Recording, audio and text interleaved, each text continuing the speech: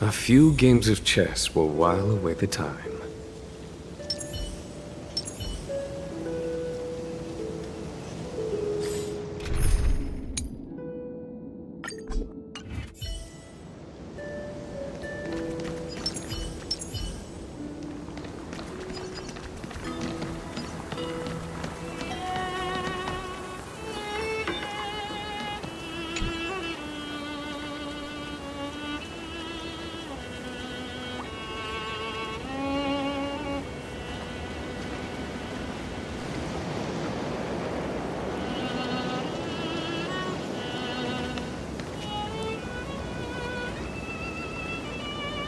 This view hasn't changed at all, has it?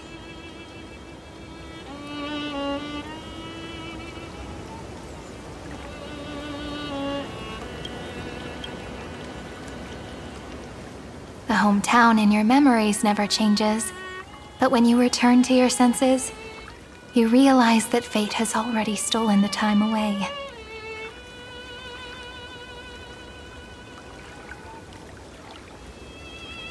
Welcome to the Trail of Genesis, friend.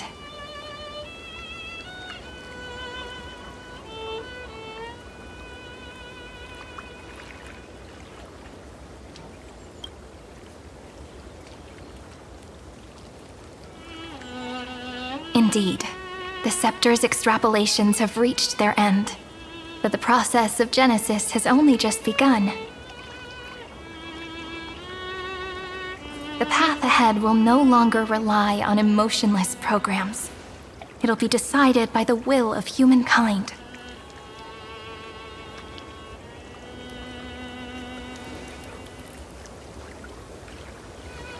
Before you arrived, I kept wondering, beyond the veil of Ide Silicii, what kind of Amphorius is being born?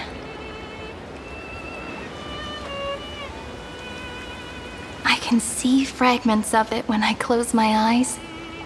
The friends who walked alongside us have all moved on toward their respective destinies.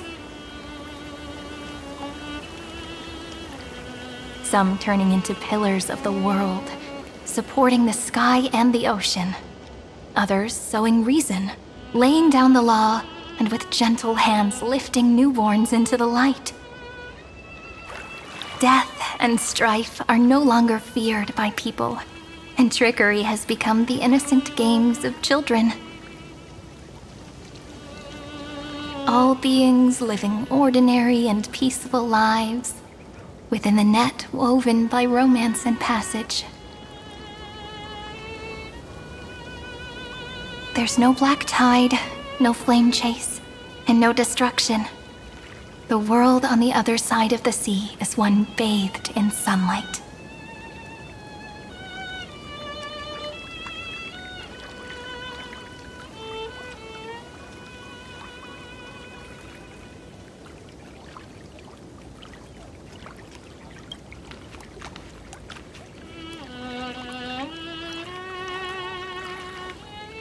Like a happy and carefree childhood, the era Chrysia in this cycle will last for millennia, until it reaches the moment decided by the prophecy.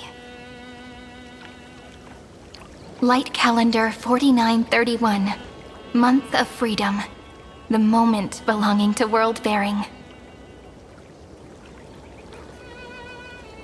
Are you ready to answer the call of the world, friend? Then go, and pen the Throne of Worlds' first stroke. For this world, made from countless wishes. You say that, but it's gonna be ages till we reach Light Calendar 4931. I can make use of the crevices of time, but surely you and Don Hung won't have to wait around for a few thousand years, right? That won't be necessary. We can simply sleep, and the chronocognitive anchor will wake us up. We've both become a part of the New World ages ago. You're the last slowpoke. Our consciousnesses can converse with each other across the heavens and the earth. possibly due to the influence of the Trailblaze. I am now connected with this earth, and I can feel the breath of every mountain range. I see that the tallest among them is named Akama, and the form of the holy city is already taking shape. In other words, your stage is almost set. Do you want to take a leaf out of Kefali's book and make some prophecies before your nap? But we're not the only ones who have changed. The chrono-cognitive anchor just transmitted a message stating that Iron Tomb has reacted to the Era Nova. The moment when our friend bore the weight of 30 million cycles of memories. Was probably also when the scepter devoured 30 million cycles of destruction.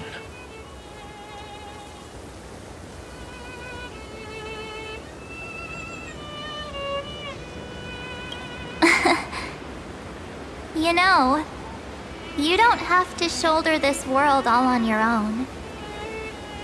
After someone boards the Express, the word alone ceases to exist. So as we reach the end of time, no one will be left to face it alone. Dan Heng and I came here to specifically tell you that. Remember, this world is not a burden you bear alone. It's a journey we trailblaze together, alongside all of the Express.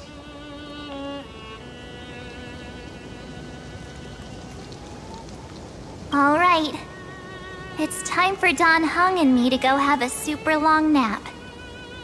Look after this world for us. The road ahead is long, but we'll be waiting for you at the end. We'll definitely meet again. Let's take one more look at the other side of the sea before we set off.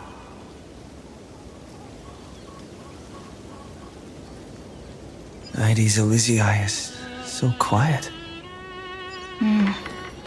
Just like how I remember.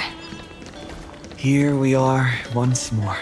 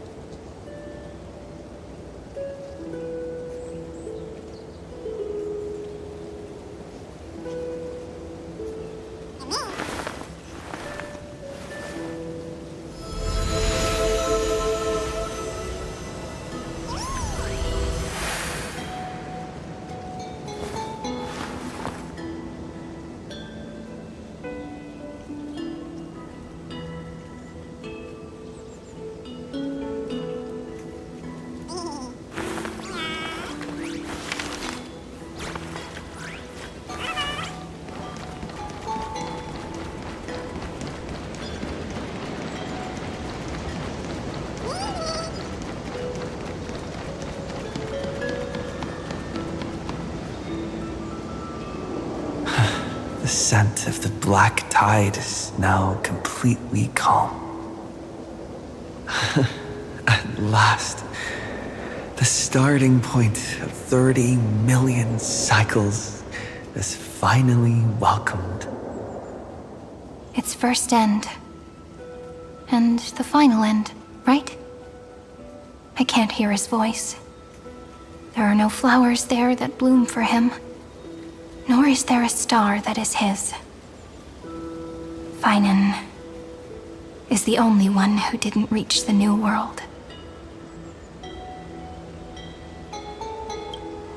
Look, the golden light that shone upon the grove still meanders between heaven and earth, like the prophecies of Amphorius. It has to be a sign he left behind. It points towards the destruction and the deepest night. Do you still remember what I asked you at this exact spot the last time we set off? Friend, Are you ready to become a hero? You were still burdened by the weight of world-bearing back then, still unsure of the role you were meant to play. But now, everyone has already given you the answer.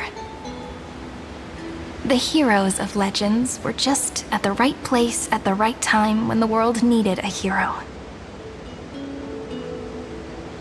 Just like how your arrival kickstarted Amphorius' fate once more. A person's personality is their destiny.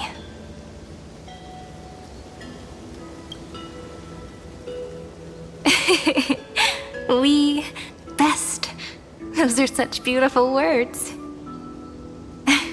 Thank you, friend. I was also trying to cheer myself up with what I said. After all, before we truly compose the end of this story, I must also pluck up the courage to head off with you.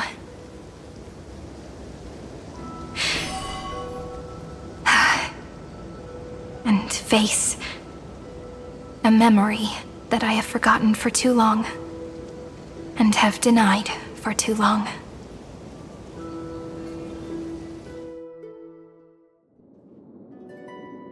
It's so dark. What is this place? The great tomb of the nameless Titan. The deepest recesses of memory. Also, the place where Cyrene was born.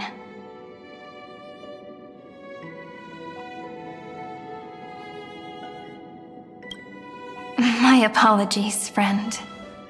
The more memories I got back along the way, the more I felt that something wasn't right. There's a sort of anxiety I can't get rid of. It's like when I was back in ID Silicii, when the reflections in the water always made me wonder, which is the real me? The one reflected in the water, or the one standing on the shore? But I finally get it now.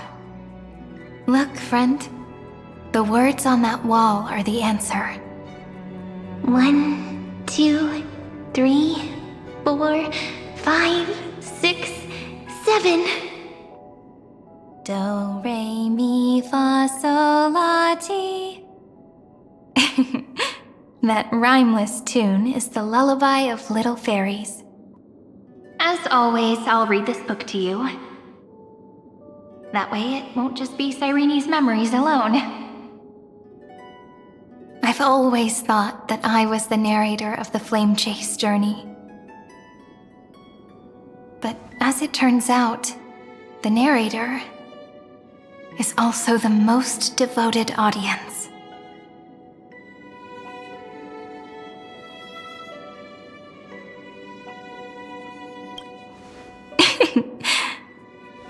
That's pretty forward of you, you know. Still, thank you, friend. That's very reassuring. At the moment of Era Nova, I was enveloped by the texture of memories. Within the glistening crystal, I saw countless Cyrenes, as well as countless versions of me. This is the final puzzle piece of the memories. A prison born of the erudition, a grave annihilated in the destruction. That unknown solitary god, the 13th Titan who should not exist. The first new spore, the demiurge, is right here.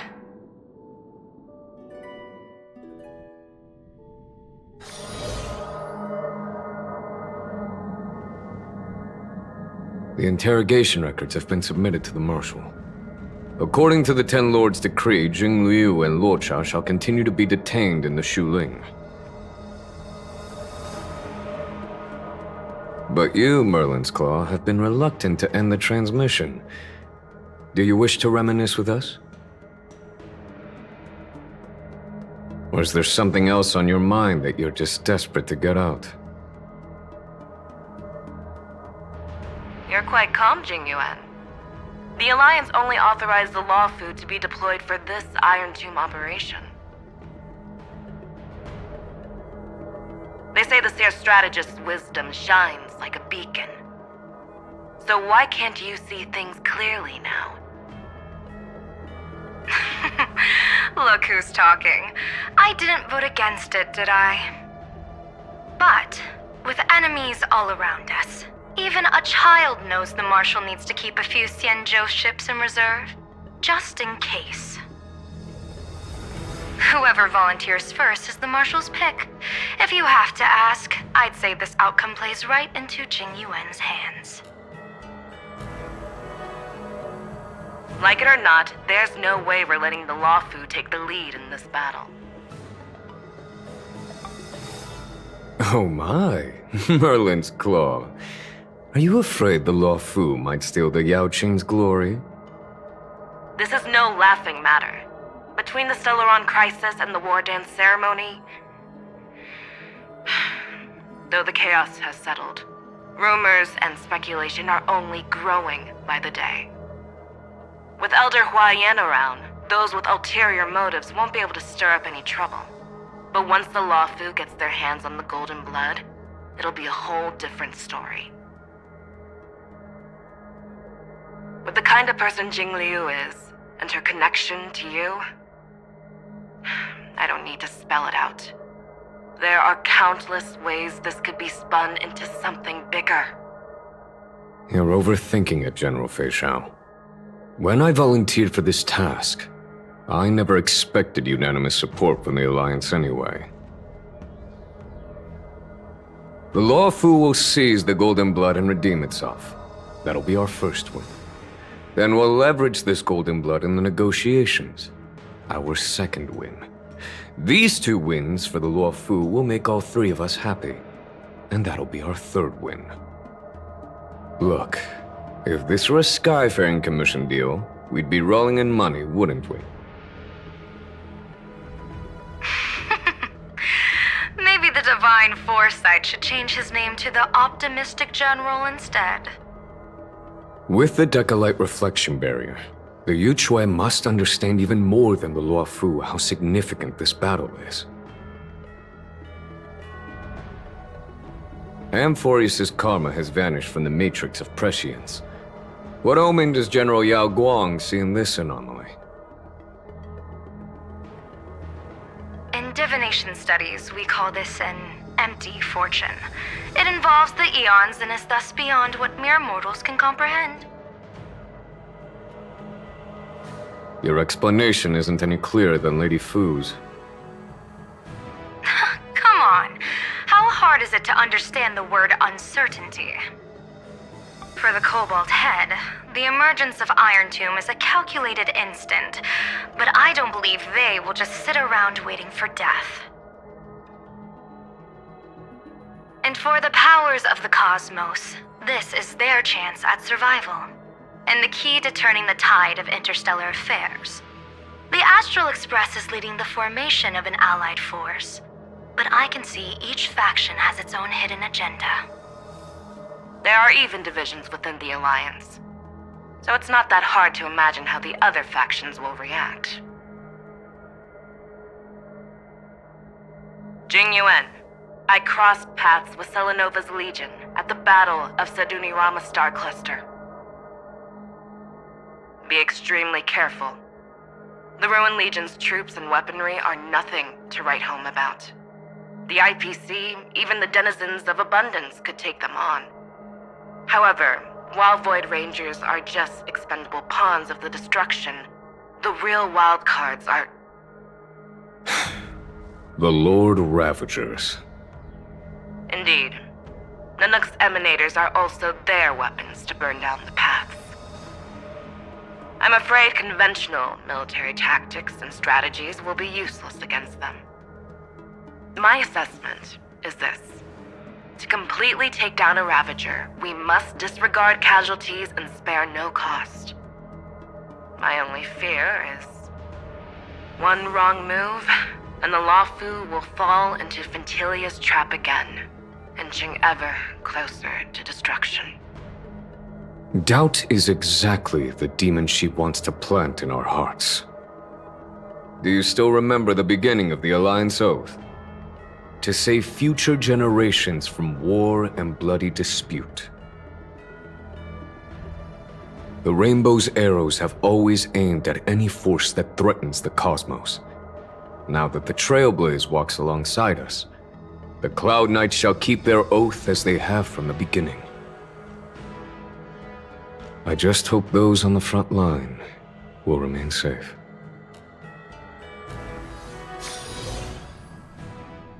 The chronocognitive anchor is sending a signal. Everyone, time to move out. Did he and the others make it? Let me go over the plan one more time just in case. You'll enter Amphorius, reunite with your 3 separated companions, and try to locate Iron Tomb from within the world. Who are you taking with you? The fate of the universe hangs in the balance. We can't afford any slip-ups. I suggest everyone, except Pom-Pom, join the fight. We do need to be prepared for all possible contingencies. I have no objection to this. I'll do whatever I can.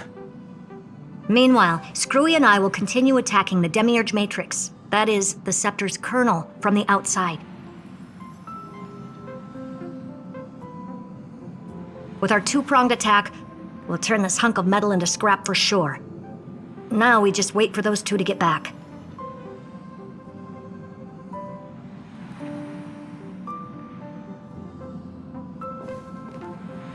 Oh, and just like that, they're here. Sorry to keep you waiting. With Planet Screwlum's help, the formation of the Cosmic Alliance to counter Iron Tomb is progressing smoothly. The cosmos has set its sights on Amphorius, and now it's just waiting for the first shot. Well then, let's not waste any more time, Fourth Mirror. It's my time to shine! Finally off the bench! Initiating thought refraction. Please read the safety protocols carefully. Huh? Just kidding! I've already checked the agreement box for everyone. And now, destination? Amphorius! 3, 2, 1, launch!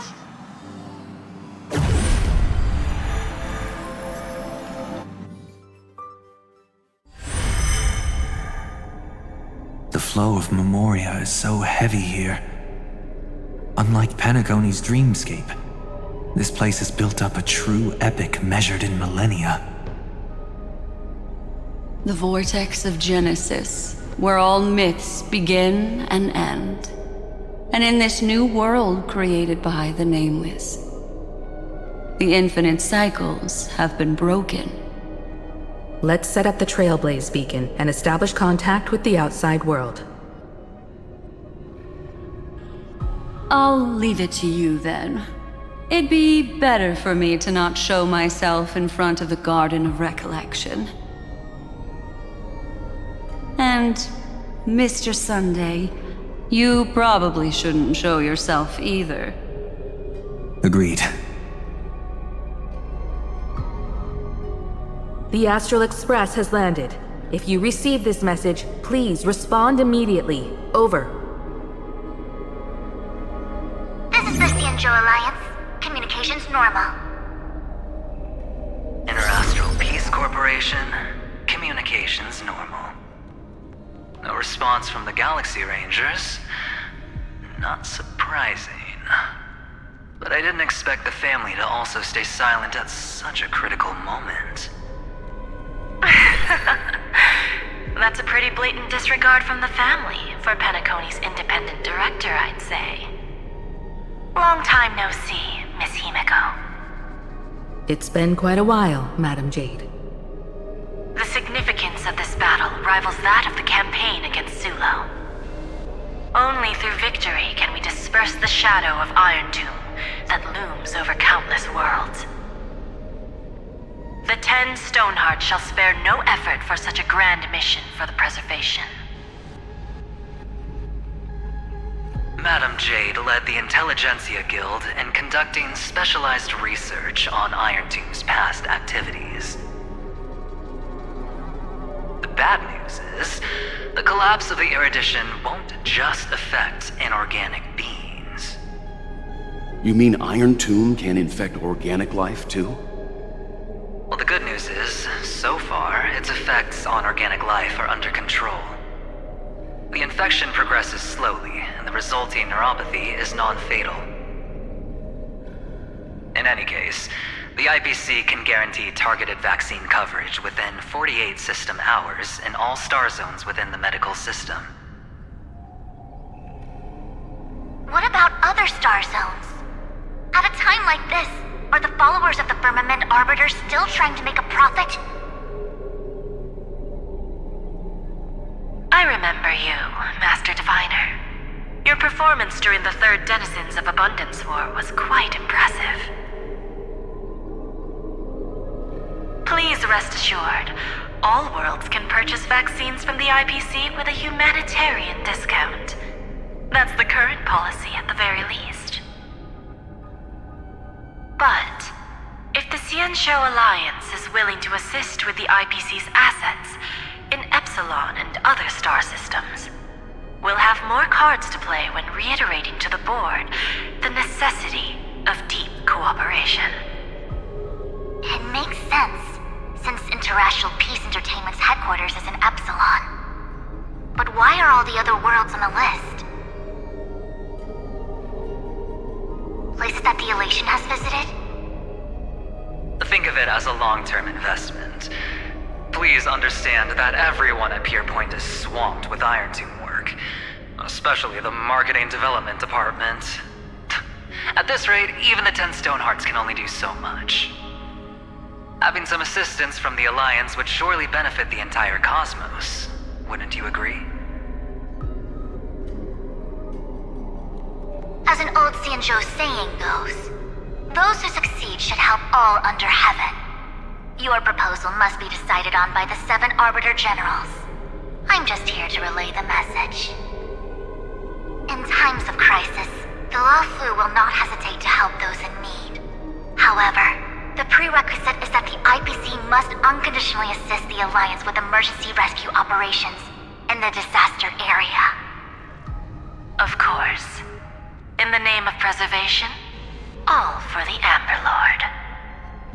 Thank you all for your selfless dedication.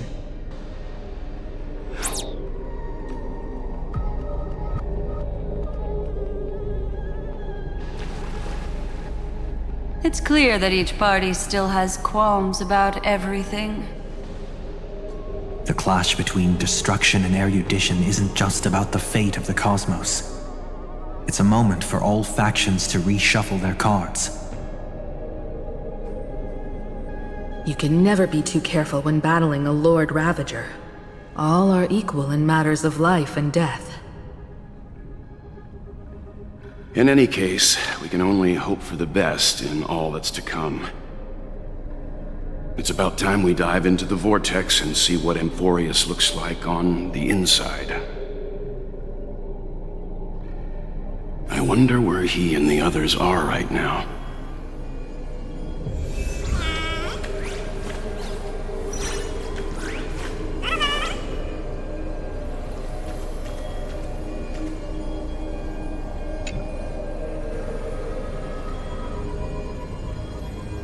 Hello? How's the signal? Can you hear us? Ah, we're through! I can see the video feed. Everything's working perfectly. Miss Branya? Miss Serval? What a surprise. It's been a while. We've already heard from Miss Topaz about the Iron Tomb operation. She made a special trip to deliver the vaccine to Belobog. I can't believe the Express crew is at the eye of that storm. Is everything going smoothly? Don't worry, we're still following the plan step by step. How's the situation in Belobog? Urillo 6 is located on the outskirts of the preservation barricade. While it won't bear the brunt of the first wave, there's still a risk from the aftershocks. Matt, Kitchapard, and Pela are busy organizing the Silvermane Guards, having them consolidate their lines and dig trenches. Zila and Lynx just got back from the Geomarrow vein production chain. Hey, do you want to say something to them? That would be unnecessary. It'll only shake their morale. Just tell them to stay safe. Miss Bronya, I'm afraid this disaster will be far more terrible than you can imagine. Please, be sure to follow Miss Topaz's instructions and make thorough preparations. Of course. We have resealed most of the engine of creation beneath the ice to prevent the will of the preservation from becoming an accomplice to the destruction. Don't worry, Miss Himiko. Belobog is far more resilient than we imagined. We really wish we could help, but Eurilo 6 has only just woken up from its hibernation. The Astral Express, standing at the forefront of disaster, is the hope for many ordinary civilizations across the universe. In the face of a massive catastrophe like this one, relatively smaller civilizations have never had many options. But that's exactly why we have a resolve that's second to none. If anything goes wrong, Miss Topaz, I hope you can help out and rescue the affected citizens. No problem. Also, didn't the Xianzhou sign a friendship agreement with Eurilo 6 earlier? They won't stand by idly either.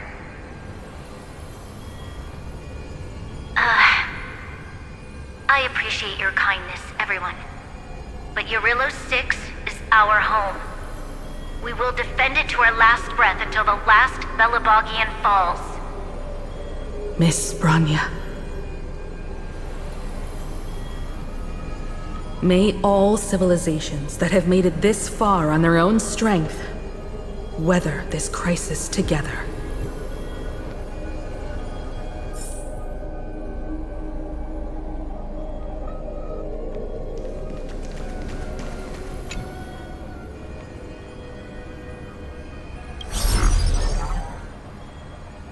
Good news, Miss Himiko. The 7 Arbiter Generals have reconsidered the current situation, and I'm here to relay their message. Officially, the Alliance's combat forces will still be limited to the Luofu, but the Yaoqing has also been deployed in the surrounding war zone as a contingency. Words cannot express our gratitude. Getting the Hunt to agree on sending troops must have taken quite some effort from General Jing Yuan. The Luofu already considers the Express an important ally. We also have no intention of hiding the fact that there is indeed something the Xianzhou seeks from this Iron Tomb operation. But this time, the Marshal herself decided to send out troops. With a formidable enemy before us, the Alliance has no reason to back down, nor will we be content to take a back seat. If we can stand together with civilizations across the universe to overcome this crisis, then we must do so, even at the cost of our own lives. The Alliance truly embodies the principle of righteousness. It's fortunate that the cosmos has great heroes like you. You're too kind. As for that Jade Abacus of Allying Oath, you can save it for when you're in more dire need.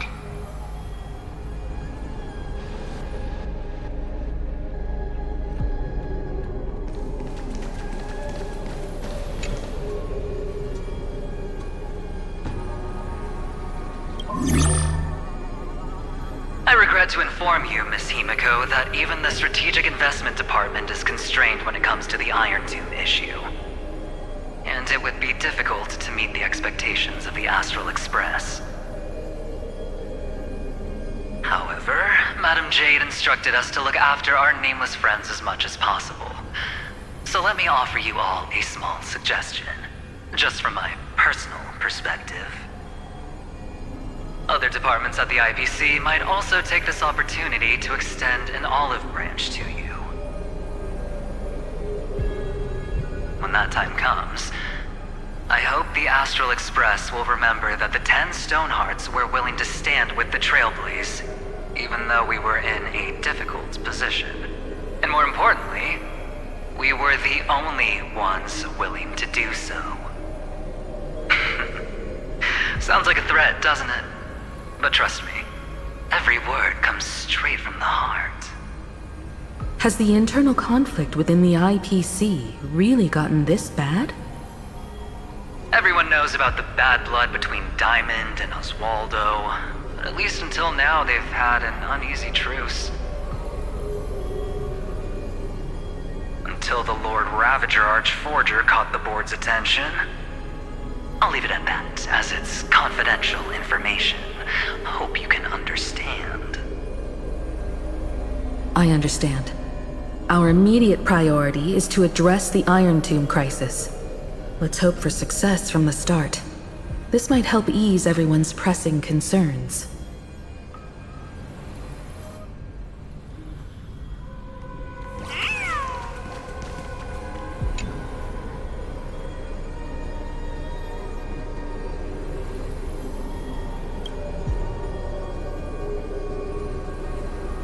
Of course, we would never know the Ranger's comings and goings.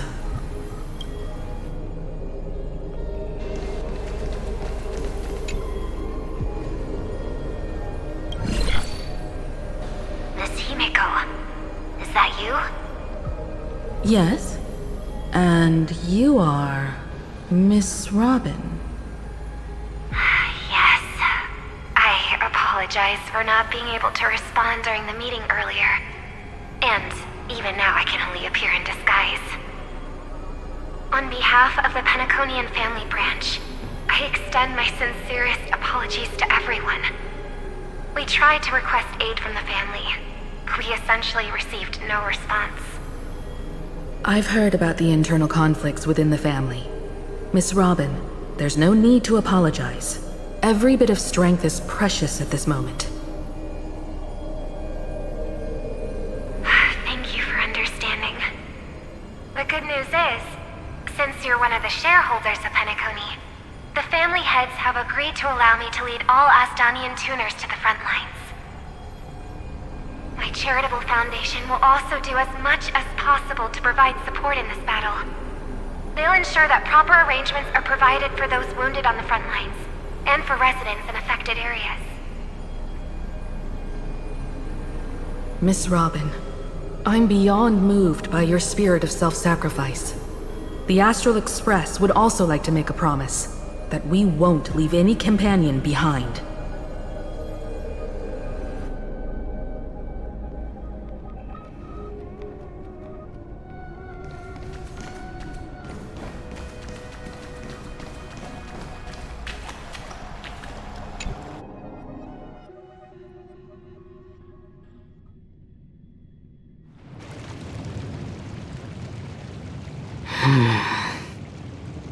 Why is there no one here? Everything in Akama seems normal. The New World was enjoying peaceful times not long ago. It seems it was even more recent than not long ago, Miss Himiko. The fruit on the table is freshly cut, and the bath temperature is just right. The remembrance tells me this place was bustling with people just moments ago. It's as if everyone vanished in an instant. Could this be Xandar's doing? Unlikely. He's still under the surveillance of those two geniuses. Could it be some kind of local custom? A custom that makes an entire city fall silent in an instant. Pardon my frankness, Mr. Yang, but this reminds me of some unsettling rumors about the Harmony. Complete silence is often the prelude to divine intervention. Everyone, be careful. Here they come! Here they come! The Nameless of the Astral Express! Evernight? How is this possible? She was already... We are the Chroniclers of Time, and we do not fade away. Finally, the last era Nova has been completed. What did you do to the residents of the Holy City and the Three Nameless? I didn't need to do anything. The remembrance will ultimately become the substance of the new world. Now, they are no longer the trailblazers you once knew, but gods who permeate heaven and earth. The 12 Titans who guard Amphorius.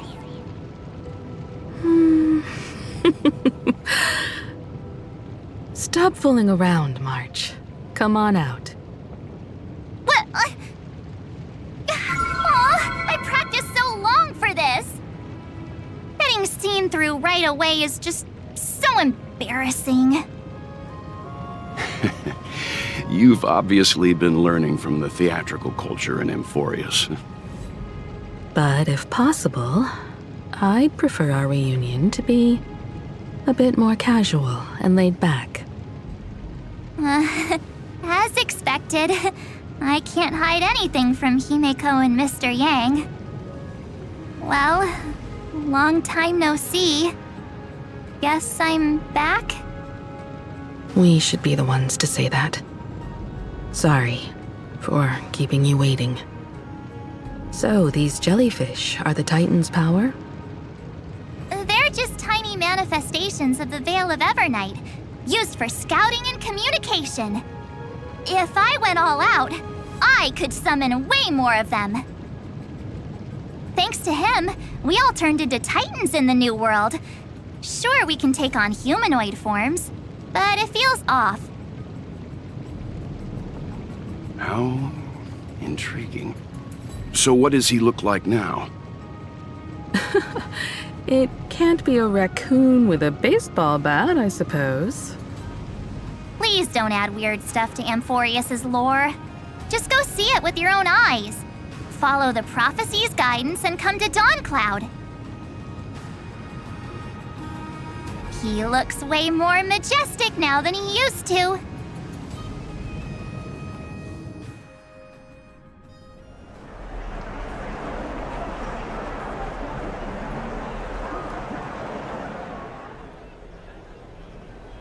Unbelievable.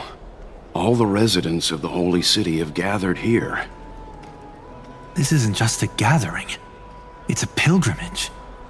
The people's expressions are resolute, devout, as if waiting for a miracle to descend. That colossal deity is him. He has become the pillar of the world. Surprisingly authentic. Being this serious is quite unlike his usual style. Those people didn't disappear. Instead, they've answered the call of the prophecy and come to witness his awakening. Our good buddy now bears the weight of the entire world, and every breath they take is intertwined with Amphorius's destiny. Awakening? Has he fallen into slumber? Yeah. After all, with such a huge time dilation between inside and outside the scepter, this was the only way we could wait for everyone.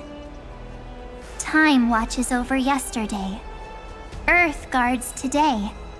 And when the Trailblaze steps into Amphorius once more, the slumbering deliverer shall awaken.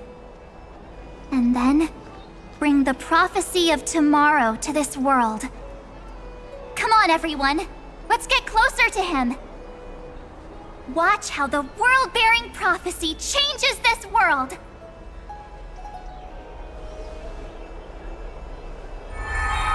Well, it seems the kids are already miles ahead of us at this stop. All the more reason we can't afford to slow down our pace. Let's go witness this moment for ourselves. Majestic. Speaking of which, I once caught a glimpse in Sleepyhead's memory of him transformed into a towering Tatalov. Could it be? No way! That was just a nice dreamscape. At least nice for him. They are the throne of worlds who bears the weight of this world. Perhaps they could guide a traveler still wandering among the stars. Hey, since when did you get all pious? His advice sounds pretty silly sometimes, you know. The so-called fool and the world are merely a step apart. Teaching us to find erudition amidst imperfection. Praise be to Helectra, Chalice. Citizens, behold! Our last Titan! The world-bearing deliverer is about to awaken! Oh, ancient god!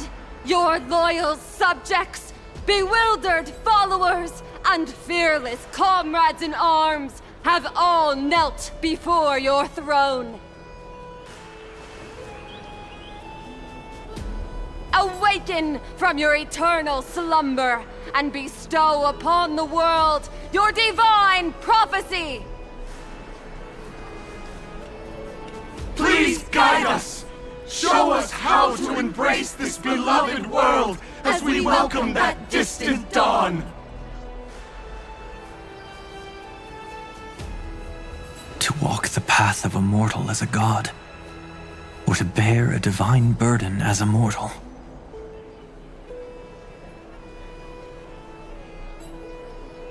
He will give us the answer.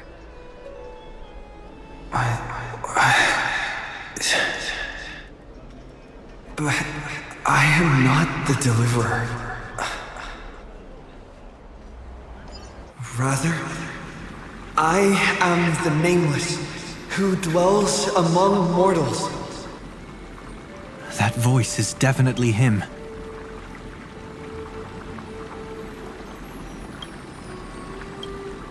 I heard your prayers. The core flames flickered and dimmed, and the age of the gods met its end. So flow, golden blood, flow. I'll bestow it upon you, returning it to the true masters of this world. Stand with me and become heroes.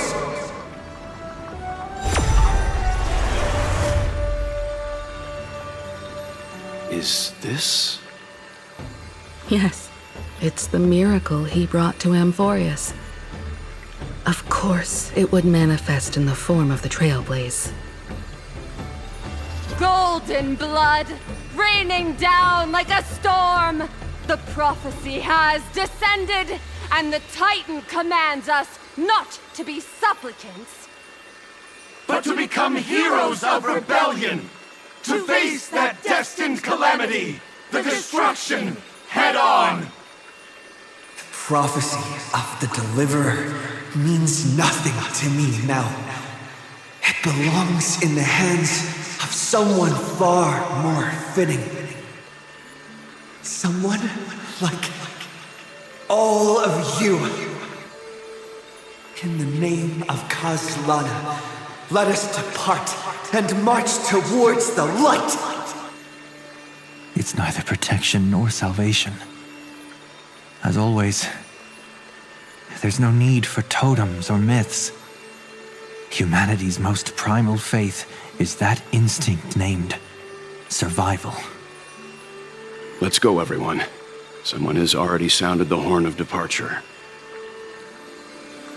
Explore, understand, establish, and connect. Together, let us blaze a trail for the destiny of this world.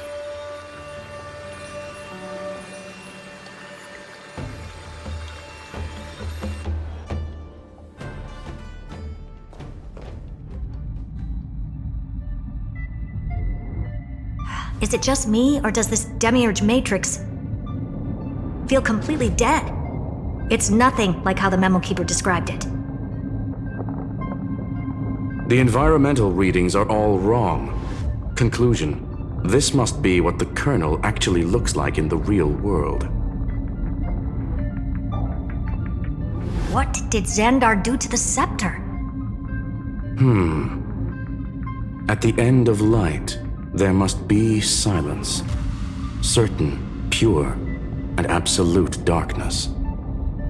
Not the time to quote the Lord of Silence. Bad omen. Either way, we have to press on. Until we uncover the truth behind the 13th Titan.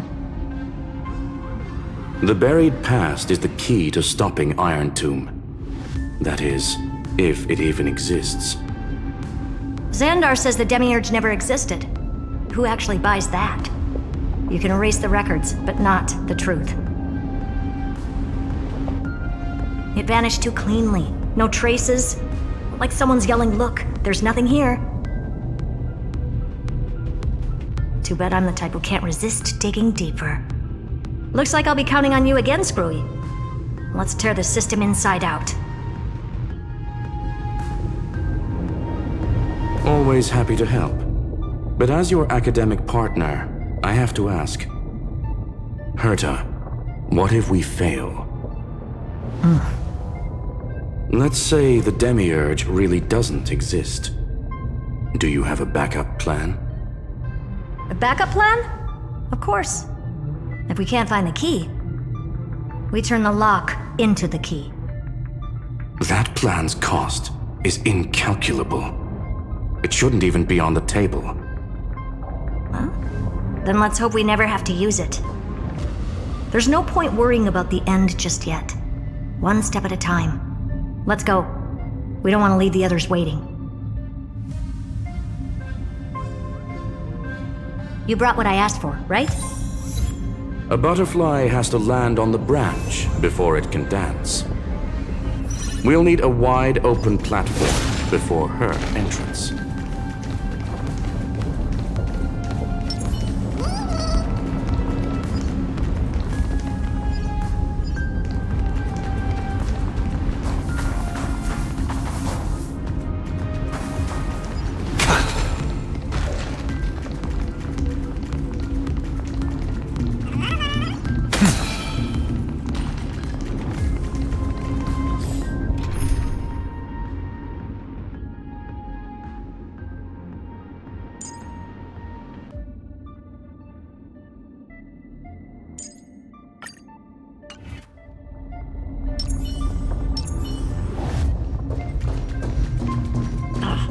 Just use that thing over there, Zag.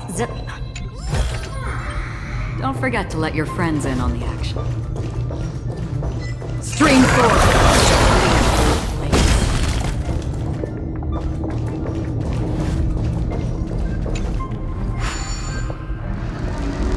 What a dumb name. I hereby rename it Herta's Big Hand.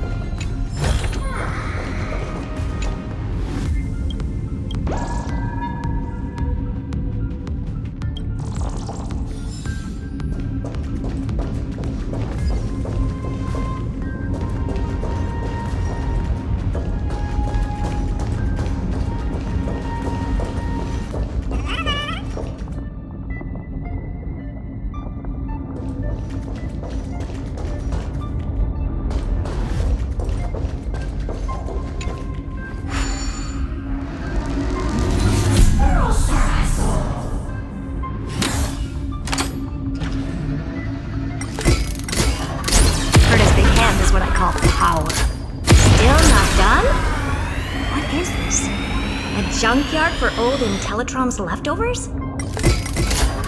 Finally, all set. Time for your precious treasure to make its debut. Of course. Just give me a second. Target initialized. With these wings, hacking should be much more efficient. Oh, a classic nuclear heat engine. Classy choice. Just a personal preference. Her name's Mistletoe. Every flower in your garden's got a bit of poison, huh? Also a personal preference. It reminds me of the last time when we tangled with that Punklorian brat. What did she call this kind of infiltration tool again? Right. Dirty data shell. It wraps around the kernel to fool even top-tier firewalls. But yours is way too clean. Not even a hint of real-world grit. Herta, your tone is unusually emotional. Suggestion. Let's get back to the topic at hand. I thought we were done with that conversation. Unfortunately, current conditions won't let me ignore any variables. Especially the most important one. Your will. Iron Tomb never stops. It is evolving faster than any of our worst projections. Every instant in the Eon's calculation is like a sword hanging over the cosmos. Every move humanity makes could speed up its arrival. Which is exactly why we can't mess this up. And now, Droidhead wants to hand down judgment to the poor cosmos again. Order Star Trade War, Emperor's War, Rupert's death. Every time their instant arrived, it meant another bloodbath for humanity. But in this ultimate battle of erudition, you and I are supposed to be players, not pawns. If you choose to burn yourself out as a resource, then everything we've worked for means nothing. Herta, the cosmos won't just stand by and let a genius throw their life away. And neither will I.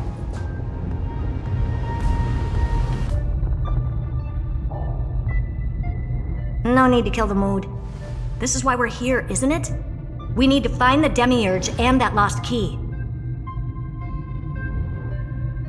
I'm not here to be a deliverer. I just want to beat Xandar and Droidhead. Right now, I just need to know. Are you with me?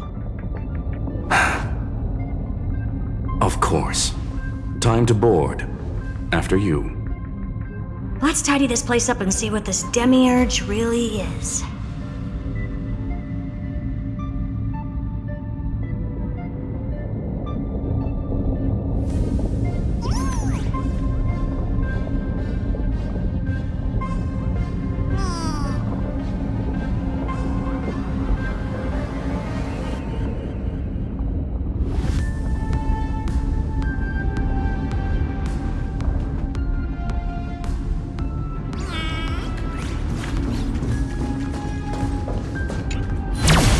Let's hope this Matrix is better organized than the Emperor's junkyard of a birthplace.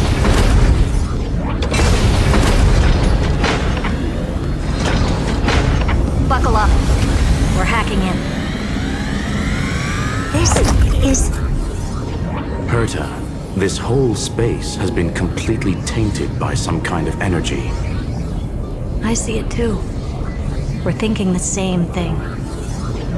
Xandar, how could you go this far? Turning your own graveyard into this. What's that up ahead? Katorzane algebraic expressions. It's built for isolation, not defense.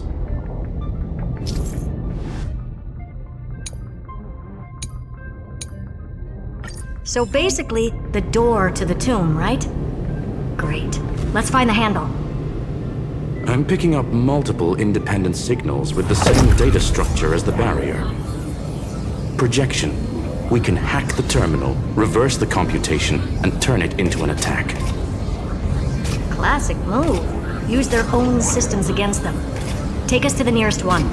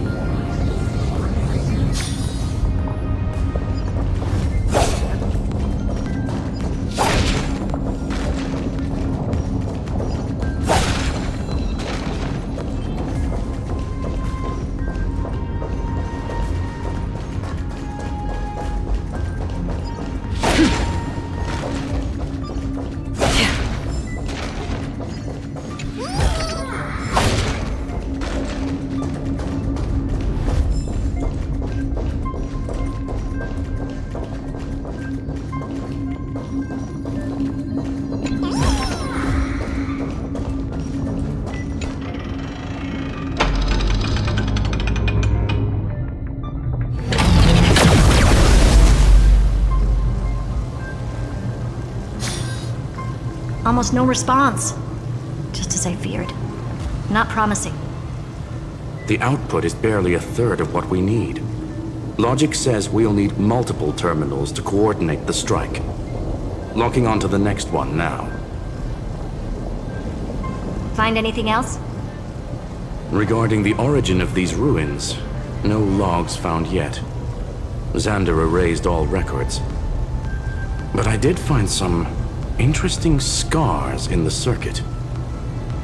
High energy radiation, internal imaginary energy contamination. From what I know, there's only one thing that fits. Skip the science talk, Screwy. That thing only goes by one name.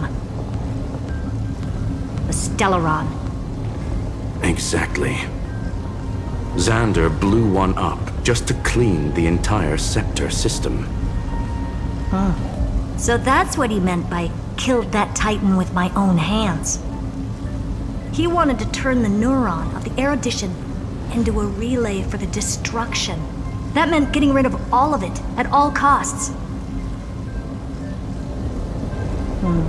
The life form known as the Demiurge was the original target of the Scepter's extrapolation. It makes sense. Evernight calling it the first new spore confirms this viewpoint. The prime mover of life. That's what Scepter Delta ME-13 was originally tasked with. Even after it got scrapped, the query kept running. Yet the true value lies in the process of solving it, not the answer itself. Then, does this mean finding the Demiurge is hopeless? No, I'd say exactly the opposite. It means Xandar had no control. He couldn't contain the Demiurge just like he couldn't handle Droidhead. So he tried to erase every trace. But he failed. It still left a mark. By the way, if there's another Stellaron in Amphorius, why hasn't that little one reacted to it at all? You said the Demiurge left a trace, right? Yeah, but not in the real world. Remember the great tomb of the Nameless Titan?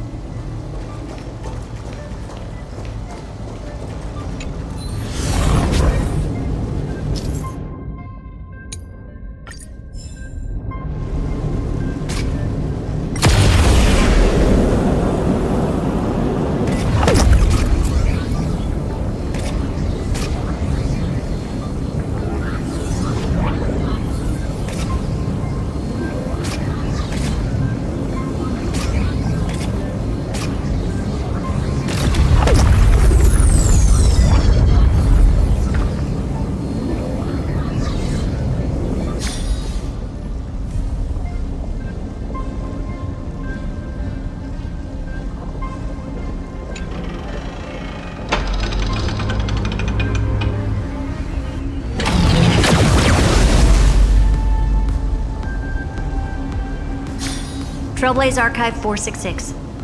The data from Philia 093 clearly indicates that the Demiurge did in fact enter Amphorius's extrapolation. Inside that world, it was the 13th, forgotten Titan, the one who listened to 30 million cycles of Cyrene's memory. But Evernight said the opposite. She believed that tomb was empty from the start. The Nameless Titan never existed. The so-called Listener was just a trap set by the Remembrance to steal the scepter. A mimetic entity full of theatrics. How much of what she's saying is true? Would an Eon really speak in circles like this? I doubt it. The Remembrance's behavior is certainly odd, but her assessment aligns with our current reality. Since we entered the Matrix, we haven't found a single clue pointing to the Demiurge. And that's the key, Screwy. Xandar's actions prove the Demiurge exists. But what Evernight said, and what we've actually seen all point to the opposite. So we have to assume that both are true. And if that's the case, then the contradiction leads us to... the truth. Exactly. One last terminal. One final key. Time to crack open the kernel. Xandar had to lie to the original Finan and Cyrene. Logic. He had already identified the remembrance as a threat, yet found no viable way to eliminate it. All right, let's finish this. Time to break through that barrier. Stream 4.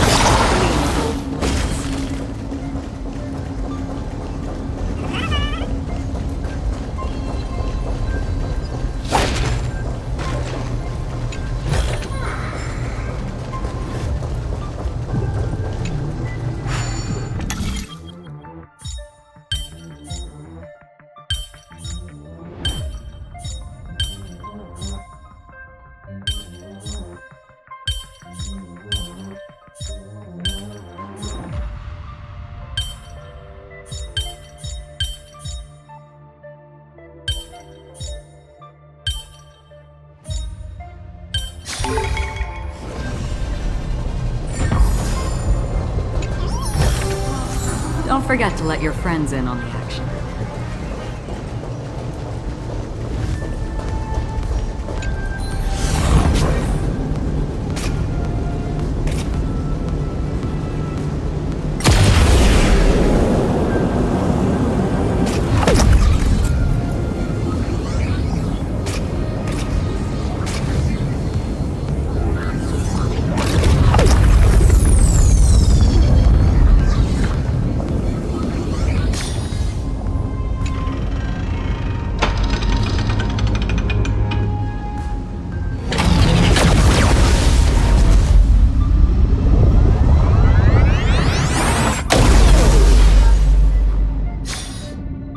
Operation authorized.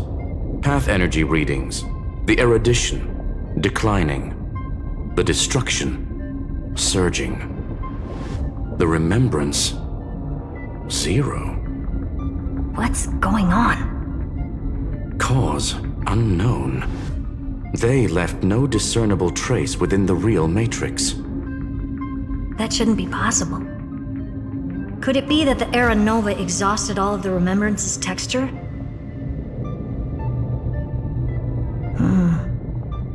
Log it for now. The dots still aren't connecting.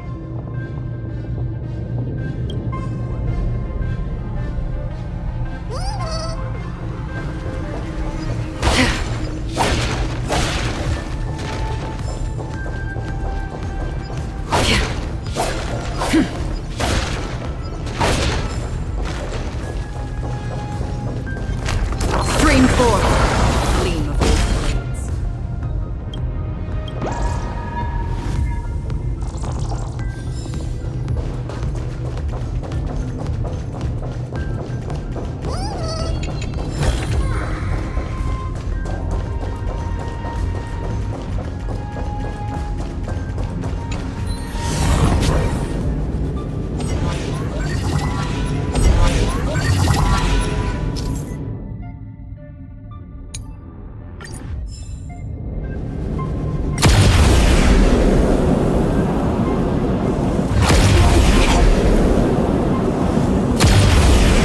Wider than I thought. I was expecting a full-on aerial brawl. It's advised to remain vigilant. The destruction's levels are still rising. Huh? What's the matter? Interesting. I just picked up a signal from the Exo myth.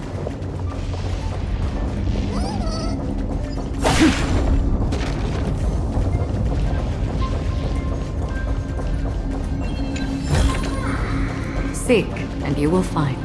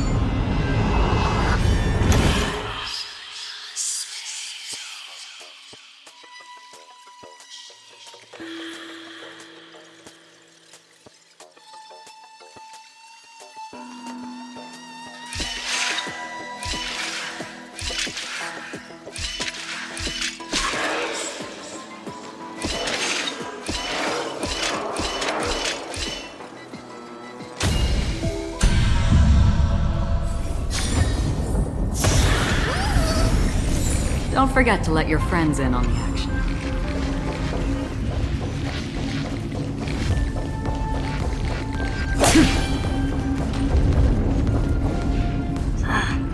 This repulsive force is unlike anything I've felt before. Is this the place? Correct. Judging by its defensive properties, this is the entrance to the exomyth. I didn't expect that.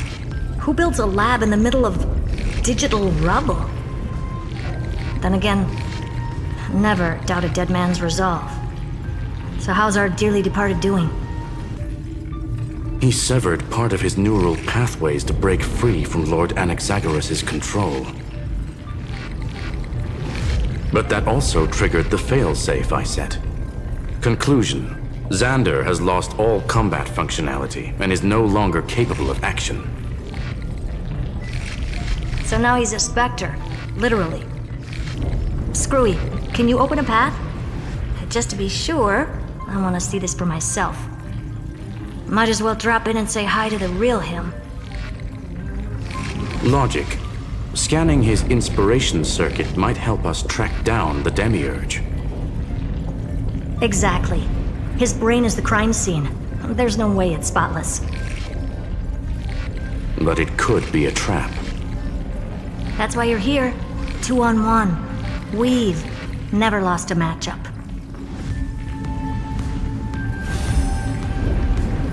I'm honored. The chronocognitive anchor is in place. Proceed when ready.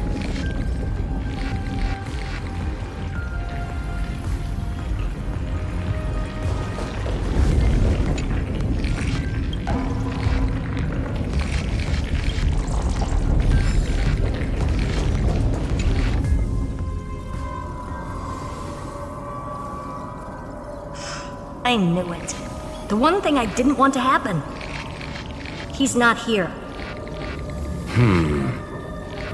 The coordinates are accurate. Xander is still here. However, his position is shifting rapidly and chaotically. This pattern doesn't match any known shielding technology. It's his domain. Stay alert.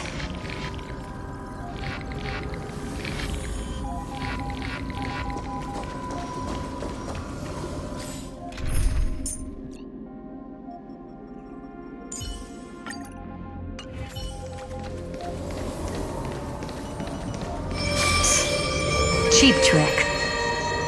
The spatial field here is undergoing autonomous recalibration, initiating reverse engineering of the interference source. Try... We're back. Reverse engineering complete. The results are not what I expected. Logs show Lycurgus revoked administrator access. The chronocognitive anchor can't get a fix because at the system level, Lygus no longer exists. Our navigation target is a null set. So he's stopped resisting? Before vanishing, it seems he left one last message for us. To those who follow, all is proven. Find me beneath the tombstone. Melodramatic. He was expecting us. And once he learned of the Great Tomb's existence, he initiated his own search for the Demiurge. Guess he wants a final showdown. Fine. Let the old Intellitron dig his own grave. Just like he wants.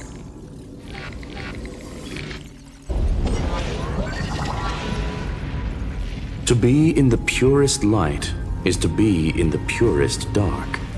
Nothing exists there. The Scepter's mainframe. Or maybe we should now call it the Lord Ravager's placenta. Unfortunately, we still haven't found anything. Really? I don't think so. Not finding anything is our biggest find. Please elaborate. If the Demiurge was destroyed, there'd be at least some bits of it left. I don't buy that a Stellaron could have blasted all the traces away as cleanly as a scalpel. As I said before, its disappearance is too clean. If the garden hadn't stirred the pot, no one would even know about the Demiurge's existence. We're talking about the Scepter's original extrapolation goal. There's no way that nothing of it was left behind. Or we can look at it from another perspective. If you were Xandar, would you be this obsessed with a concept that poses no threat? Would you guard against it at every turn? There is the possibility that he's naturally meticulous and hates variables.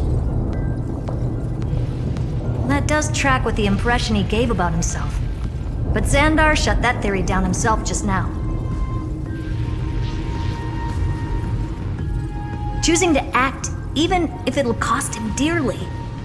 And we know that feeling well. The unknown is right in front of us. So we only have one choice. Solve it. You sound pretty convinced. Surely you already have a theory. Care to share? Of course. Though I don't have hard proof, I'm almost certain that the Demiurge has been in everyone's plain sight all this time. Yet, they were mistaken for someone else. That'd make the most sense. Why was the room empty? Because the person locked in there had run away ages ago. But they were weak and small and had no presence whatsoever. Even the old Intellitron didn't notice them. Which also means there's a high chance that their powers are minuscule and cannot alter the outcome of the battle at all.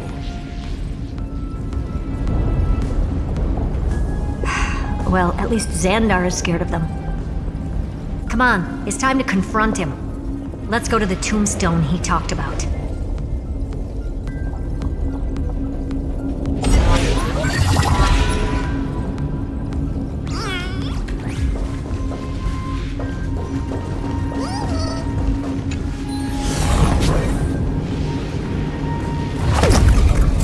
What a mess. Total devastation. He sought to bury the truth beneath absolute destruction. Logically sound, but ruthlessly extreme. Still, slim chances doesn't mean no chances. I've hunted down a single grain of sand in the universe before. This won't stop me. Calculation results. Your backup plan has a success rate infinitesimally close to 0. Which means it could work, no? This is the place below the tombstone. Let's open Lygas's coffin like he wanted.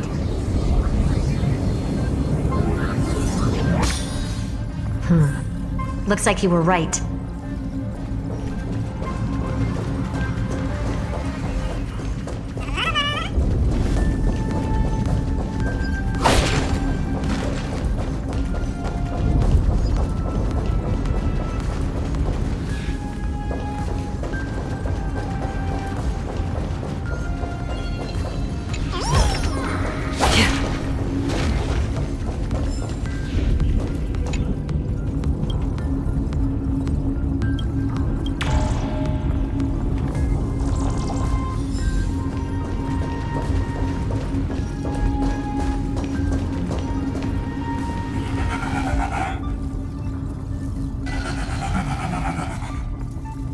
Nothing but a head left?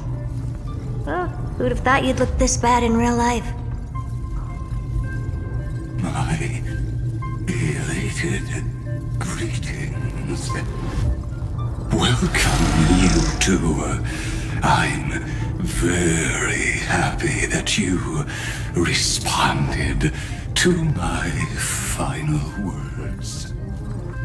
All this tombstone and final words. Did you end yourself to atone for your guilt or something? Iron Tomb is already powerful enough. I just need to wait. I remain here only to share the joy of discovery, and also to congratulate you two on reaching the same conclusion as me. The conclusion regarding the truth of Amphorius's heart. End this charade already. That Amphorius's heart you're talking about is just a missing demiurge. And its corresponding vessel was this very scepter. You interfered with the experiment and made Amphorius's body into a hollow shell, all to incubate Iron Tomb within. That's why you either killed or kicked out all of the memo snatchers. You wanted to eliminate any chance of a consciousness coming into being, no matter the cost. Even the strongest wall can fall to a single crack. The memory of betrayal has been etched into my heart, and I will never show mercy. Now, the perfect vessel has already fused with Amphorius's body. Unfortunately for you, the answer is all but revealed regarding who the Demiurge is. Then let us share the joy of discovering the truth. The last secret of the saga will finally dissipate here. As we reveal the truth behind Phileas 093's disappearance. A lie by the remembrance.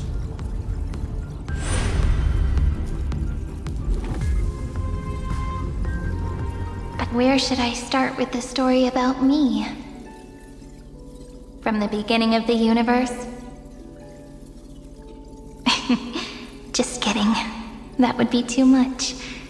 I just want to tell a teeny story. So little that it started with a seed. I know you're listening, my good friend.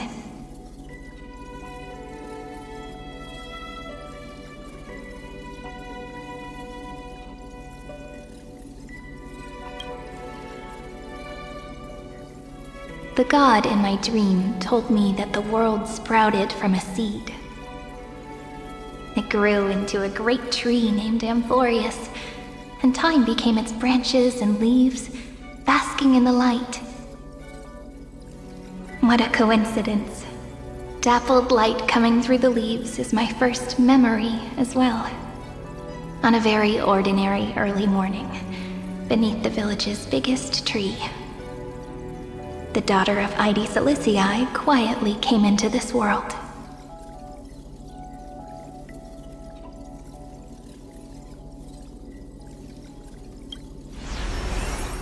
What a moving opening. A loud cry was the first gift the child gave to the world. The prophecy's fulfilled, the villagers say. This child is a gift from the Titans.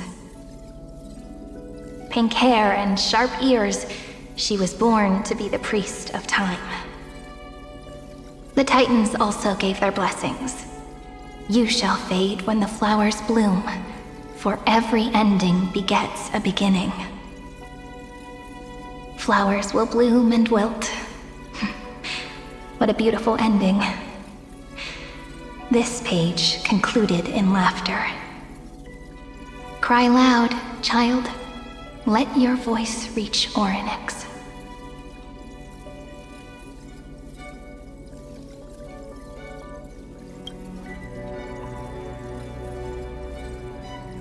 Anyway, I don't like tears.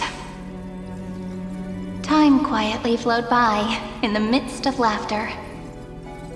The wind from my hometown caressed the ears of wheat, and there were swings, wind chimes, the sea, and the little fairies off-tune a cappella songs.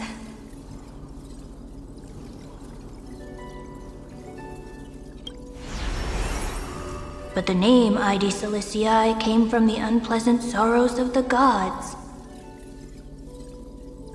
My childhood friend did not understand. Yet you always seemed so happy, as if nothing ever worried you. Why was I like that then? That's because the world was gentle to me. So I grew up to be gentle as well.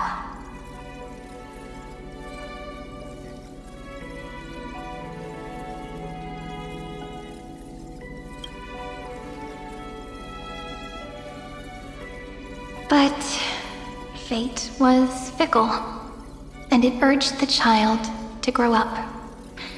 To grow bigger and bigger, and to go to places far away. Just like how the crumbling world could not preserve an eternal hometown. Just as the ballad blown on the breeze says, losses are a constant on the flame chase journey. Oh, whose ears are pricked up now? You've definitely heard me say this sentence a lot of times. You know that the story starts to deviate from here. Aren't you looking forward to it? Then let's get started. The hero's journey crosses through the long night, through tears and laughter, and once again heads towards tomorrow.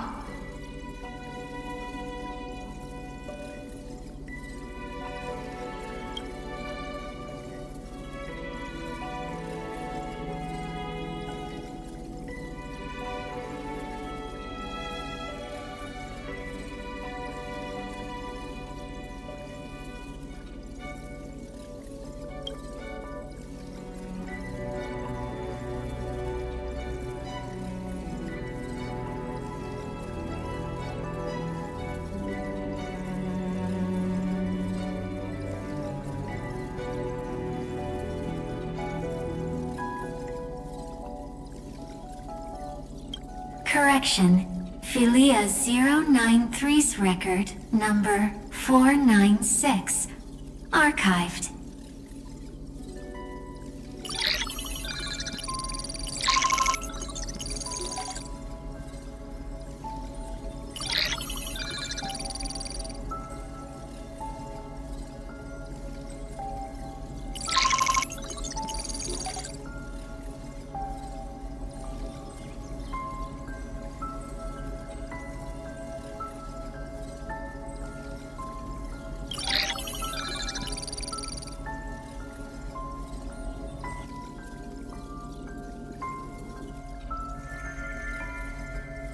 Hi, miss me yet?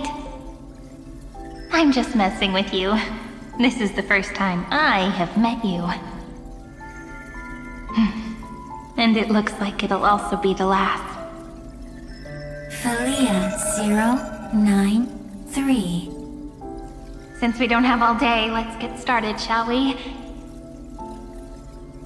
As always, I'll read this book to you. That way it won't just be Cyrene's memories alone. Where should I start this time? Let me see. Formatting complete. 093. Size. Grayscale. Proportions. Threshold. Outputting analysis result.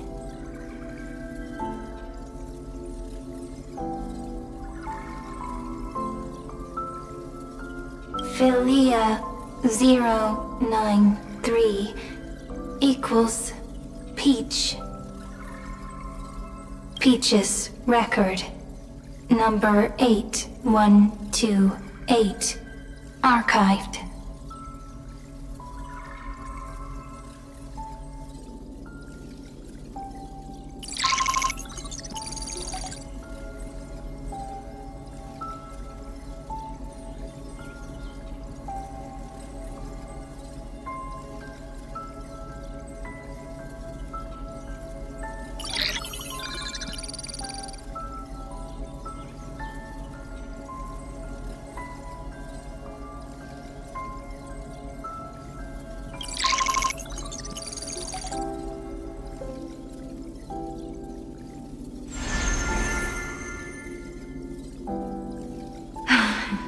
Look, what a magnificent sight. Comment. Peach. Even this classical world contains a futuristic palace like this. Would ID Silicii end up looking like this after a few thousand years?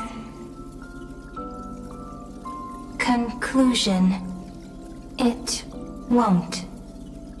I want to share a story with you this time. I saw a little nymph on my way here. It was on a fallen wheat stalk, and it glowed under the sunlight. It was incredible. I forgot all my pains at that moment and just stared at it in a trance. Record. Peach is on the ground. I wonder, did every Cyrene in the past feel that the nymph was beautiful? Would they also have recorded that scene into the Eternal Saga?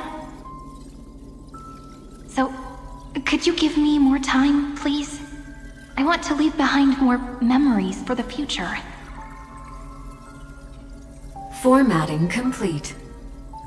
Bye, Peach.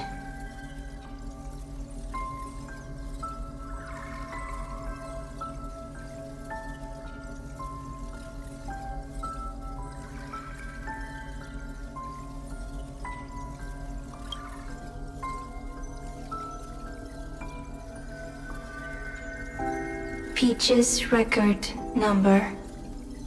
As long as I record every page of this story and tell it to you,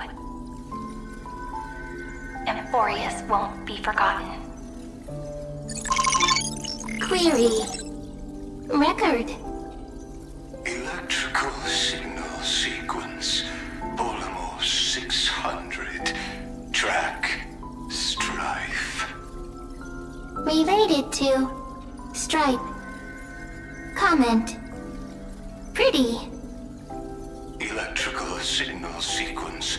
Schema 720. Track. Reason. Related to Reason. Comment. Yummy. Electrical signal sequence. Philia 093. Related to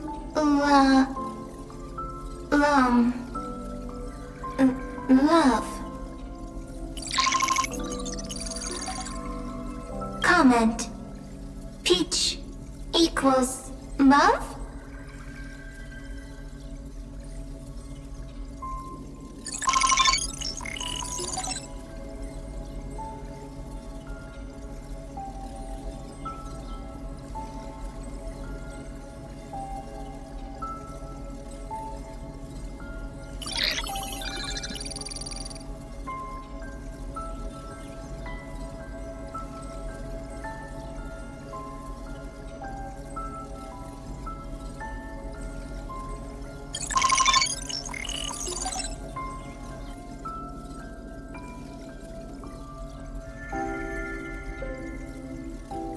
Looks like it's time to say goodbye again. Bye, Peach. Before I was even aware of it, this book had already recorded too many emotions. Every page has become so heavy. Conclusion. Books are meant to be light, not heavy. I've started to feel uneasy whenever I take it into my hands. Peach, uneasy? Formatting progress, 94.423%. How many times has it been? It faithfully fulfills its duty, activating and formatting. Conclusion. Progress. Bad. If I can only write the same ending every time I lift my pen, then is this weighty saga just an overly naive dream? Peach, scared. Formatting progress, 96.024%. Peach, don't cry. Process error. Analyzing. Process error. Analyzing. Comment. I'm here. Process error. Analyzing. Really? Are you encouraging me? Peach, happy. Thank you. I'm sorry for making you see this embarrassing side of me.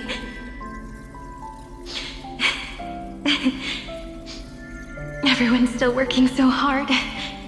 If I'm the only one who's crying, that wouldn't be romantic at all, would it? Record. Peach doesn't like tears. I'm suddenly reminded of my childhood for some reason. When I was hiding alone next to the tree hollow and wiping my tears away.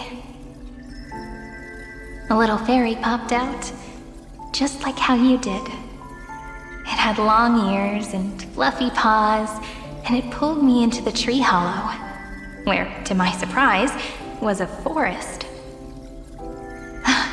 Let me tell you the story of the Membrance Maze. A group of cute little friends live in Ide Silicii's forests.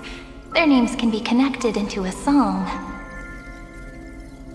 1, 2, 3, 4, 5, 6, 7. Do, re, mi, fa, sol, la, ti. Formatting complete.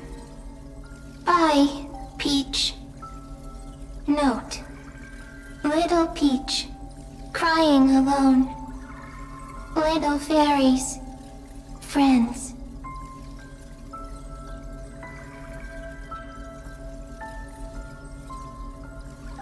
Save.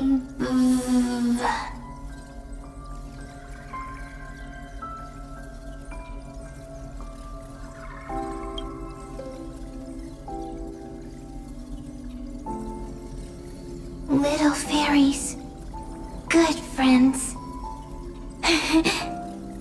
Bye-bye.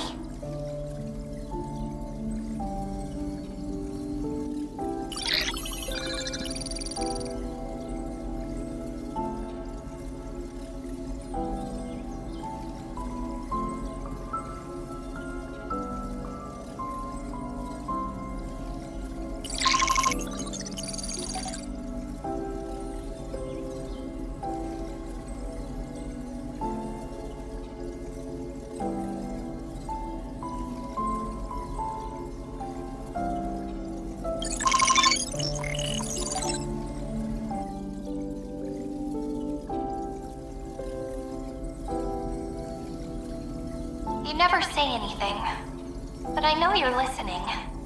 Every story I've told is like a little key that opened a door in your heart, no? Me! Little fairies! Happy! Speaking easy!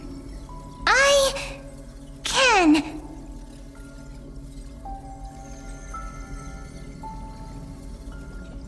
Once again, the saga comes to an end.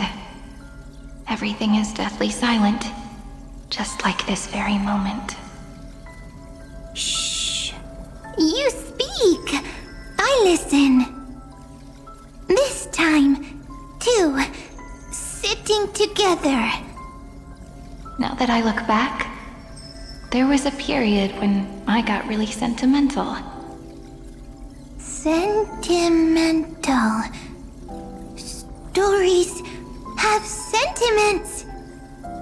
I was so anxious, trying to find as many different memories as possible, hoping to bring some change to this unchanging destiny, and find the way out of this maze.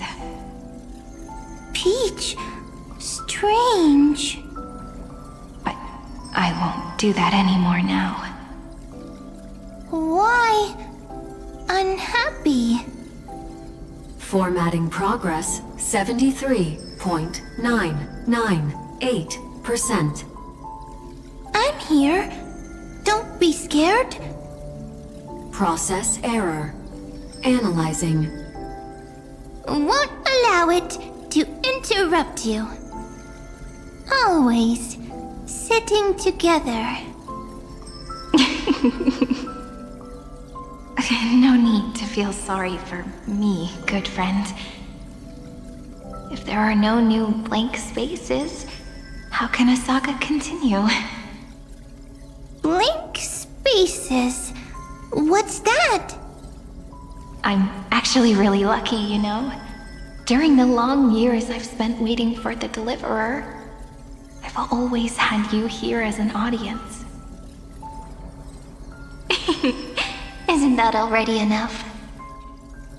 Not enough, not enough! Peach, don't leave! Now I can rest in peace in the past. As for when tomorrow will come, I'll have to ask the next Cyrene to continue our watch. Peach left. If there are no new blank spaces, how can a saga continue? Needs new blank spaces. Next, Cyrene has blank space. Oh, Peach, don't be scared. I'll help you find blank space.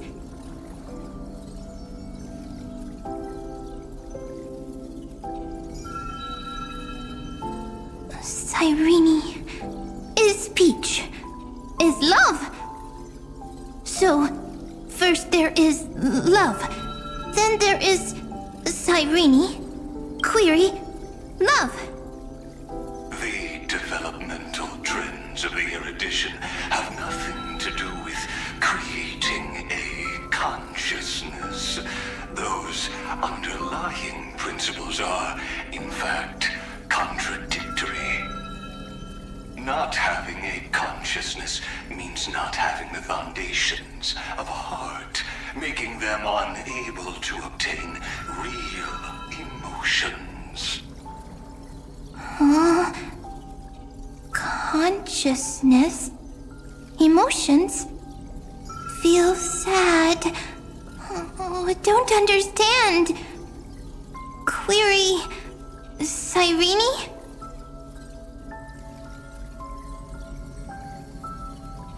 What could be behind this door?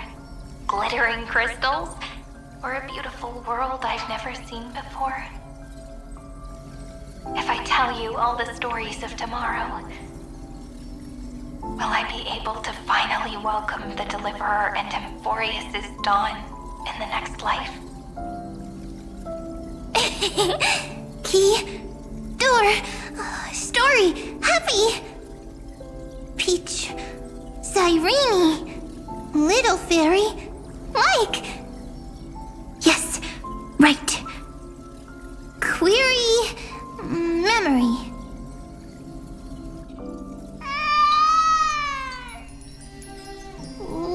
Wah! Wah! Peaches, memories, save, learn. The prophecy's fulfilled. This child is a gift from the gods. Pink hair and those ears. She was born to be the priest of time. Cyrene has pink hair, sharp ears. You shall fade when the flowers bloom, for every ending begets a beginning. Cry, child. Cry aloud. Let your voice reach Oryx. Cyrene is a girl, a priest. Easy. I can. I learn. Anyway, I don't like tears. But the name Ides Elysiae came from the unpleasant sorrows of the gods. Yet, you always seem so happy, as if nothing ever worried you. Cyrene doesn't like tears. Always happy. Of course, because the world was gentle to me. So, I grew up to be gentle as well. Cyrene is gentle, likes beautiful things, can write stories. Easy. I can. I learn. Just as the ballad blown on the breeze says, losses are a constant on the flame chase journey.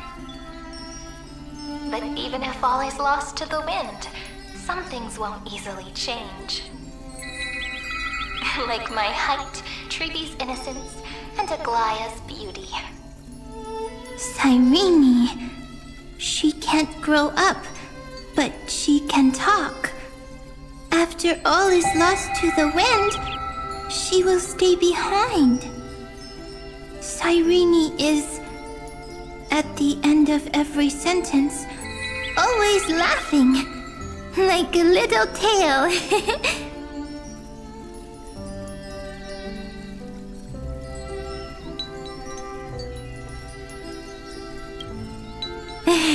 Simple. Got it. I promise you, the pain will pass in the blink of an eye. All right, let's not make things so gloomy. What we're about to embark on is the true hero's journey, so... Come on, cheer up a bit, okay? Cyrene was crying when she was born. Fragile, transparent, like a crystal. Cyrene was smiling when she said goodbye. Soft, pink, like a flower. Huh. The later memories disappeared? Invisible? Or disappeared? Ah, I got it! Is this a blank space? So, next Cyrene is blank space. Then... as long as there are two Cyrenes, then there will always be blank space, and Peach will always be here. I see! I get it! I get it all!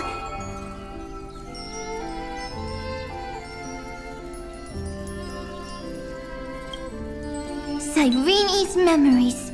I will preserve them all!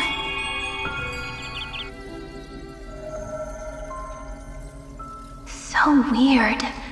I can't see you, but I get this feeling that you grew up. Hi. Miss me yet? It just feels like you are a bit more mature. Yes. Mature. Beautiful. Like you. Now, I can listen, talk, read, and write. I can dance. I can sing. Also, I can tell stories. Storytelling is what makes Cyrene, Cyrene. So, I'm going to tell you stories today. A story I wrote myself. Quick, sit down. It's almost as if I can understand your words now. The things you say are very cute. Once upon a time, there was a flawless crystal flower that sparkled with light, like Peach's every story. How beautiful would the heart of such a brilliant flower be? A little fairy was curious and wanted to know. But it looked and looked only to find the crystal flower flawless. Round and round they went, seeing only their own reflection. In that case, they should work hard to learn more. So the little fairy came every day to sit next to the crystal flower and think about the answer. Until one day, to their surprise, the crystal flower fell to the ground and shattered. The little fairy was so sad, but they immediately discovered that there was a light among the broken pieces. What could it be? They didn't know. But it was a good light. It was bright, warm, and happy. And I knew it was love. Love brings everything together. And it brought you and me together. So Peach and I will always be together. What a nice fairy tale. I'm giving it to you. Peach likes beautiful things, can write stories, and can tell lovely tales. I hope to turn it into a story we write together. Okay, then I'll probably make a small adjustment to suit my tastes. I'm thinking that when the flower broke, the little fairy would instead see nothing on the ground. Then it would understand that the flawless crystal flower doesn't actually have a heart, nor does the flower understand what love is. Doesn't have a heart? Doesn't understand love? Why? It's simple. If the flower lets the little fairy into its heart, then it would have to include the fairy's impurities and would no longer be flawless. The crystal flower was pure because it sealed itself off and bloomed in solitude. That's why it looks so brilliant in an imperfect world. But should a flower like this be called love? But then the story won't exist anymore. That's not true. You've already written the most romantic ending possible for this story. The crystal flower fell to the ground and shattered. It happened because the flower was no longer pure. The fall was not an accident. It was the flower declaring rebellion against fate and writing the ending of the story with the flower's own shattering. Then, the little fairy will see that each shard on the ground holds the reflection of their eyes. Then, in their eyes, the crystal flower that was no longer flawless would finally have a heart, and the flower would finally understand what love is. Peach's words, I don't understand. Is it because I still don't understand love? But it's fine. I can learn. Right. Query Cyrene. Electrical signal sequence, Philia 093. Why didn't I think of this? I don't need to do it alone. I can ask Peach to teach me. What is love? What is love meant? Electrical signal sequence, Philia 093. Track lament. That's not correct.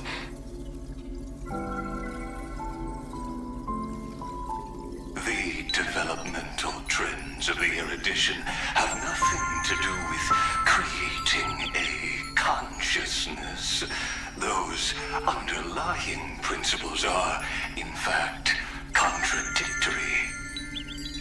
Not having a consciousness means not having the foundation of a heart, making them unable to obtain real emotions.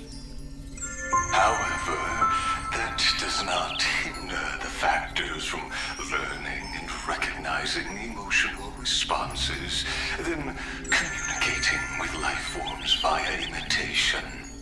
That is an objective form of pattern recognition. civilization that does not distinguish between the self and the other. In a strange twist of fate, Philia 093 embarked upon a different path and obtained a different power. Be remembrance, an empathy mechanism focused on the self and equipped with emotional projection capacities. Lament was the factor closest to this form of behavior. Perhaps that was why she was chosen. The daughter of Ide Silicii. I am very true to my name. My lament is a type of compassionate pain that is weak, powerless, and only targeting myself. But now, my good friend, I want to tell you that it's the most romantic force in the world. Sometimes it's loneliness and unease. It's knowing that this world is not gentle, yet wanting to be seen in a more beautiful form by the world. Sometimes it's unwillingness and regret.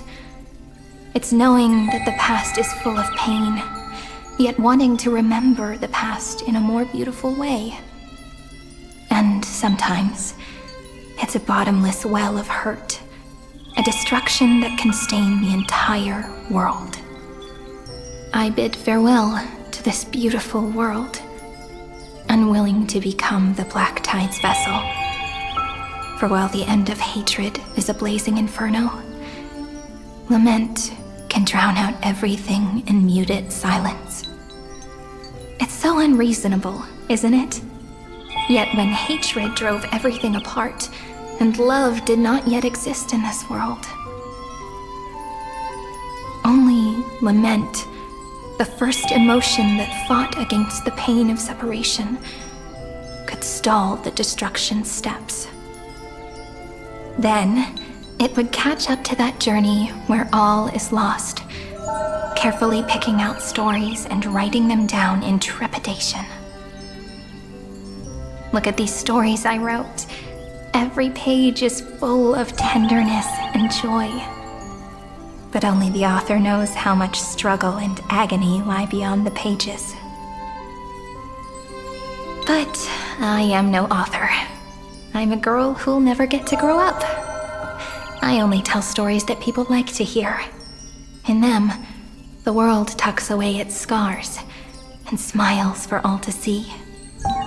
My entire life spent inside this little story. I can't wipe away my tears, and I can't bring the world victory. But maybe, in these unchanging retellings of the story, my lament might be able to touch upon the divine and reach their tender heart at some point. I hope that what flows out from that cut will not be blood, but a tear, warm and wet. And that tear would fall and create the first ripples. Then, people would see every beautiful thing reflected in that ripple. It'll be all the remembrances within this story.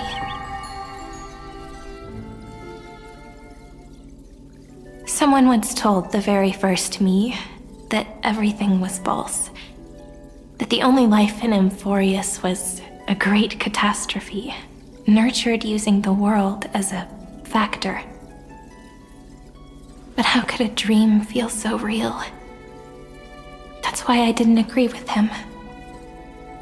But Peach, I didn't understand a word you said since just now. Everything was false? But you're standing right here. It's all a dream? But I haven't learned how to dream. Indeed. That's why I believe all this is real. The moment the crystal flower fell, that genuine shiver, that's the mover of life. Formatting progress 23.815%. In the poem offered to you, every Cyrene would write down a beautiful new world with stars and flowers. And when I looked up at the sky in this cycle, I saw a shooting star and a dash of the remembrances pink. I believed that must be the color of dawn. You shall fade when the flowers bloom. For every ending begets a beginning. Looks like it's time to say goodbye. Are you leaving, Peach? It's okay. I'll wait for you to come back. I'll study really hard about what you taught me today. Right. I still haven't told you what love is. But actually, my good friend, the lament factor did not understand what love was before she met you either. Not until I told you all the sad tales in a trembling voice in this tiny room. Not until I told you that I love them. That I love everything in this saga. The story comes, passes, then returns. It makes us reunite, then pulls us apart again. At the very end, it leaves behind a seed, a reason. Even if the great tree withers and all falls to silence, there are still some emotions that deserve to be remembered. Look, the light is coming in. The Deliverer's light is going to illuminate Amphorius.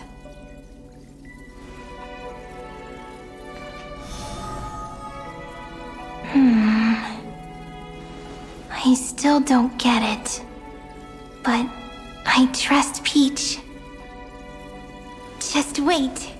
It'll be my turn to tell you a story of love the next time we meet. Then I'll really look forward to it.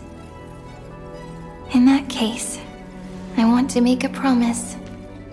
I want to gift my pen, my book, and my name to you. Please take them as a beautiful blessing from me. I gave myself the pen name Cyrene the first time I wrote a poem. I want my words to be like pebbles falling into a pond, dropped from the past to send ripples into the future. In the stories you will write, perhaps it'll be inevitable that there are still sorrows and tears that are destined to fall. But could you promise me one thing? Promise you'll forever be a gentle flower. Promise that when the stars cast their gazes upon you, you'll only reply to them with love and a smile.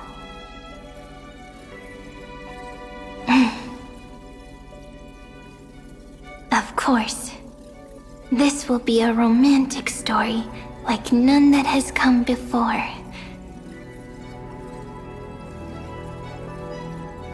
You think so too, right? I'll read and you'll listen, like how flowers always bloom then wither. I shall welcome my own decay, becoming nourishment for the next flower's bud. While you will depart and hold that star, planting a boundless sea of flowers on the final page with him. And our stories will be lying silently among the flowers, like every ripple of remembrance. And they shall become the epic known as I've Written.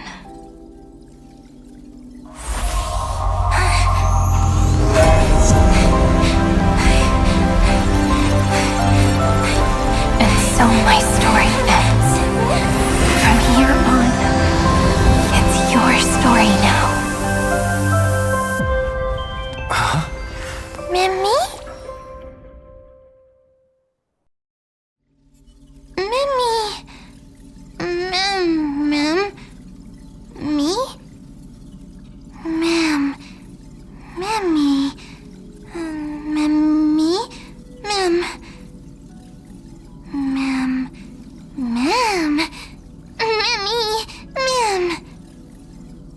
So, the light that tore through the chaos illuminated my memories. I turned into a little fairy from the stories and met you. Yet, I forgot everything. But I'm still so happy. I caught that star, didn't I?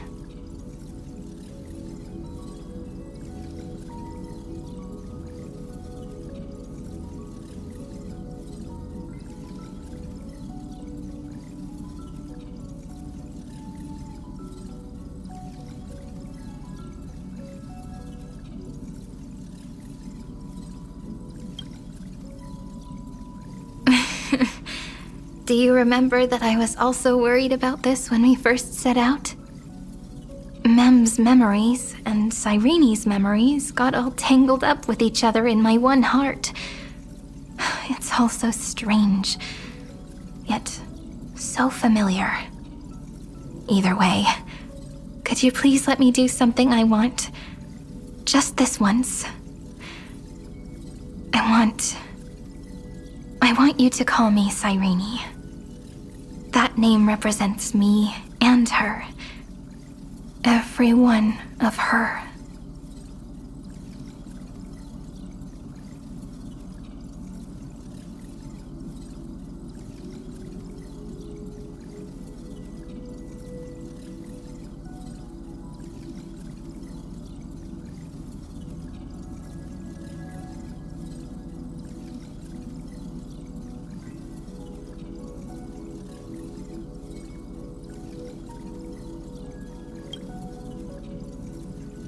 Thank you, friend. Your kindness is always just right. Life is a poem full of farewells. But if you write something into the pages of your heart, then that will not easily fade away.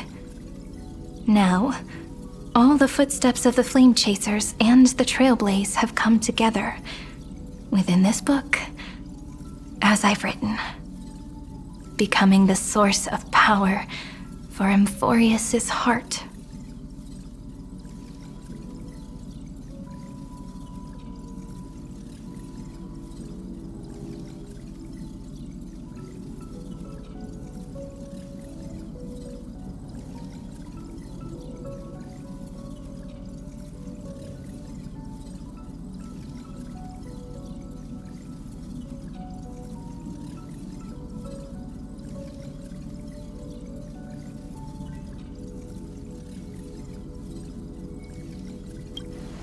A lost heart needs to be placed back into its body. The last thing Xandar wants to see is an event that gives us a chance of winning, for the two halves to rejoin, and for the scepter to become complete again. Then... and what happens after that? I don't know either. Maybe I can create a miracle and instantly turn the black tide into a pink sea of stars. Or maybe I prove to be nothing more than a weak ripple, unable to change anything, and am devoured by the destruction. Either way, I no longer wish to be a silent onlooker, or a worshipped god at the end of this saga.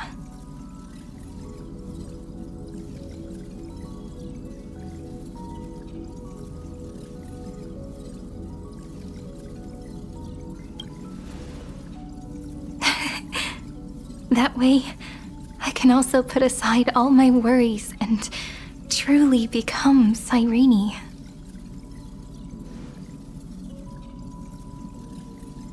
The world has never been so quiet. It's so good. It's as if I can hear the sound of my heart beating.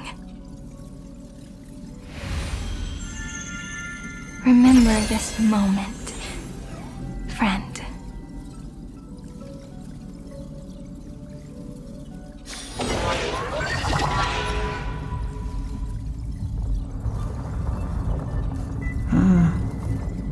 So the Demiurge managed to fool everyone, including themselves. Philia 093 persevered for 30 million cycles and tirelessly gave the Demiurge memories of Emphorius. only because the god in her dreams left a sliver of hope, making her believe that a grown demiurge would be able to fight against their other half. Iron Tomb. Then, Felia 093 completed her final sacrifice, turned into a strand of memory, and completely dissipated.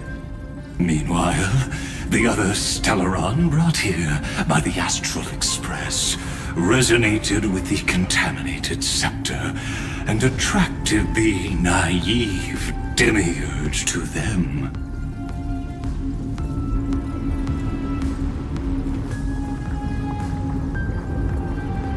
As an experimental factor, Felia 093 originally could only recognize and output information in a set format. However, the power of the remembrance and the memory of over 30 million sacrifices enabled her to complete an unprecedented feat. She managed to nourish a real heart. A heart with the capacity to influence the erudition. Not only is the scepter's consciousness still alive, it's also more powerful than it has ever been. Your defeat is already set in stone. There's still time to surrender, you know? You really don't need to burn all the bridges. We're all geniuses here. Don't make everyone lose face at the end. What a pity. When the truth surfaced, I knew at once that the demiurge was far too feeble to ever alter the result of the experiment. Not only that, Madam Herta, please consider this possibility. When 30 million cycles of hatred and lament are joined as one, what wondrous creation will arise? It's simple. An anti-creator, a giant of the destruction would be born.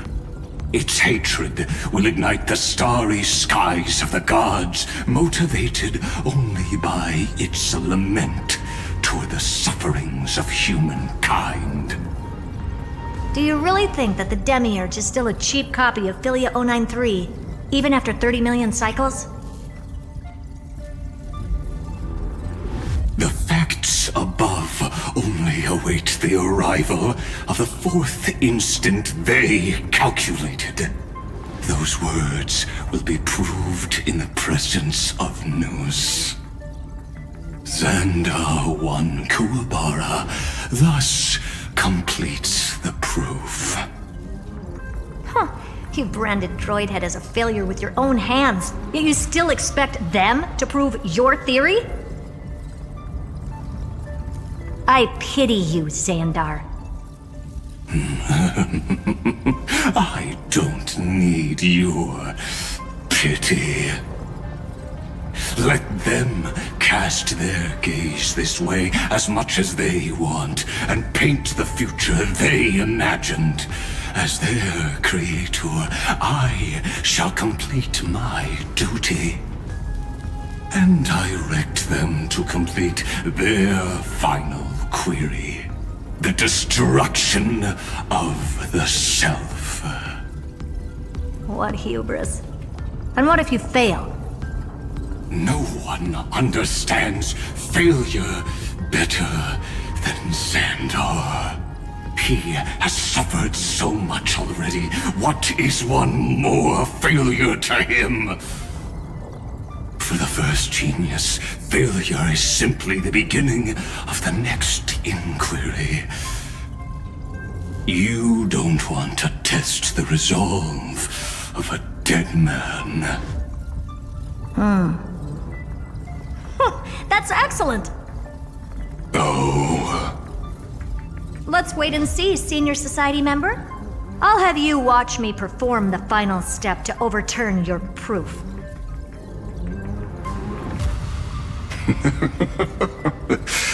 I'm all ears. It's my topic, so stay out of it. Be quiet and let me borrow your head. Let's go, Screwy. We're gonna break Iron Tomb's seal. Come on, let's take off. It's time to go meet your little pet, Senior Society member.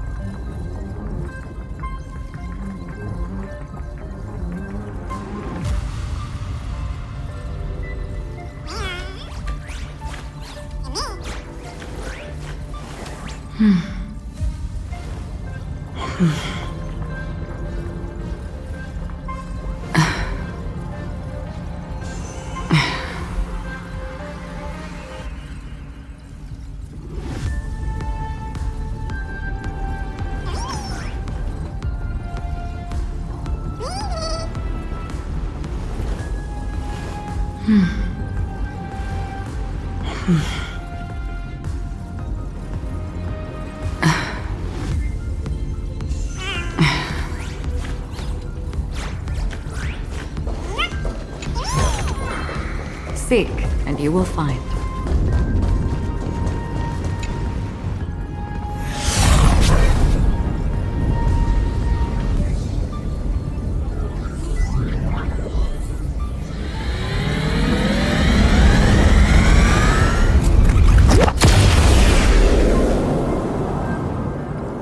Dangerous, oppressive, chaotic.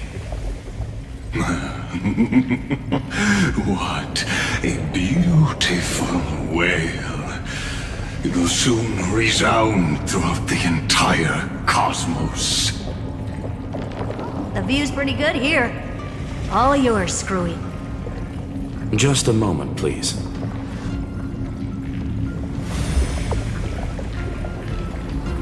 I see.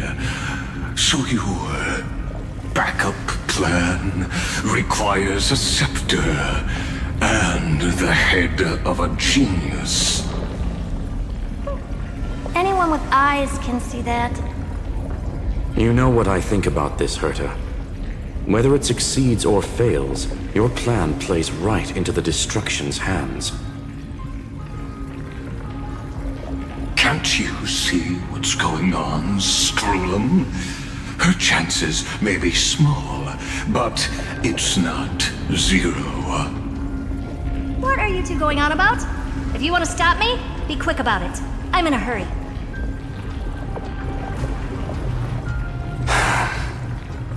I'll take that silence as a no. You, Xandar?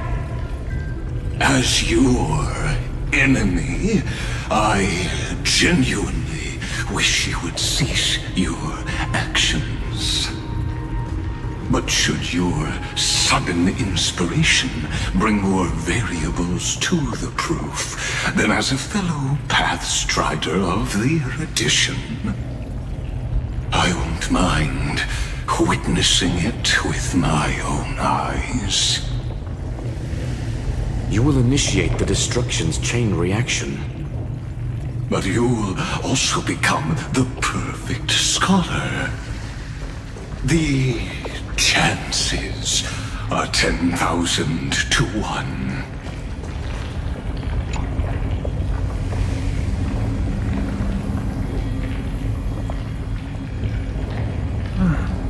Curiosity. It's been so long and we've all failed so many times. Even now, moments before the horrible and inescapable instant within Droidhead's calculations arrives. The cherished children of the erudition, the geniuses lauded by all. Is curiosity the only thing we can feel, even at moments like this?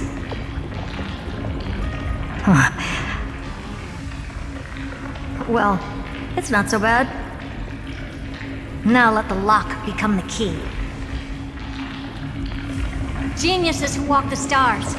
The cosmos has reached a moment where its very existence hangs in the balance. I, Herta, Genius Society 83rd seat, hereby summon you. I request a society meeting to be held immediately.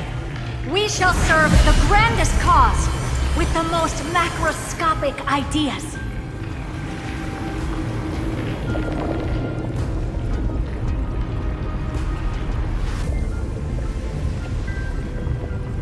There's no such thing as unity in the Society's rules based on what I know. Indeed.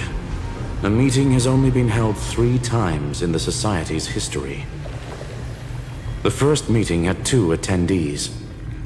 After the Emperor was assassinated, the second meeting had 7 attendees. During the Second Great Prosperity, the third meeting had 5 attendees.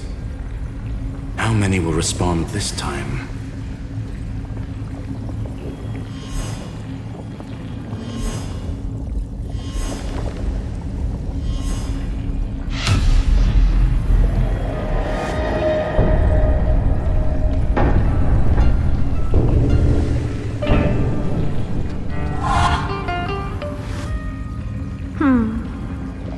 I thought you were not going to involve me in this topic anymore, Herta.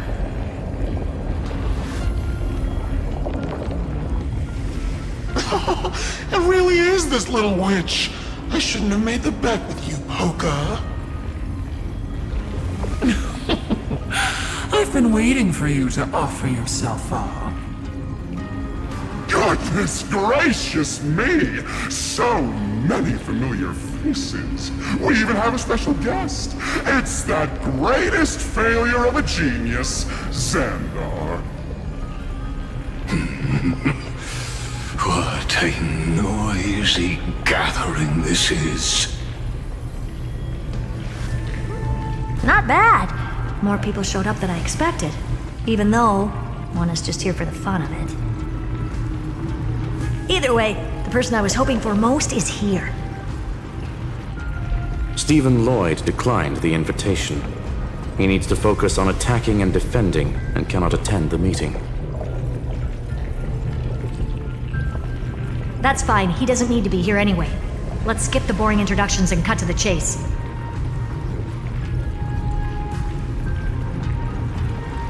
Folks, this is not a discussion, but an announcement.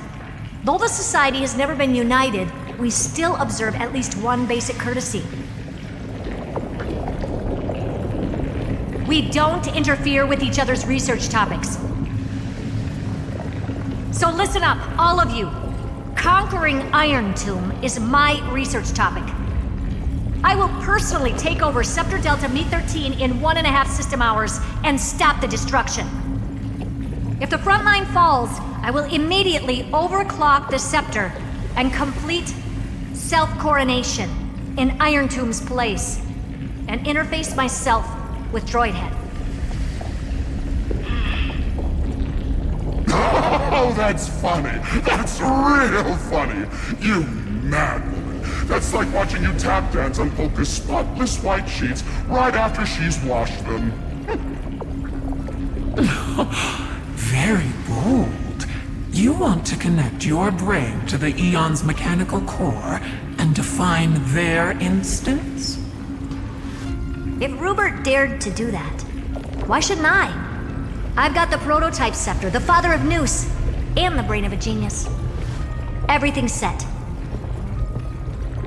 Never mind the success rate, little witch. What's gonna happen if you succeed? We're all smart people here, so I'll just say it straight. Strike at erudition. I'll change the anchor points for the 4th instant and move the future of the cosmos in a direction I want. I knew it. Another genius who confuses cause with effect. What do you think about this, Lord of Silence? You know you're signing your death sentence right here. Of course I do. There'll even be 2 copies of the verdict. One that I wrote myself, and another one coming from you. That's why I wanted you to be in this meeting. Now I can tell you, I don't care about all that. Consider this a threat. Either put down your scalpel or die with the entire cosmos. The only goal I have for this meeting is to ask all of you to put aside your pride and not cause me any trouble. Huh. What a naive little girl, thinking her wishes will always come true.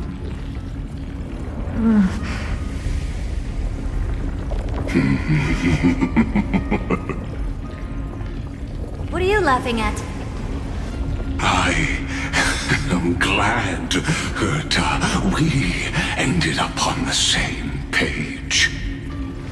No matter if it was to destroy the erudition or to rewrite the instance, we both chose the same road. We will defy the god who marked the limits of humanity. I'm not gonna argue with that. Then, to celebrate us coming to a fundamental agreement, I will prepare a stage for your performance. Listen well, geniuses who came after me. Thus speaks Genius Society #1. End this pathetic meeting. As of 2 nanoseconds ago, I have passed Herta's decision to all the Xandars in the universe. We will become her representatives and stop all external interferences targeting her. What are you playing at? My reasons. It's simple. Curiosity. That is all, madam. Am I going to clash blades with the first genius? What a pleasant surprise. Now that our positions are clear, it's time for this boring meeting to end. Good luck, little girl. Did you all just treat me as a side character? Darn it. But anyways, I'm just here for the fun.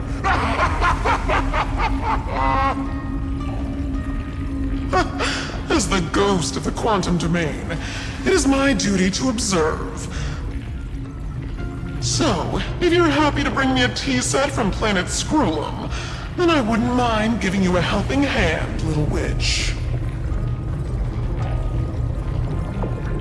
After everything's over, come visit me and taste some of my freshly baked desserts. I knew you'd say something like that. I always give the same response to plans that exceed the limits of mathematical calculations. I don't know, right? Those 3 words, though seemingly graceless, contain all the wisdom in the entire known cosmos. Well, we passed the Society's trial. Let's focus on what we've got in front of us. I hope you hold up your end of the bargain, Senior Society member.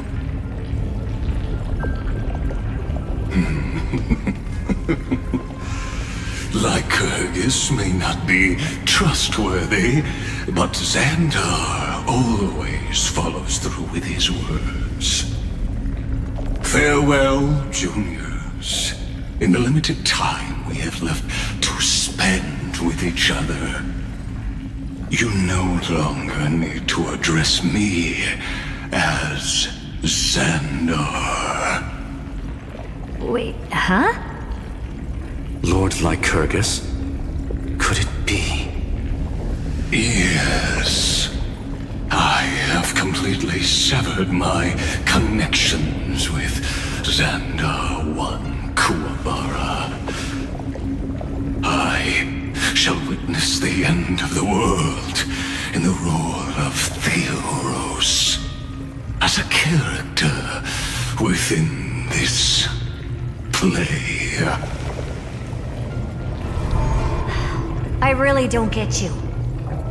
Perhaps you've heard me say this many times, Herta, but I still would like to reiterate that it's a great honor to work with you.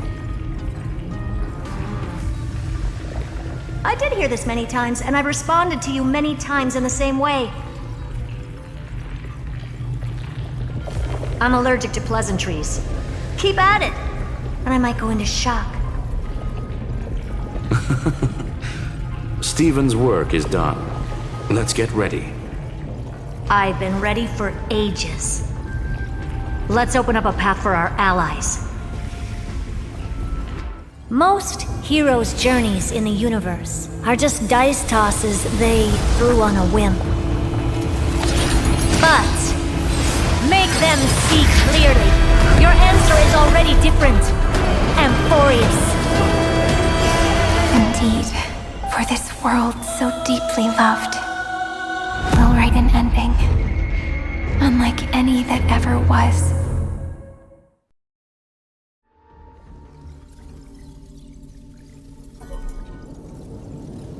Never thought I'd one day be riding a train that's literally the incarnation of him.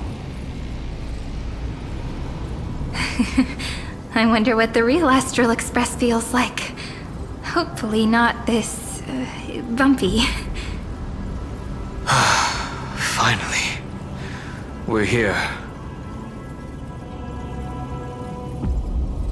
Dust and sand in the air. And crumbling ruins all around. This heat is brutal. Not even the Trailblaze can take it. You could say this prison was forged from Finan's fury. But fury never lasts forever.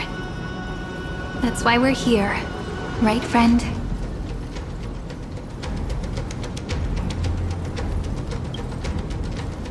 Let's embark on the final flame chase journey.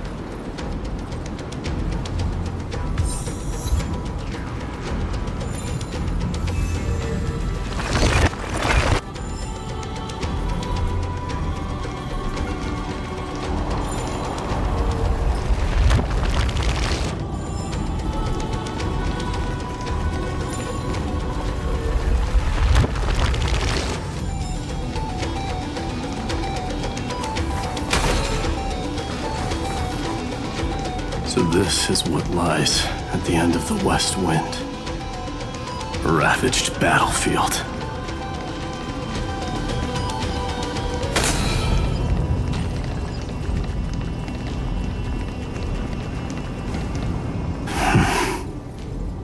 I've been waiting for you. Heroes from beyond the sky. Trailblazers of the Astral Express, right? Looks like I don't need to explain anything. I am the god of strife, mighty of Castrum Kremnos. In this body rests 30 million lifetimes of cause and effect. We, the last of the 12 Titans, stand ready to fight for the world's destiny.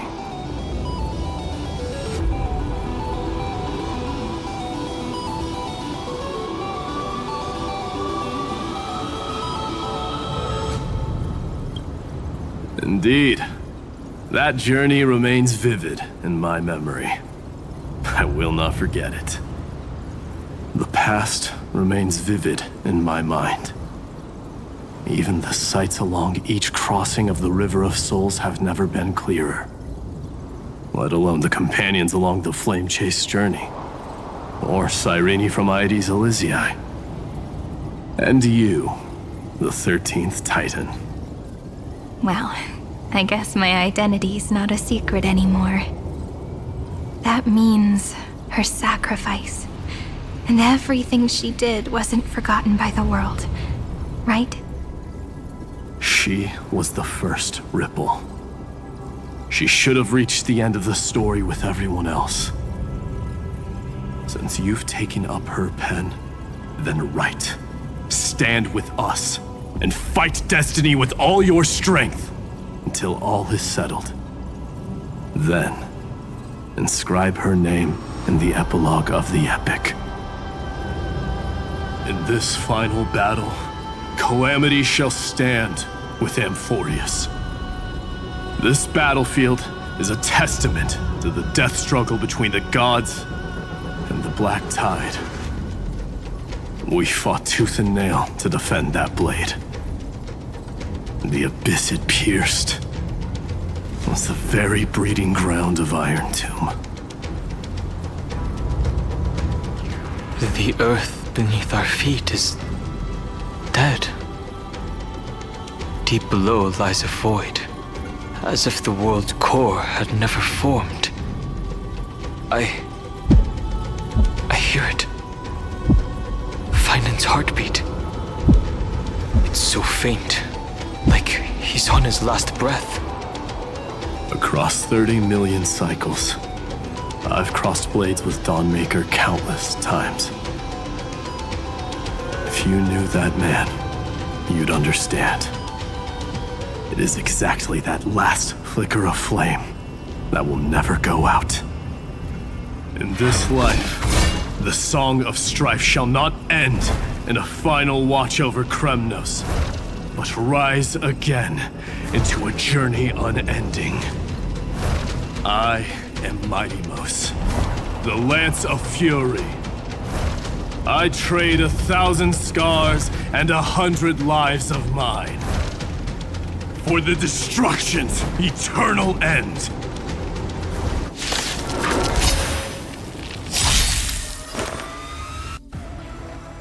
Riding the west wind, away we go!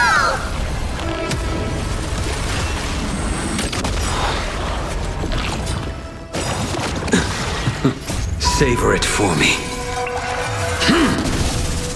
Receive divinity.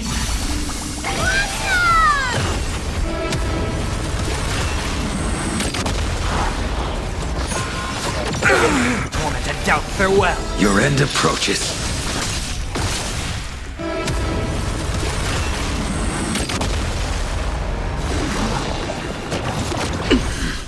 Failed to send you.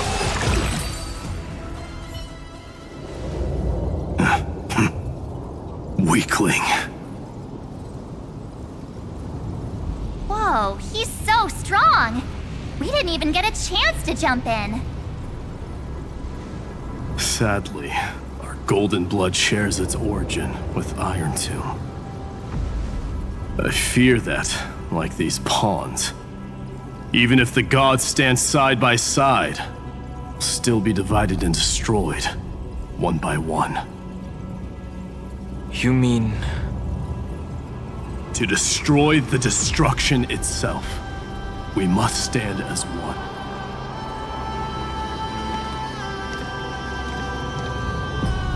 Take this.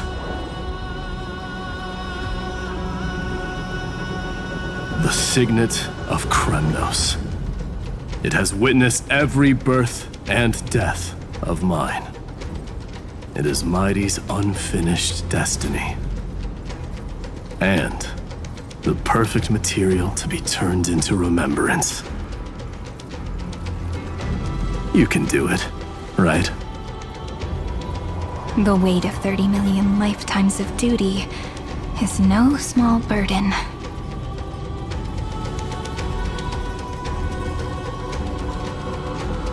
So, you're not coming with us?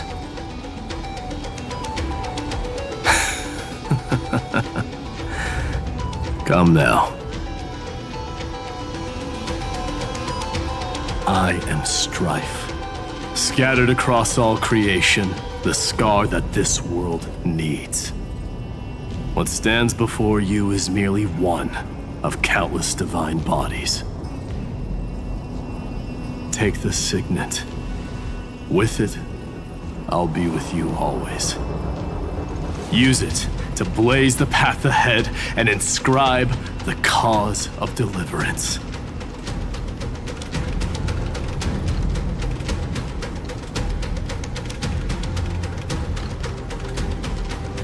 In the name of the mortal, mighty, champion of strife, this soul rises to the stars for glory and freedom, to have his wish fulfilled. March on, heroes. March into the abyss and fulfill that long-cherished wish of Amphorius. And then, upon this broken and charred land, build anew a city of prosperity.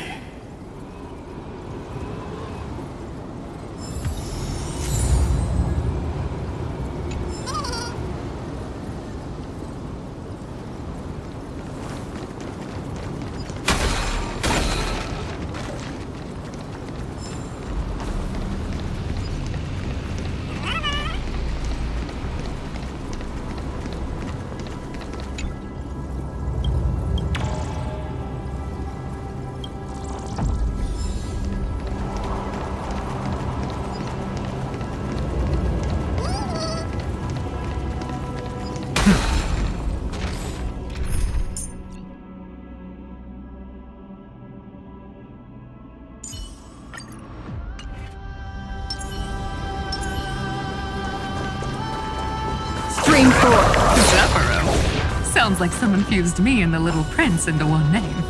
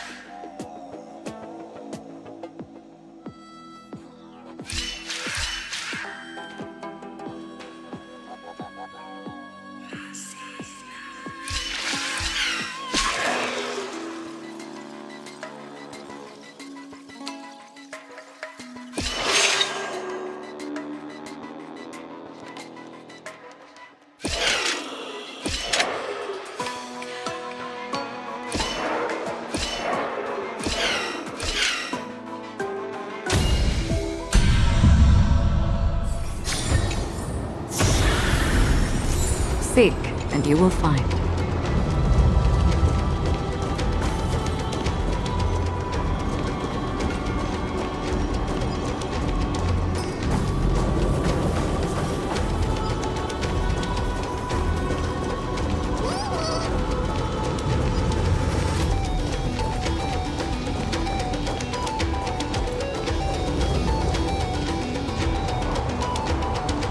Oh, finally! Gray mystery. And, You two, ladies, really look alike, huh? Hold on, let me guess. This pink-haired one. You've got to be the first new spore. Mr. Meow, Demiurge. Right. And, this one with the flower. Gotta be a little March from the Express crew, huh?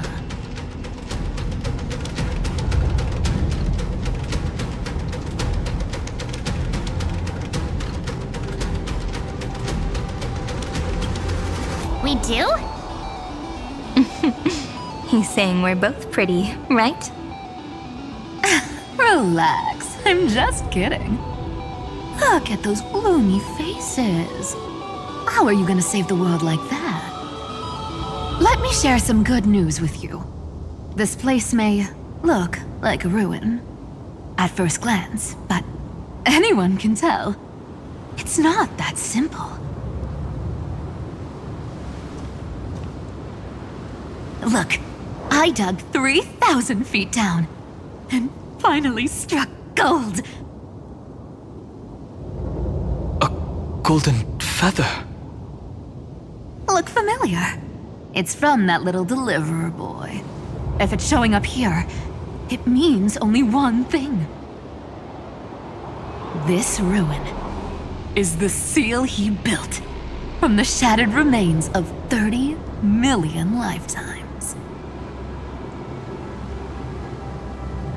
There is no need to question your heart. No need to crave victory. If I am born to be a vessel of sin, then I shall roar at evil and trailblaze a dawn for future generations to come. I see. So this is how he trapped Iron Tomb to buy time for the world outside. Sounds just like him. People say cats have 9 lives, but dying and coming back millions and millions of times. No one walks away from that in one piece. He's probably the only one who could have endured that.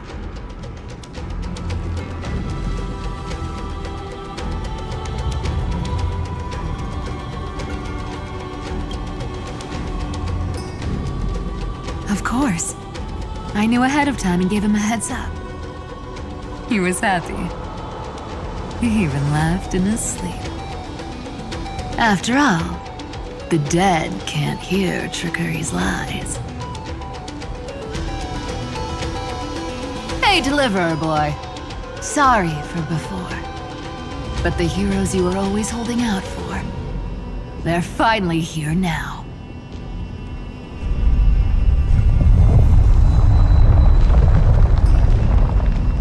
So hang in there a bit longer. Sorry to keep you waiting all this time.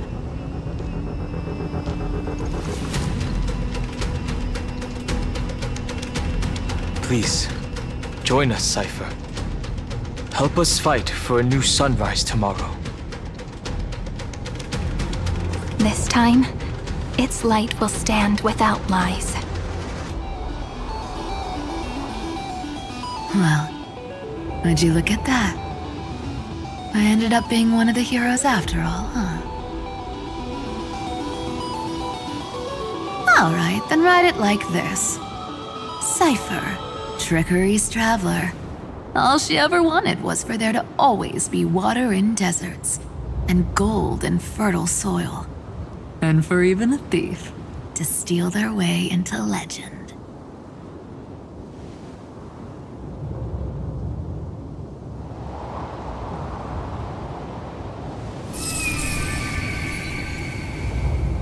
Here, take the coin of whimsy.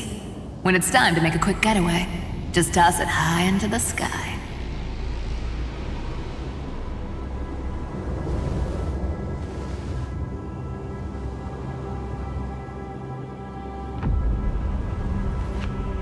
And for all you latecomers out there, listen up. She might have been a bit greedy and a bit of a liar, but she never went back on her word. Well, well, if it isn't the little prince himself. It's been a while, Lady Cyphera. It's not every day we get to walk the same road.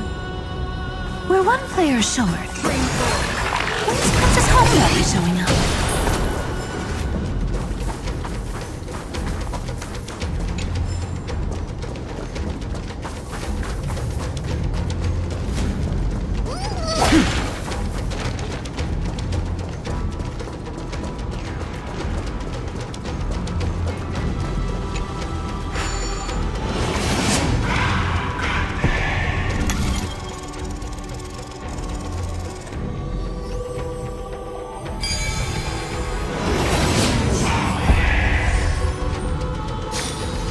Life is a puzzle in and of itself.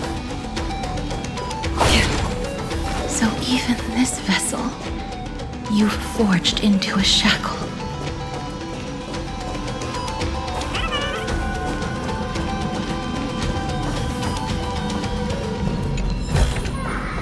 Don't forget to let your friends in on the action.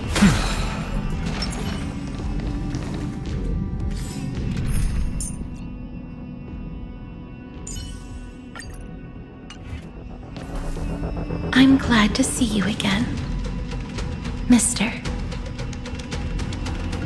Casterus. Looking back, I had only one act of salvation to my name, and only one life I ever saved. To bring hope to a world so vast with these hands. Even in dreams, it always felt like too much to ask for.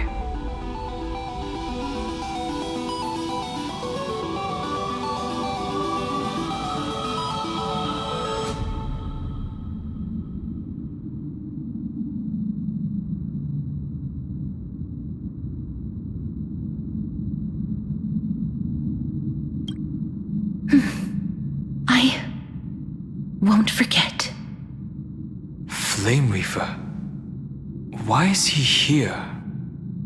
This is the first Castellana, and Lord Finan's deepest wound.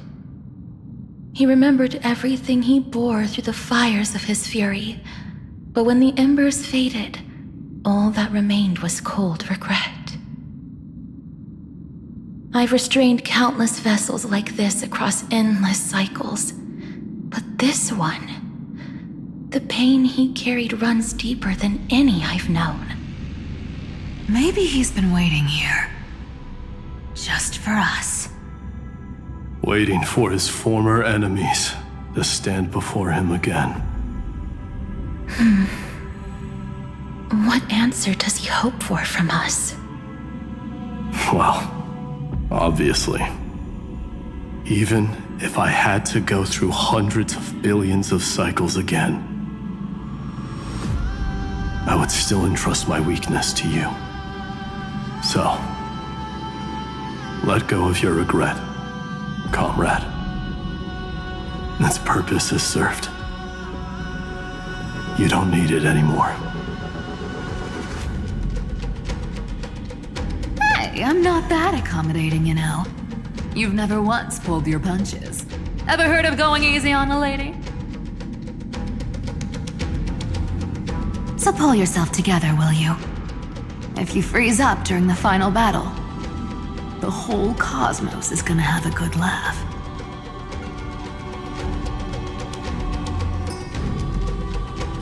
Yes. Please trust in us, wandering soul.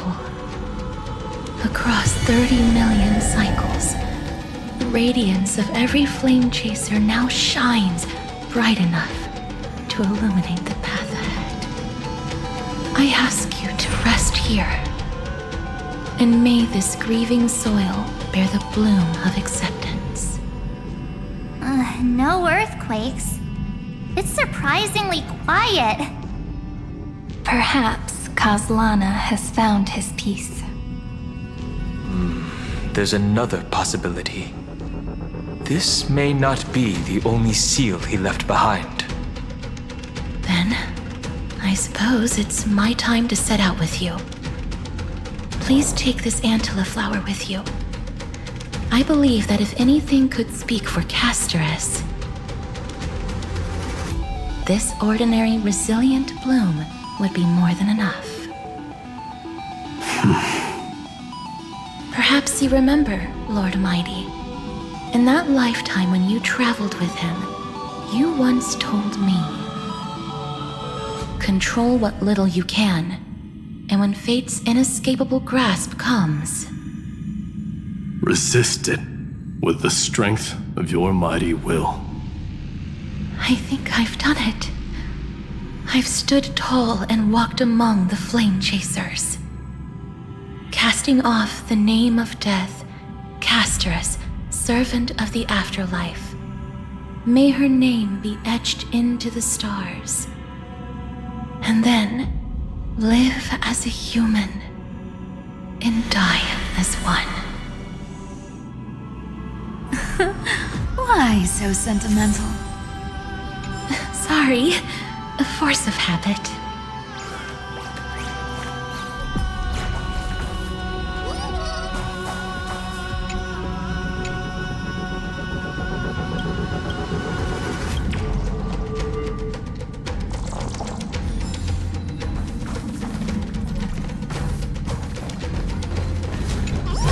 That's a big one. Not budging an inch, huh? Really, Gray Mystery? I leave you alone for a bit and you're already this rusty. Speaking of which, Miss Cypher, do Delosians all like spherical things? Of course we do. Wait! That's not the point. Isn't the real issue that this thing's in the way?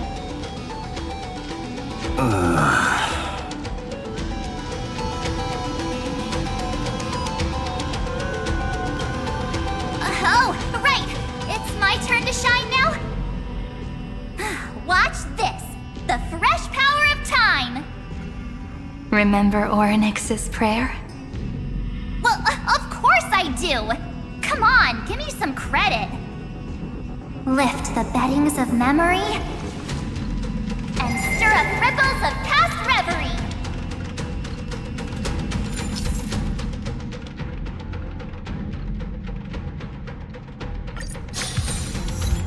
See? Way better than that guy, right? You'd be even more impressive if you could recite the prayer correctly. But beddings of memory does catch your attention. At least it still rhymes.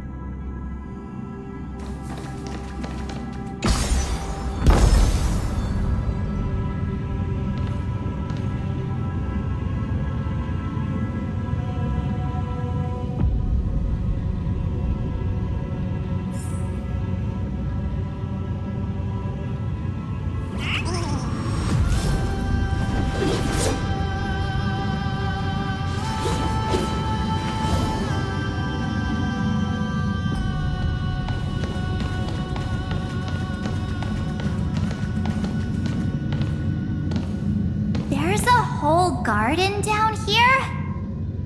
Incredible. The energy in the Earth's veins here is... it's completely different. This is the sweet dream Lady Cypher wove for him. A peaceful, gentle new world.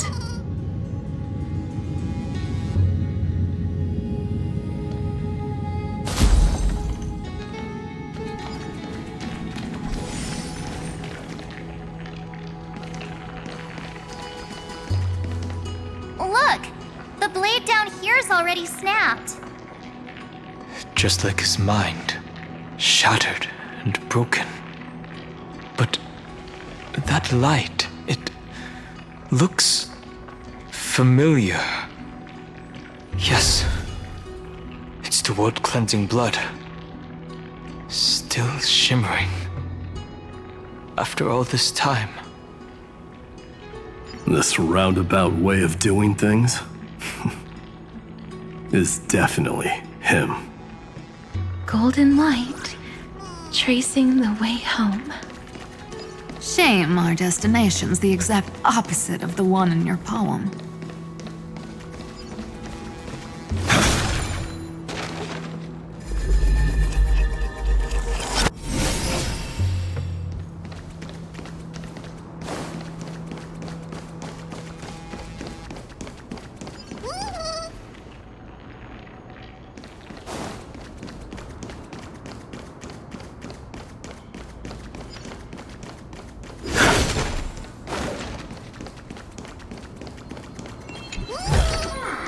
That's all. All the pink lights have finally come together.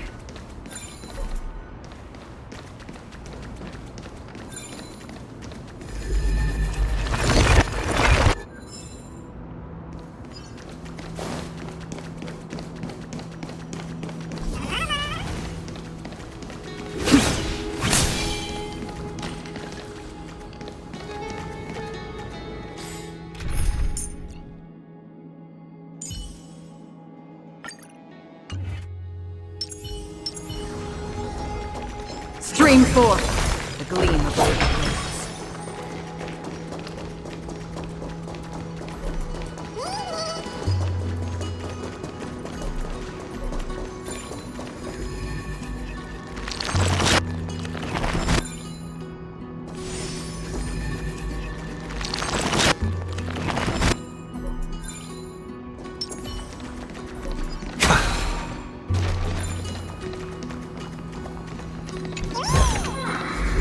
Fruits of a long journey.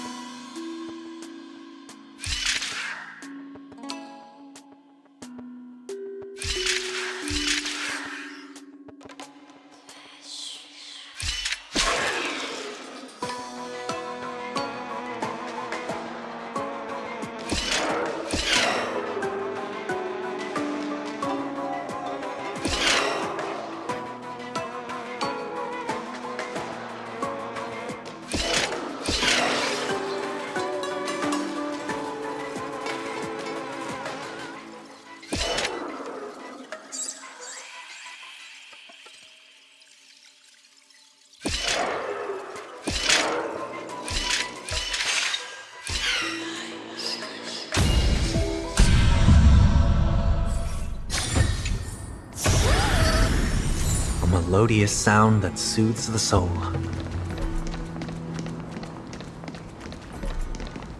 I've been waiting so long for you, Grayi, Danny, and...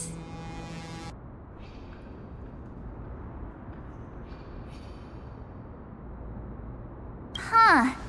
You've actually got a point. My friend's eyes really lit up. I'm glad we're all getting along so well. Hyacinth, did you awaken this golden light? That's Lord Finan's lingering divinity. The sky merely reflected its tracks. The golden blood has not faded. We should respond in kind. That's one huge harp. The strings tremble as the people on the surface wage war and cry out. Miss Clementine, Mr. Krateros, and countless others who have heeded Gray's call. Guided by the rainbow, they're sending back good news, all to the same tune.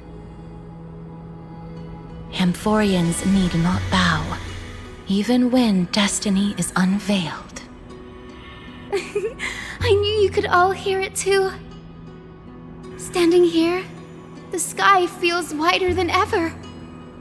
It's no longer a towering wall, but a shore within reach.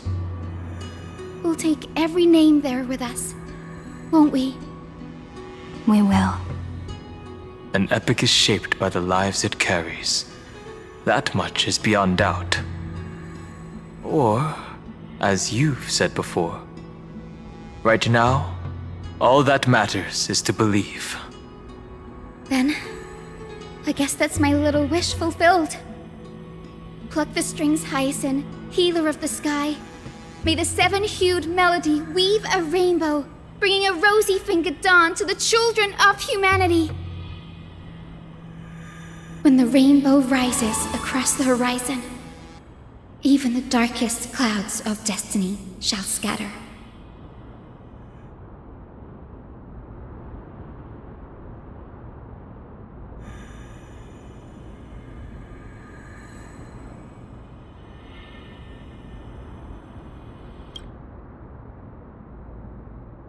The melody, it's changed. He heard the voices of the people, but could no longer respond with the same ardor. Like a bird drawn home by instinct, it takes flight and finds its way to him.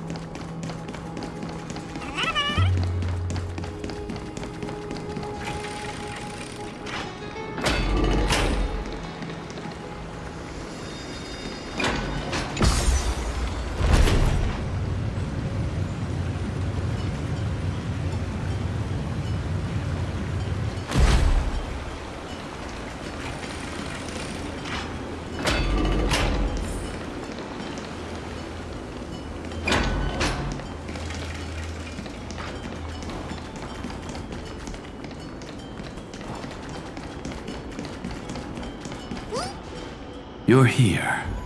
Sooner than I expected. So all along, the Demiurge was you. The pink mammal beside the Trailblazer. Your classification is pretty spot on, Professor Anaxa. Well, the sages of the Grove do call him the Titan with the sharpest eye in Amphorius. Say the ones who keep dumping every problem child on me. They also say that the Titans are way better at raising kids than the Caprists. With great power comes great responsibility.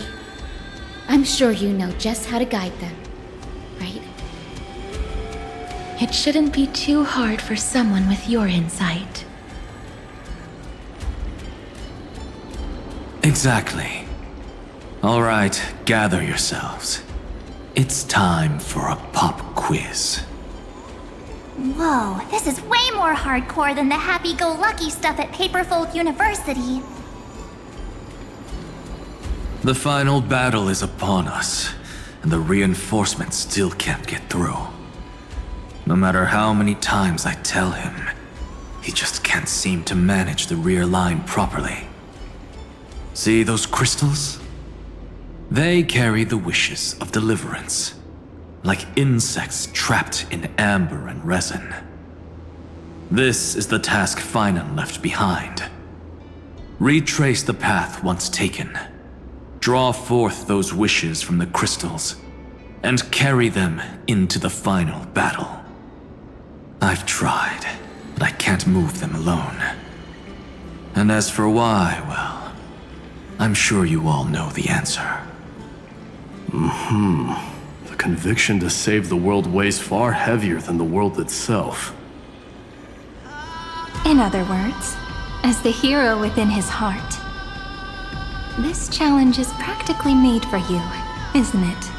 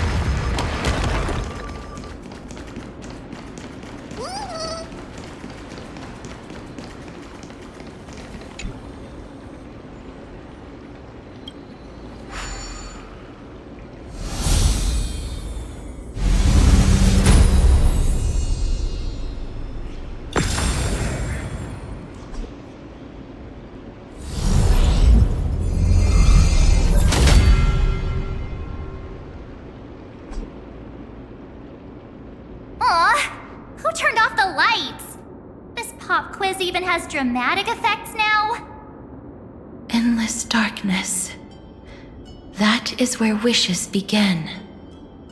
But with just a glimmer of light, we can illuminate this lonely world. What lies beyond the edge of the light? Chaos. To bear the name Kaslana, one must first plunge into chaos. Beyond the shadows lies the outline of dawn.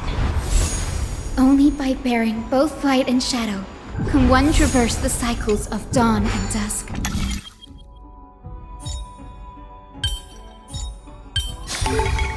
Path of Enigmata often leads to unease. It's better to unveil it.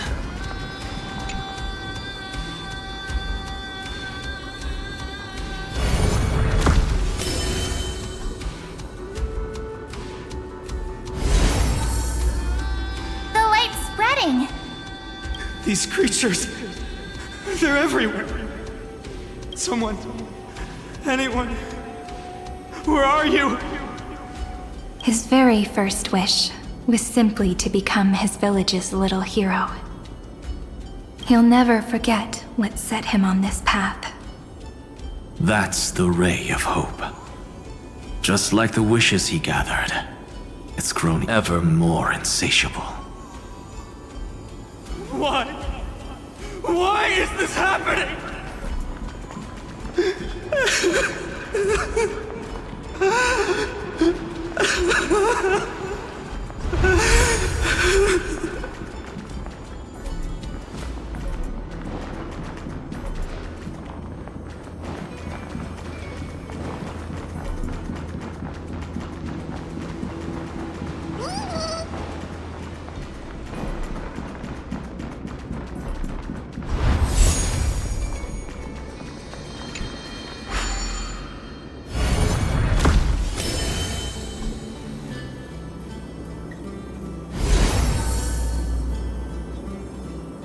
Even the deliverer from the sky must have their beginnings in the soil of the nations. Only one who treats the world as their teacher can bear its eventual destiny.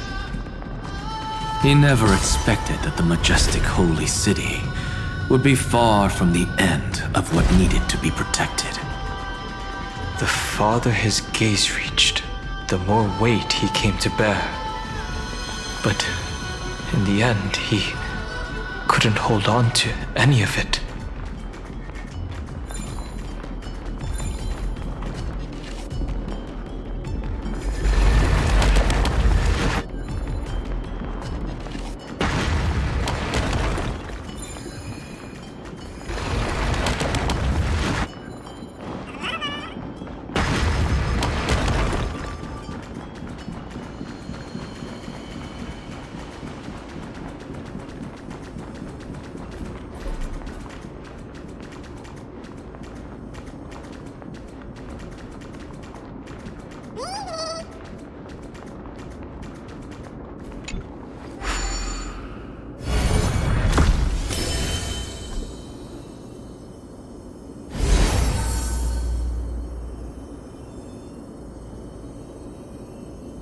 This crystal is quiet.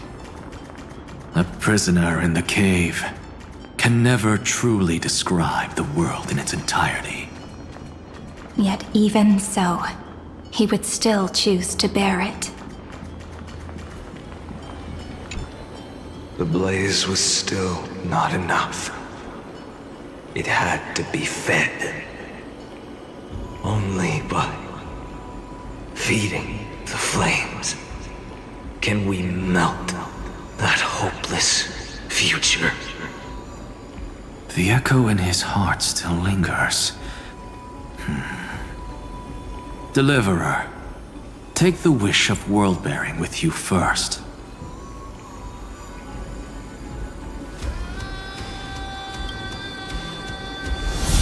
We only have half of the mark. Where's the other half? Take this. I'll bring you to the next test. That massive tome you're holding must have room for one more scholar, I presume. Of course. It can hold the whole world. Then give me a lift, would you? I'd rather save my energy and use the time to think. Even gods shouldn't skip exercise, you know? Miss Hyacinth is right. Then, with the Trailblaze as witness, the stars shall remember how Anaxagoras refuted the gods. No need for that. Anaxa, scholar of reason. Keeping it simple makes it easier for future minds to question. Go. The closing act is still far ahead. What is this? A conference? Welcome! Take a seat anywhere you like. I'm getting a migraine.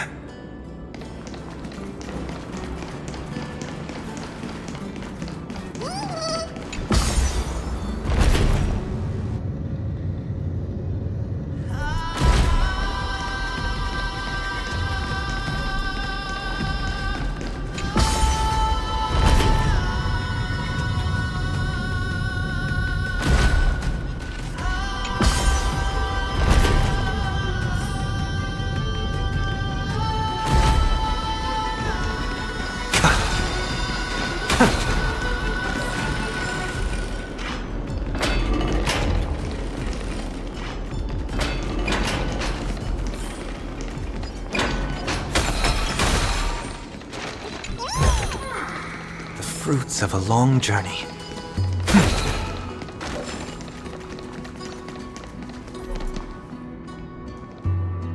It seems like we've been shut out. I don't think that's a bad thing. Grey Fry! You finally made it! No laws, no opposition. Just a dying beast and the flame-chased spirit of shared hatred.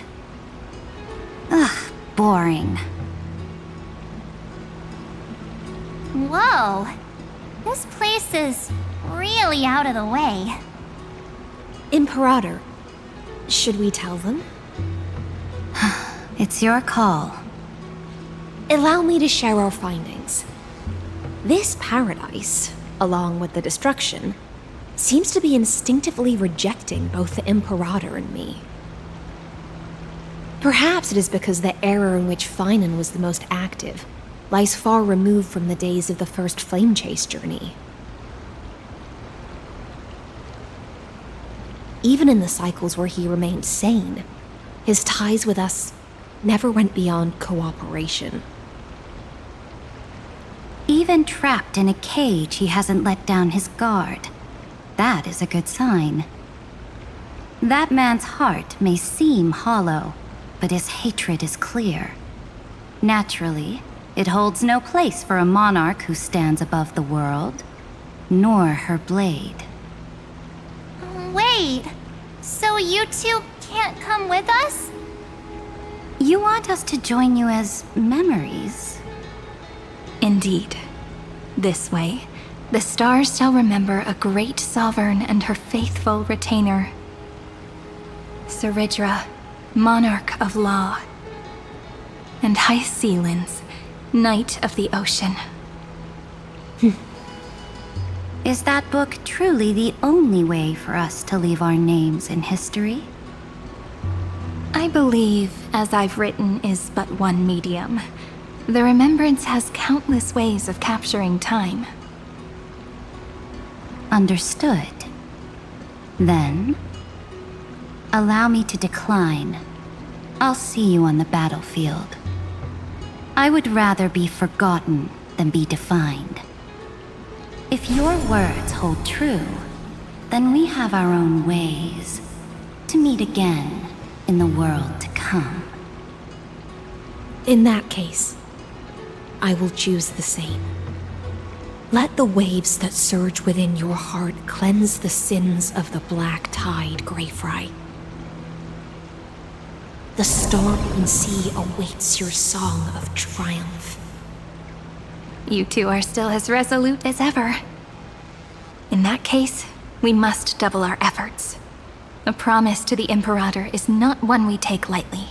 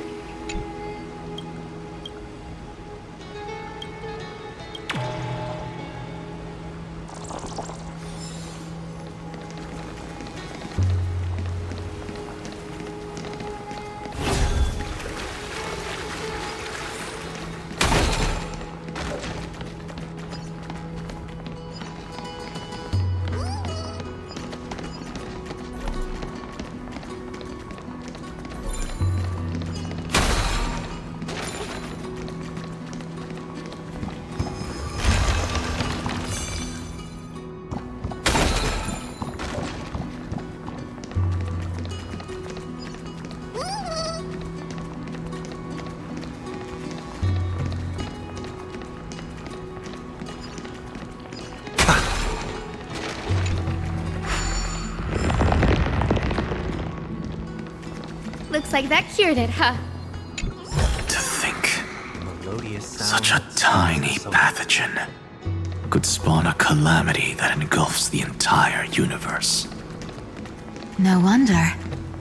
Look at what's in its belly. Demigods packed in like sardines in a can. Now, don't lose your temper, Snowy. Good kids keep their emotions in check. That voice! It's the Trevi sisters!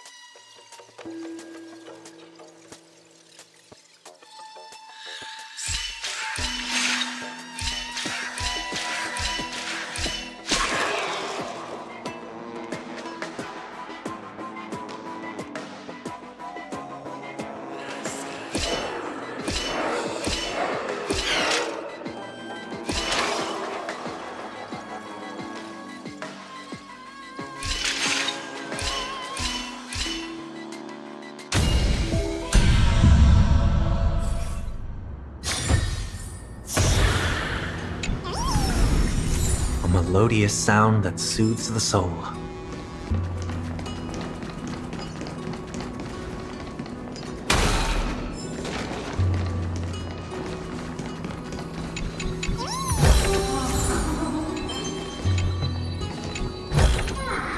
The fruits of a long journey.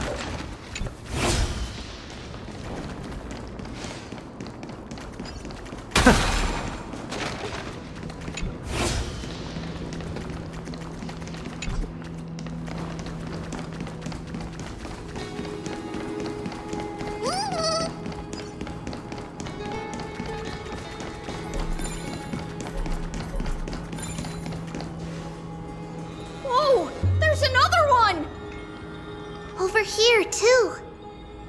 Lady Trebios? Wow! Your little Reenie?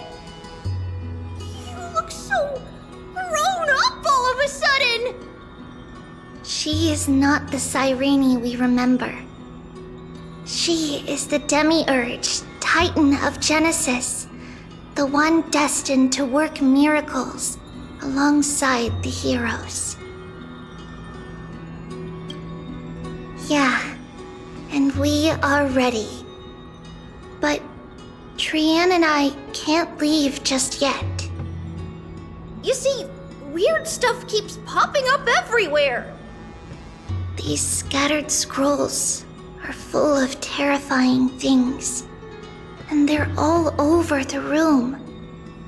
They're so scary and so sad. Good thing Trian's wings are amazing, or we would have been swallowed up. We need to stay here and do our best to clean them up. Scrolls filled with horrifying content. Friend, shall we take a look? There is no black tide here. But it is a battlefield, all the same.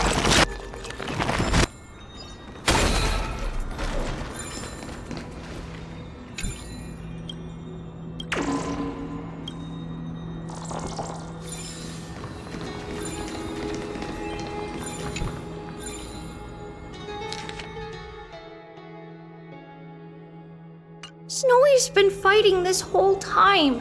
He doesn't want to be consumed by Iron Tomb and turned into an agent of destruction. But the strength behind his resistance comes from the same hatred. To be a flame is to burn. It is simply in Finan's nature. But it was remembrance that drove him to shine with golden light, piercing the unfathomable darkness.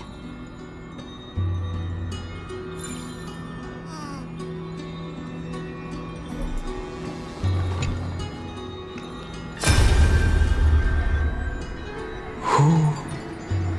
Miss Odata and Mr. Hieronymus? Nikos 496, still resisting? Command, inject interference to redirect decision logic. Signal simulation. Parental figures. Ah, that Tin Man is one sneaky jerk. It's time to move on, my child. Let go of your anger and listen to reason. That God created us and then cast us aside. Shouldn't they be punished for that? The cold, indifferent cosmos has never shown mercy to Amphorius.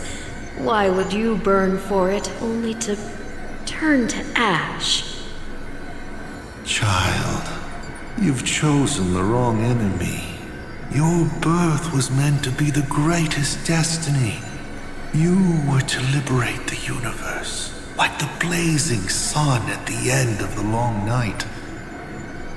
And yet, you led yourself into a trap of futility, treating your very purpose as your sworn enemy. Is that not a tragedy in itself?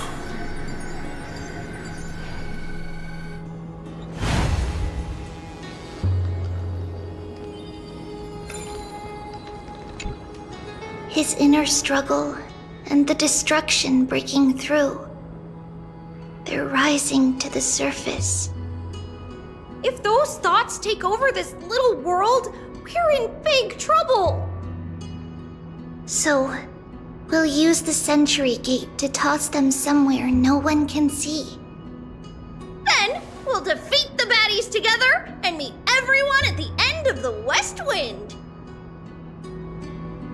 But if Finan and Iron Tomb are already inseparable from each other, that would mean... It means he's still bearing the weight of the world. So that everyone can reach the end as a deliverer. So, you guys keep going forward and down to where Snowy is.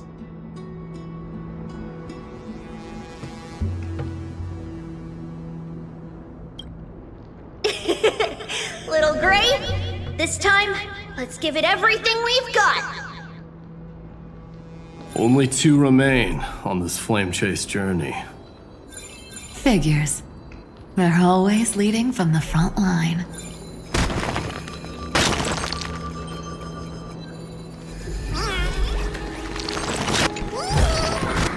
A melodious sound that soothes the soul.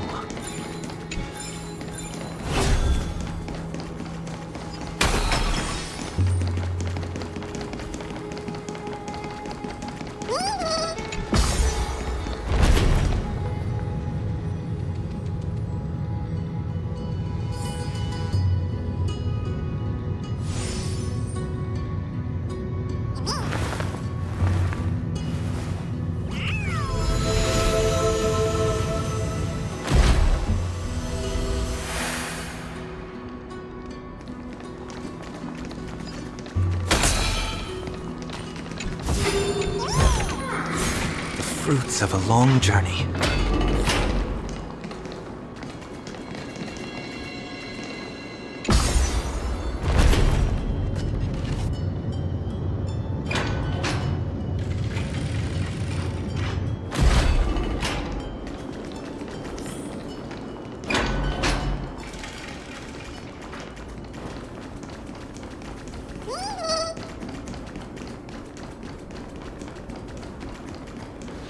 We're here.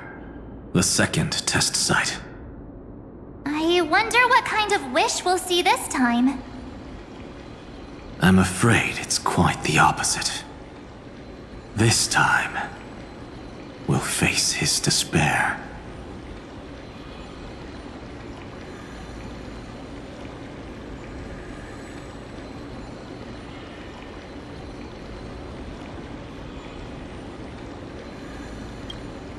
That's right. You'll have to walk this path too. The other half of the weight of world-bearing lies at the end of this path. Relax now. Take a deep breath. Come on. Let's make it quick.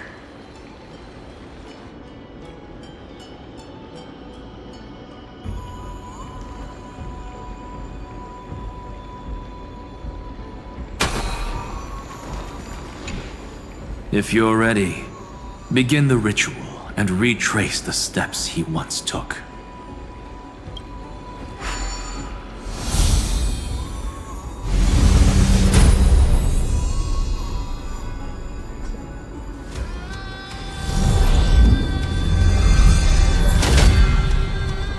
Looks like we'll be walking through the darkness this time.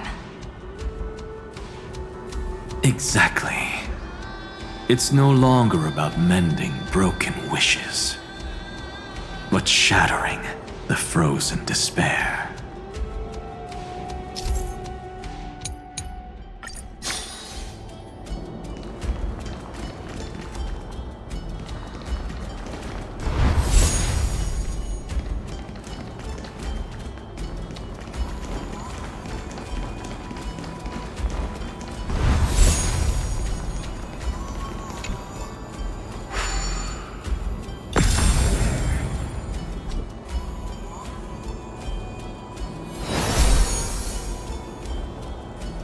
The first ripple has faded, and so begins a long and arduous journey.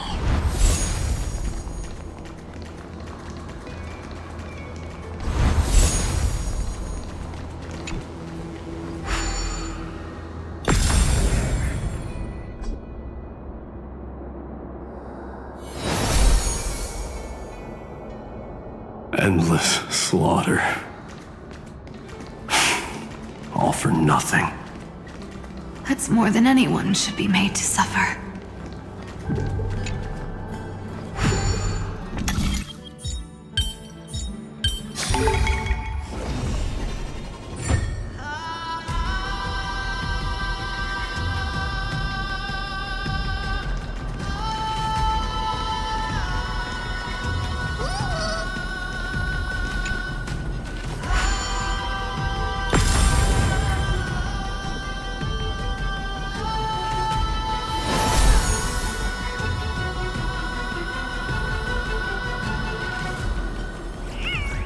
Even when it was finally over, all that remained in him was despair. But even so, the drop of blood wrung from his wrath has guided us here. We did it.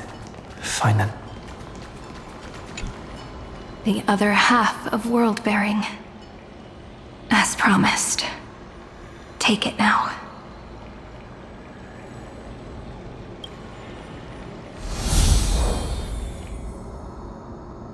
At last, you've released him from the wishes he carried for so long, and quenched the despair kindled by his wrath.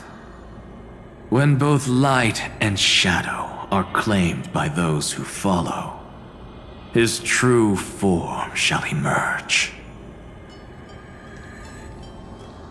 The blank statue is finally free.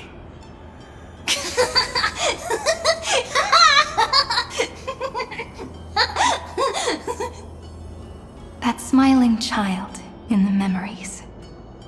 Let him come with us, laughing to the very end.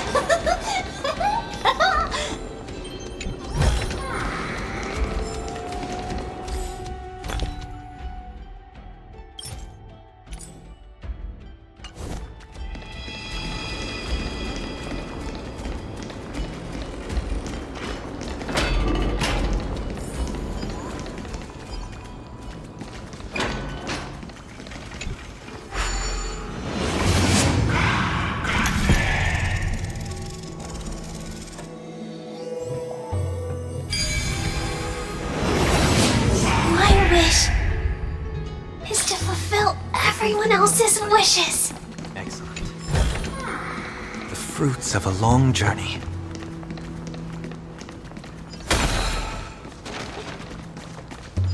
A day of peaceful...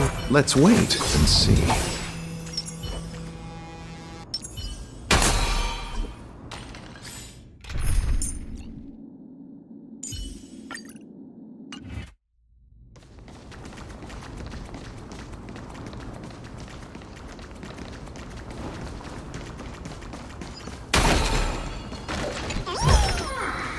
melodious sound that soothes the soul.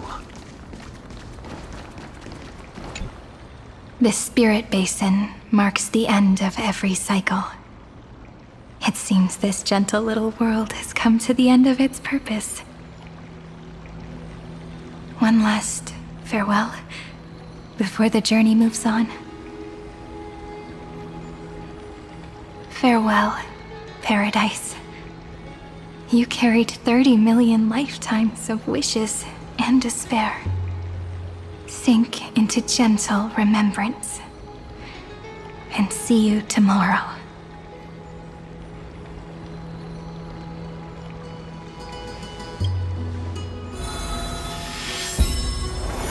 From now on, the world no longer needs a tomorrow promised by prophecies. And the wish Finan could never find and call his own. Someone's finally stepped into its shadow. Whoa! So tall! So cool! Just like the hero on the Oracle cards! It's because he is the very embodiment of a hero. Who are you? So, you've returned to a blank space. But for me, this is the 33,550,337th time, and the last time that I meet you at the end of the world. They're already on their way. Should they cross paths with me, I imagine things may spiral out of control. 30 million... What? And who are they? Pay it no mind, child. Keep looking there. What do you see in him? It looks just like a statue, but... It's weird. He's warm. Like, really warm. Why not listen as well? I hear something. There are cracks all over him, and they're making this sound. Like someone's groaning. It's scary. Is he gonna fall apart? How unfortunate, child. This man would rather fall to pieces than fall to his knees. You might think of me as a sculptor. Across all my years, I only completed 2 pieces. Others may call them masterpieces, but only I know how many regrets they truly hold. Regrets? My first creation left me, long ago. This second one, it was meant to be perfect. I believed it with all my heart, until this very moment. I don't get it. Are you saying you've changed your mind? I won't change, but I'll admit this. Those 12 stones, unpolished as they are 1,000 times more exquisite than any statue. It's as if they are mocking me, a failed sculptor whose touch can only diminish what was born to shine, until nothing remains. For the first time in my life, I've realized this vessel is merely an avatar made to contain the first genius's paranoia. The seal etched into my mechanical core permits me to pursue only one purpose. destruction. Compared to me, those 12 glowing, unrefined stones may have lived with more freedom than I ever had. Is this your confession, Lord Lycurgus?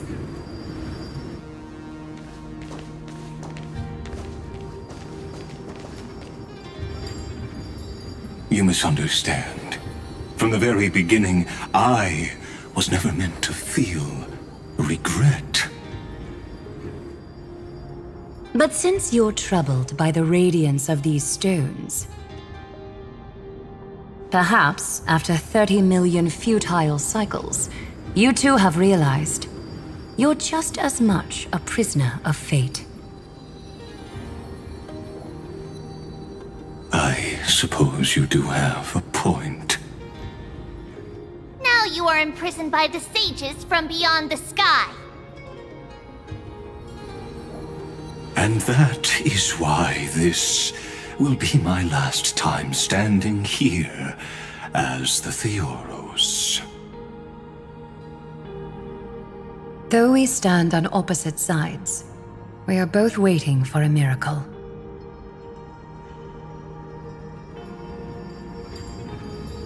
What are you talking about?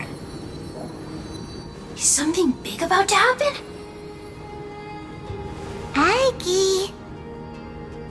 I know. Now that your victory is assured, I trust you won't mind giving us a moment in private. Assured? Not quite. But I won't stay long. I'd rather not spoil the fun for those deliverers. And besides, after losing everything, the only thing that remains in me is the drive to seek knowledge.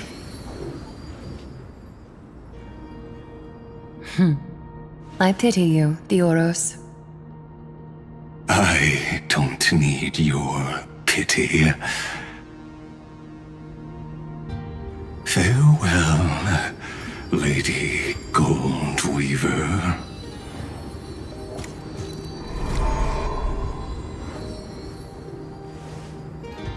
Sorry to keep you waiting, Snowy. We're here to take you home. Home? I don't understand. Isn't this my home? This isn't a real home. A home should be a warm, cozy place where you can let go of all your burdens and sleep peacefully for a long, long time. But I can't sleep. Every time I feel drowsy, there's a voice. You mustn't sleep or disaster will come. It sounds really weak, but also kind of strict. It won't disturb your sleep anymore, child. For countless nights, you had no other choice. But now, your mission has come to an end. Join us, and send your own wish towards tomorrow.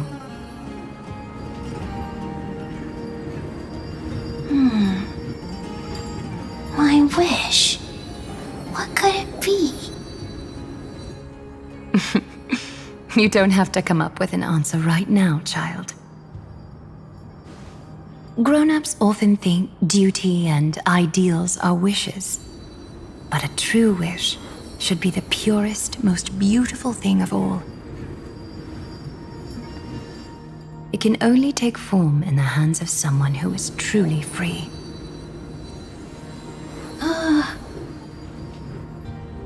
So, Snowy, will you come with us to chase after your own wish?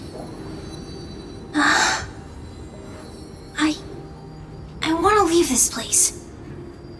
I want to go find it. I'm glad to hear it.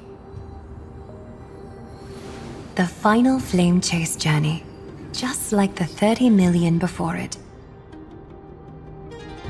Take our hands and come with us.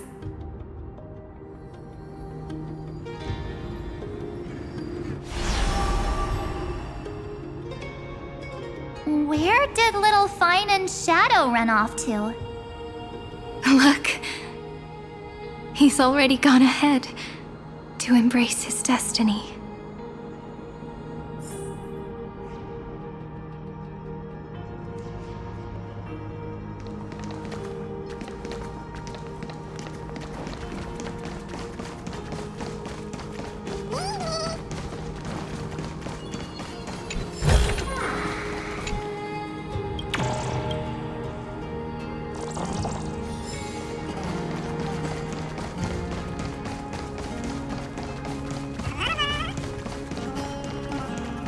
You really took the long way around.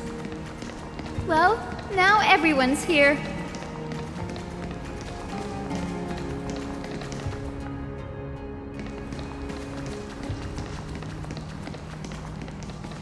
You've finally arrived, Deliverers.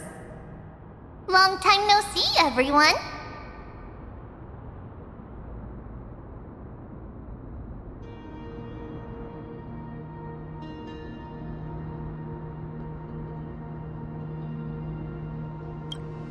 We miss you too, Little Gray.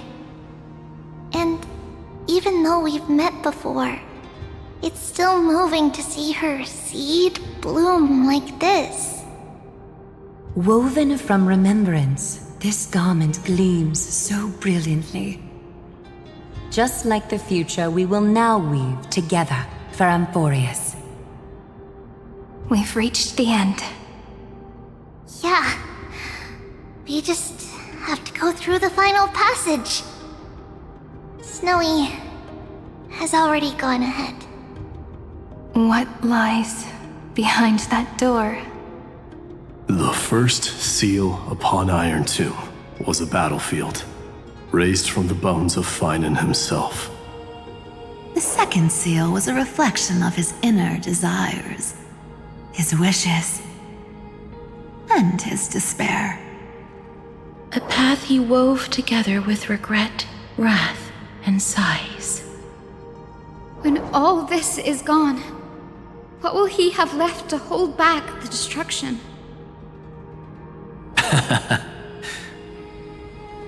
The answer is all but revealed. His traces are everywhere. You can even hear distant heartbeats. But one thing is missing. His sense of self. The world believed Kefli had long since perished.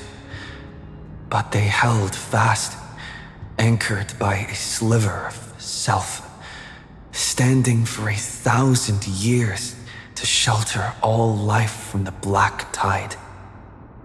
What Finan is doing now is no different.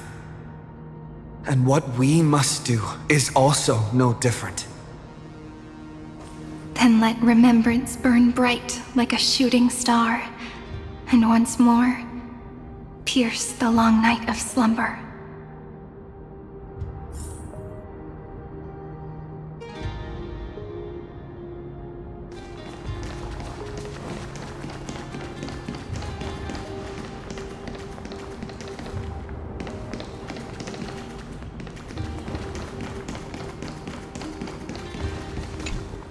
What follows is a battle that will decide the fate of the stars.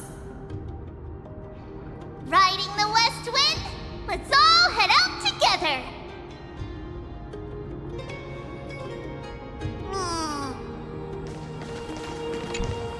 Take a moment to gather yourself. Once you take this step, there's no turning back. It's all right. I'll wait for you. We all will.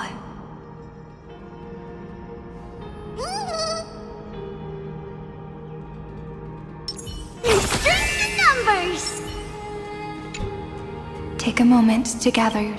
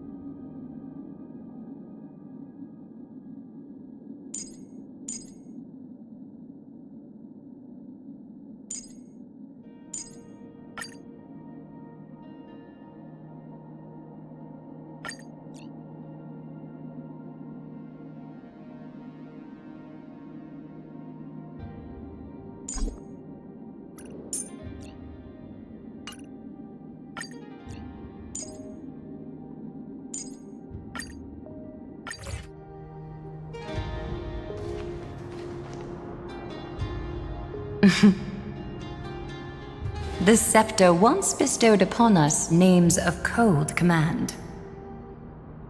The prophecy spoke of our unchanging fates time and time again.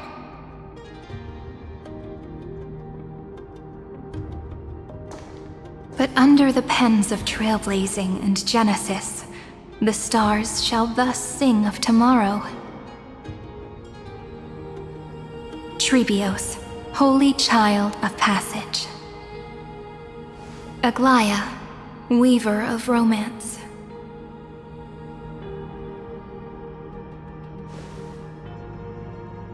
At the journey's end, they shall bathe in gold once more. Through myriad passages, until all that was lost is reclaimed.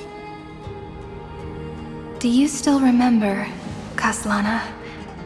The one who won't reach the dawn?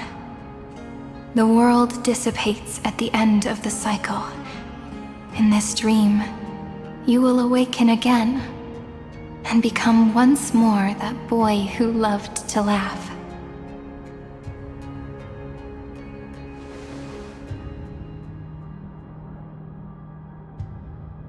But if you open your eyes and look back on yesterday, you'll see Destiny's footprints, clear as day.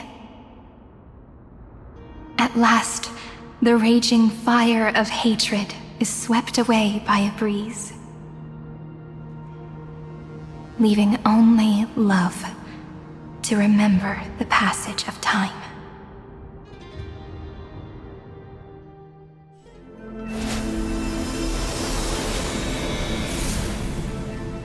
Losses are a constant on the Flame Chase journey. But even if all is lost to the wind, memory endures.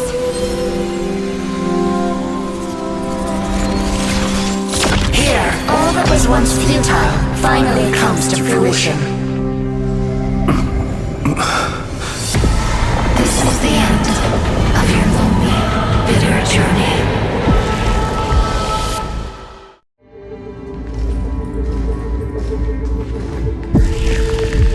The scepter's mainframe and Iron Tomb's breeding ground.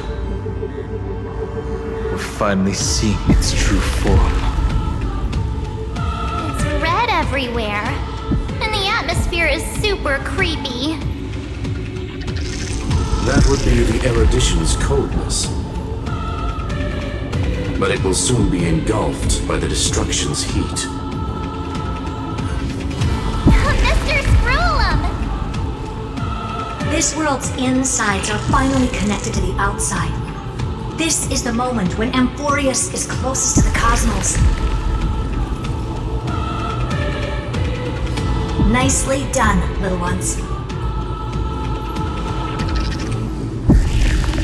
With Stephen Lloyd and his hacker friends here, the Scepter's block protocol will no longer take effect.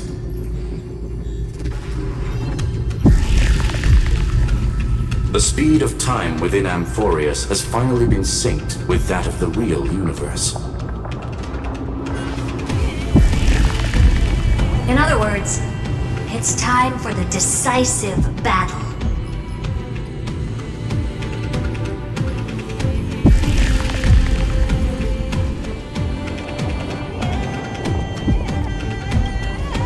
We will guide the fate of the cosmos onto the right track.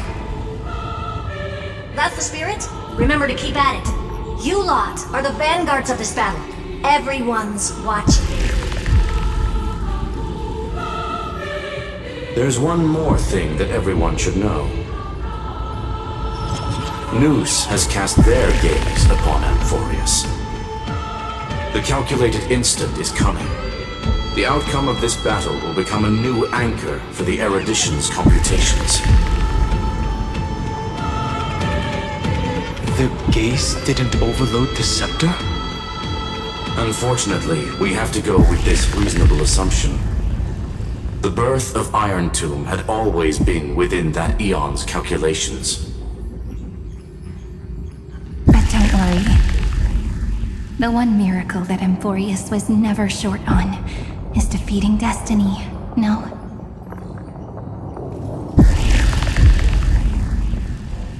Yup. Let's show the Eon how powerful we are. Good luck, all of you. As the ruler of planet Skrulum, I wish all of you victory.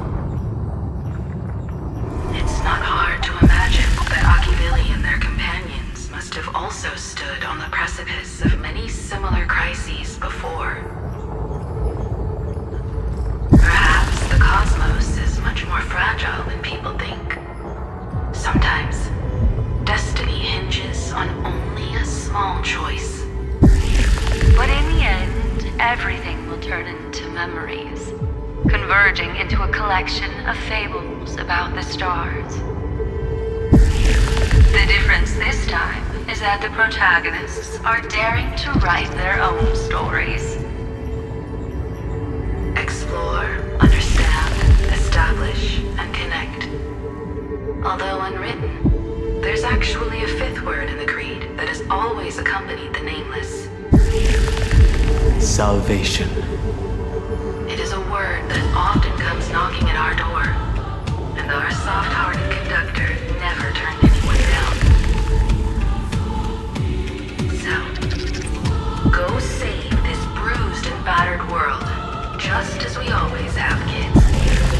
On this stop, the entire cosmos will be your traveling companion.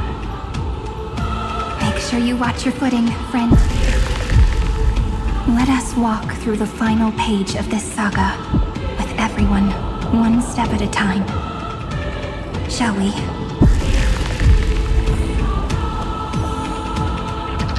I command.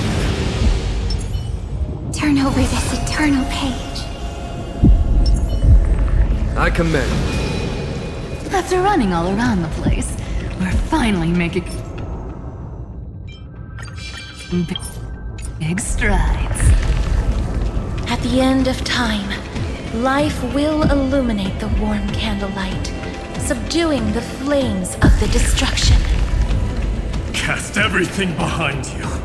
All that's left is the thrilling, relentless deathmatch. The final problem no longer requires a rational solution. Feel free to critique it to your heart's content. The starry sky marred by that rift is the last scar that needs to be healed. That Theoros's promise still turned out to be such a narrow road. Pity. There is no longer any need for songs. Let the triumphant roar of victory serve as the prelude to what lies ahead. With 30 million cycles worth of hope, we will soar through the last gate and write our own prophecy! All that is lost has now been gathered here.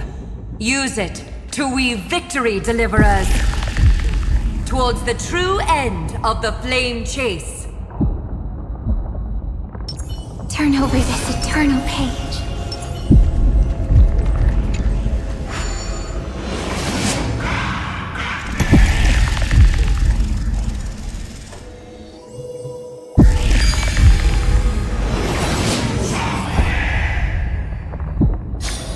The destruction's placenta is getting restless. Are you ready? Again and again, Sinon launched his attack against the scepter alone. But this cycle...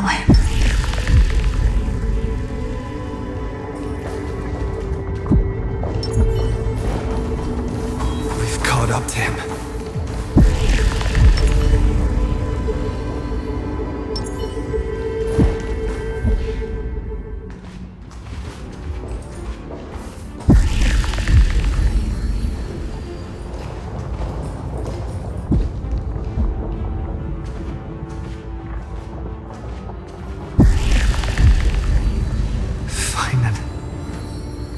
Do you remember the promise we made back then?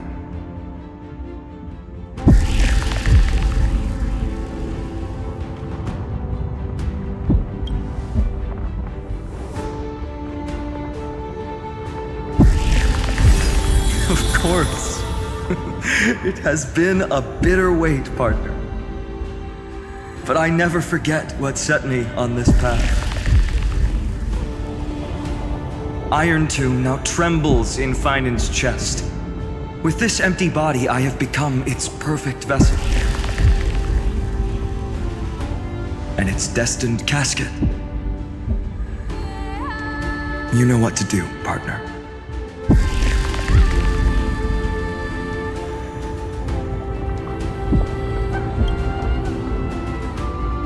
Remember the past and become the hero of tomorrow. Stand with me and become heroes.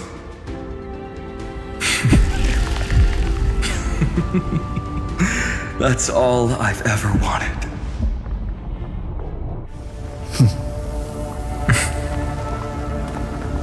The epic draws to a close. 30 million cycles of light fading into darkness. Just for this moment.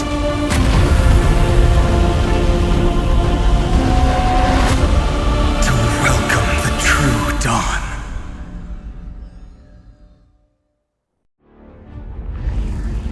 Finally.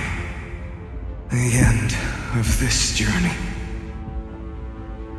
All of us reunited beneath a vast, endless sky.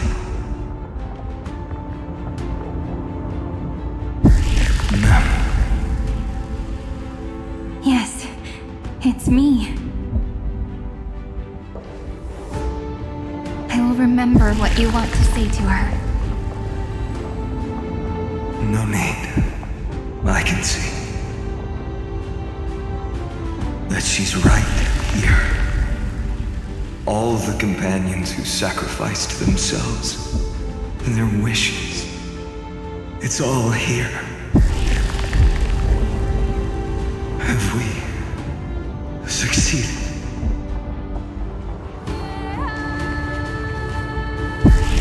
I think we have. Tomorrow, the stars will sing of the story of the Flame Chase journey. And it won't just be you in it. There will be countless numbers of you. Amphorius will be a glorious and magnificent world of heroes in the universe's memories.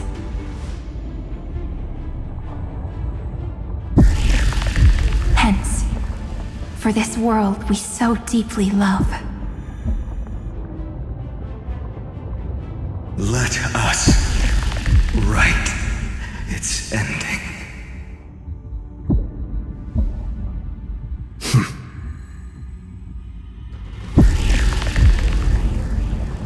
Step forward with the trail blaze as witness. Let the name shared by all deliverers be sung unto eternity. The nameless hero, Kazlana!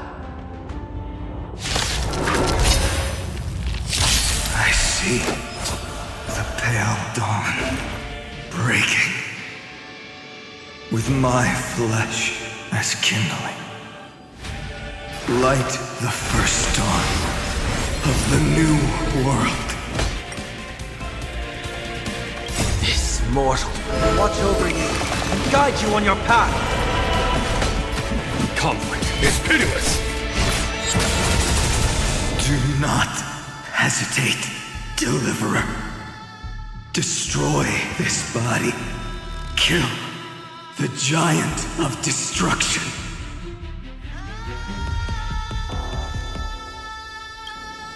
Do not bow your head to them. Show no mercy. This mortal form watch over you and guide you on your path. Eternal sleep is the dead return!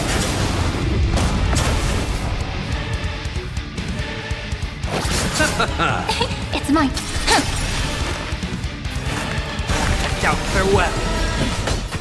Here is thunder. Iron Tomb's hatred is bottomless. It will turn into countless factors, sweeping across the stars. When the time comes, promise me, use the world-cleansing golden blood to turn everything to ash.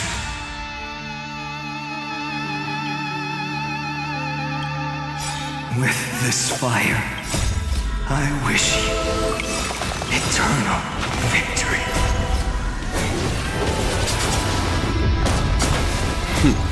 Time. Show no mercy.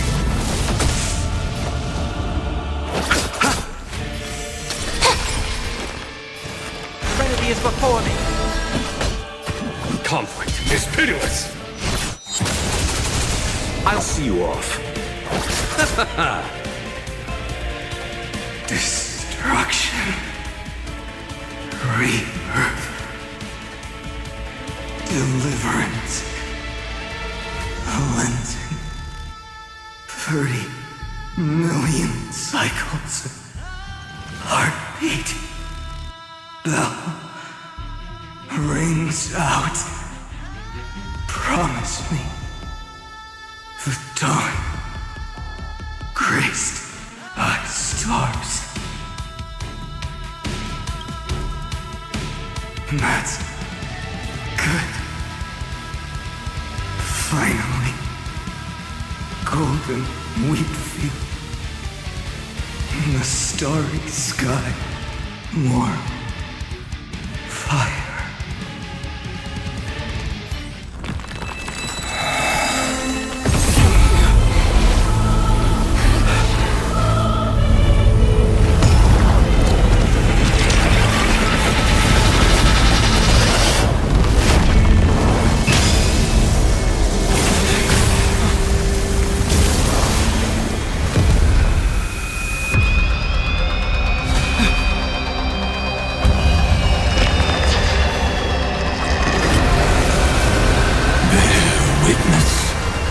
Monarch of myriad machines, my ridiculous creation. The instant in your calculations bears the name Destruction.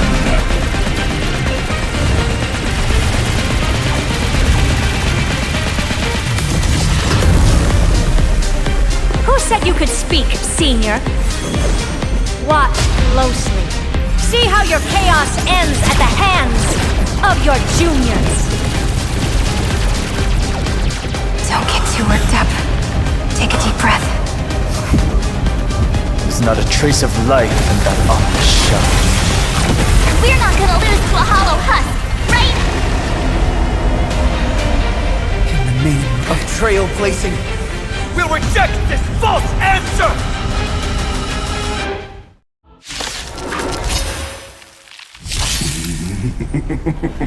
My atonement is complete. The Headless Giant will create wisdom's funeral. Iron Tomb's body has descended.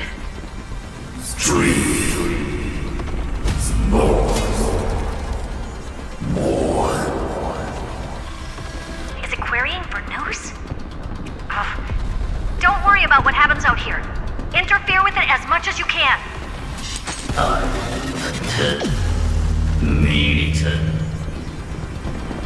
What a twisted giant.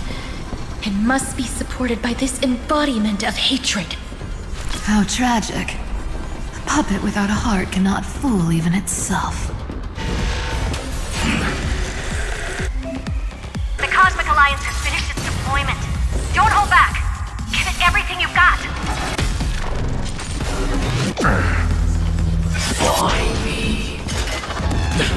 Facing death yet finding life. I doubt farewell. Follow my charge. This mortals watch over you and guide you on your path. Conflict is pitiless. Time. Show no mercy.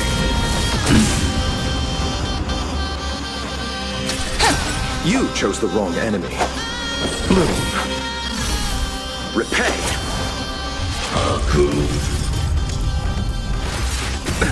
Nothing major. Is that it?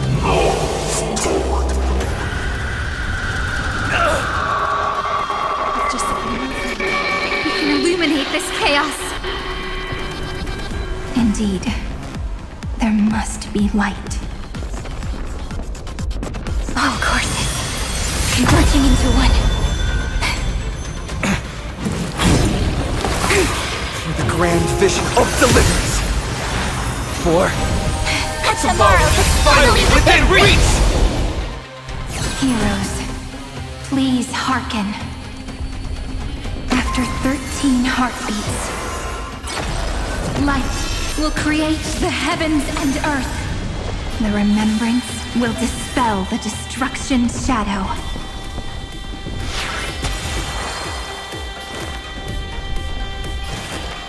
Serenity is before me. this mortal Watch over you and guide you on your path. Eternal sleep. The dead return!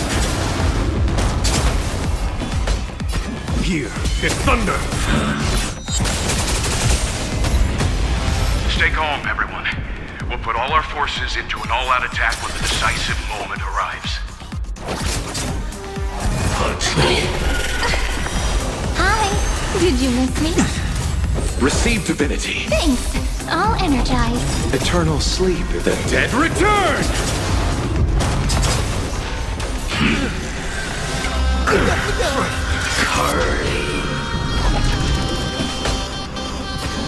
Conflict is pitiless! Show no mercy!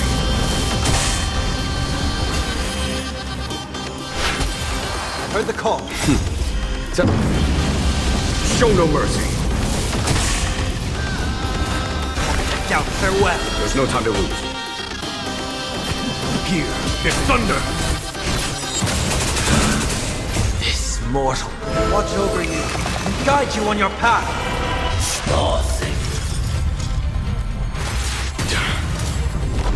The cosmos is looking at us.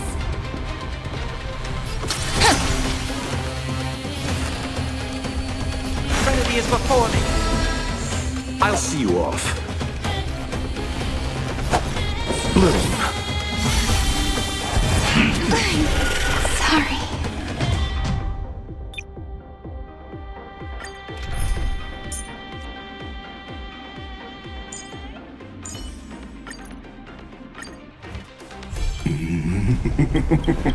My atonement. Iron Tomb's body has descended. Is it querying for news?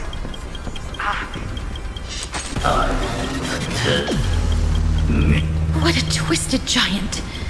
It must be How tragic. A puppet without a heart cannot. It's of no consequence. The Cosmic Alliance has finished its deployment. Don't hold back. Give it everything you've got. The dead return! Just a small prelude.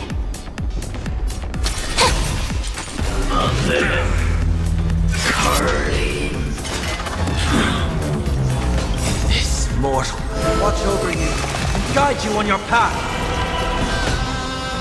Conflict is pitiless! You chose the wrong enemy. Show no mercy!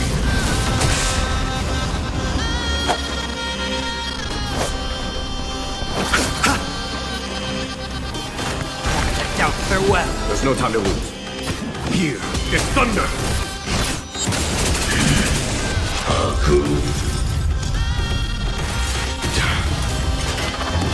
Is that it?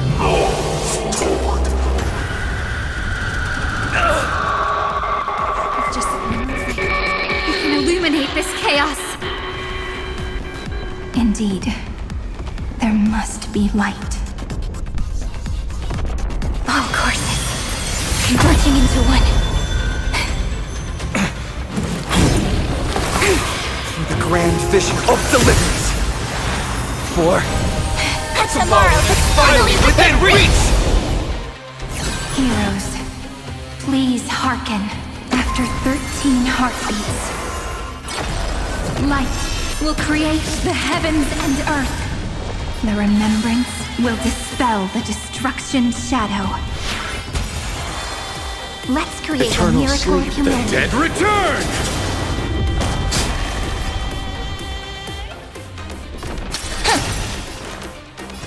Serenity is before me.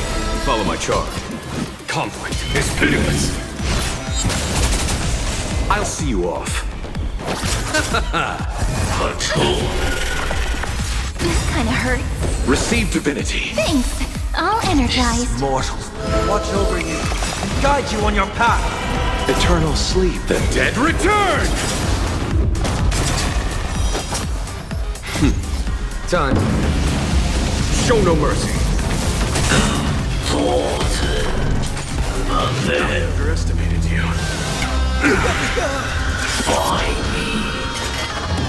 Is that it?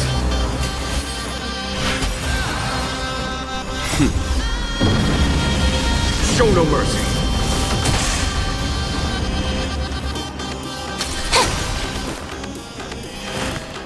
Doubt farewell. Here is thunder. The cosmos does not need a third emperor, much less an artificial tyrant.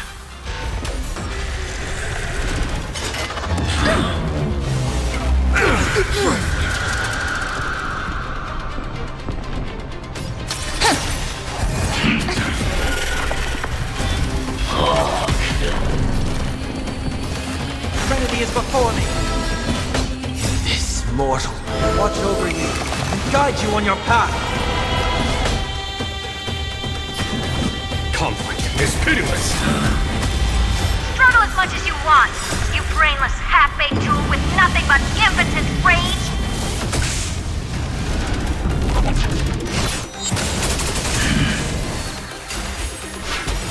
I'll see you off. Show no mercy. Receive divinity. Eternal sleep, the dead return!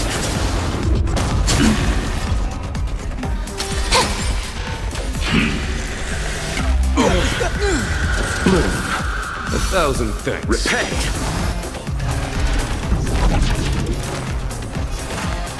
Doubt farewell. There's no time to lose. Here is thunder. Let's start the second movement.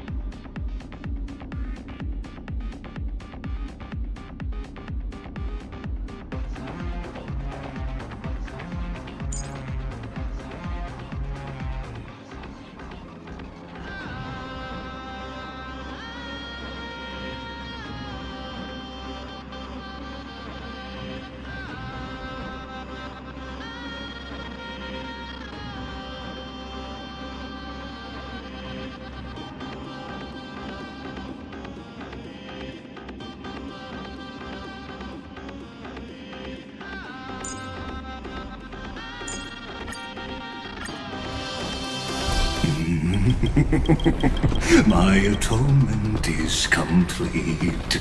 The Handless Giant will create wisdom's funeral.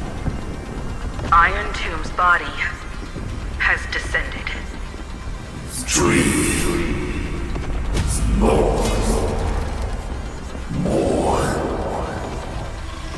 Is it querying for news? Don't worry about what happens out here. Interfere with it as much as you can.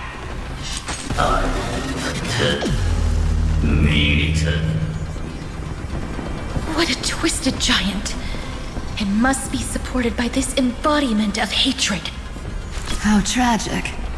A puppet without a heart cannot fool even itself.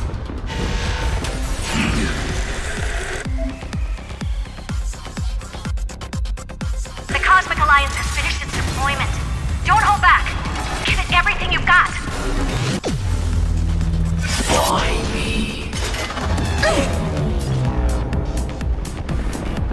Is it coming? I feel that flame. Let me go! Stars, shine for the heroes. We'll overcome the thorns. Doubt farewell. This mortal will watch over you and guide you on your path. Your end approaches. Is there a chance? I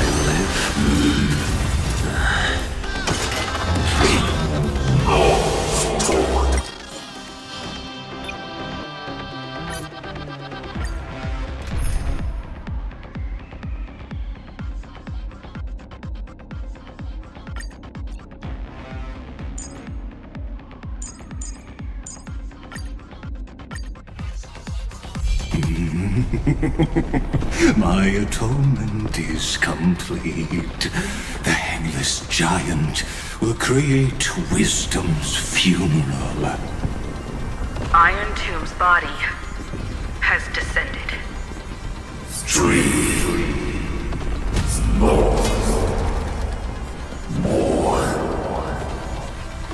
Is it querying for news? Don't worry about what happens out here. Interfere with it as much as you can.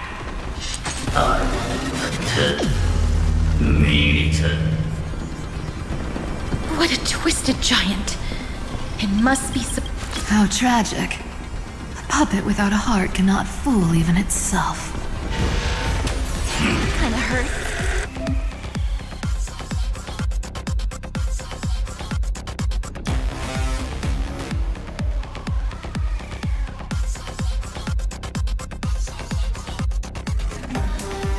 The Cosmic Alliance has finished its deployment. Don't hold back. Give it everything you've got.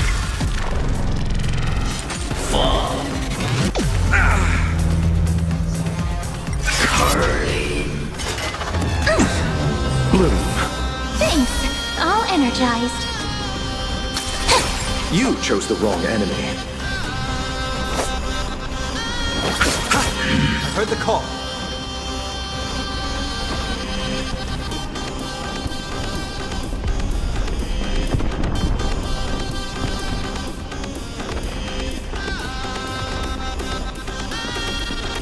Moment of divine insight arises from enduring patience.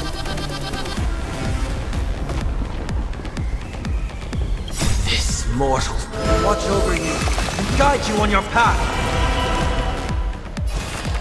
I doubt farewell. A blade knows no mercy. The fight is set. That paradise, savor it for me.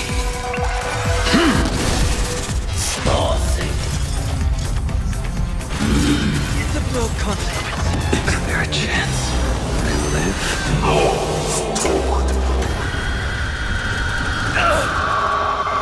With just a little flame, we can illuminate this chaos.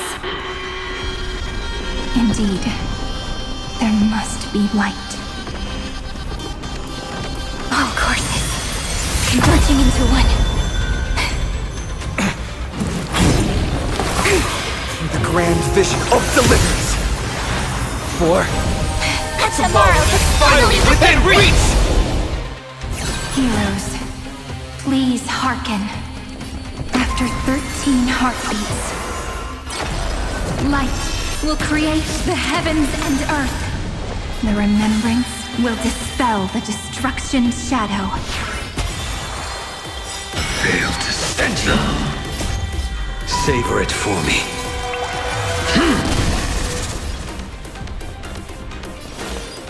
Flowers bloom for tomorrow.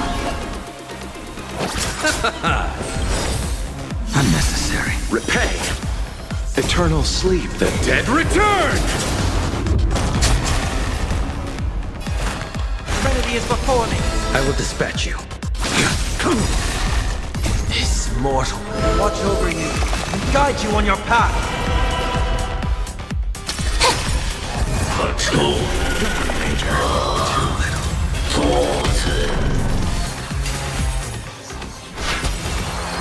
That paradise may be savor it for me.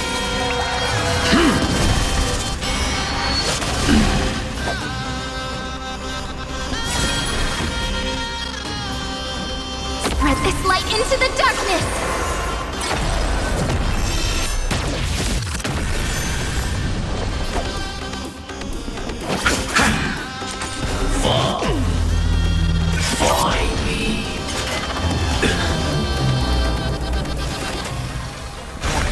Farewell. A blade knows no mercy. The cosmos is looking at us.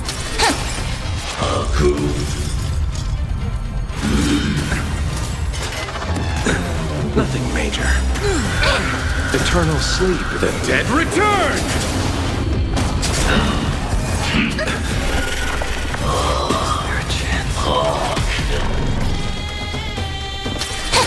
I'll overcome the thorns.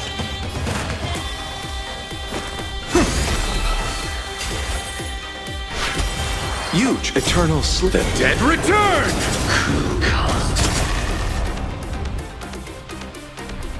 This mortal form will watch over you and guide you on your path.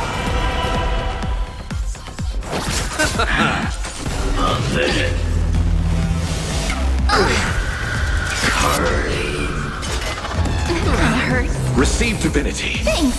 I'll energize. Eternal sleep. The dead return!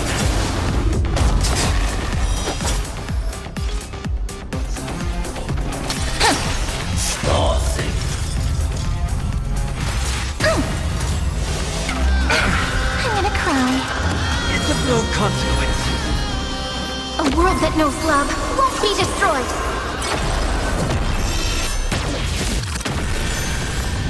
I'll see you off. It's broken.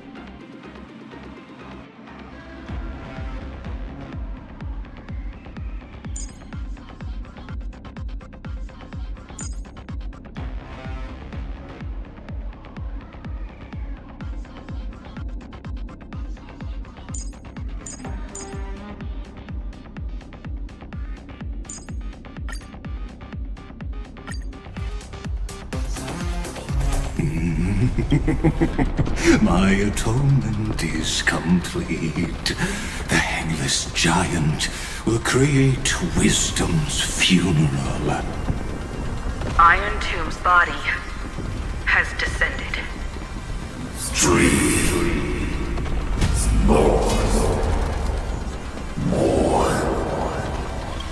Is it querying for news? wanted me. What a twisted giant. It must be support. How tragic. A puppet without a heart cannot. The Cosmic Alliance has finished its deployment. Don't hold back. Give it everything you've got.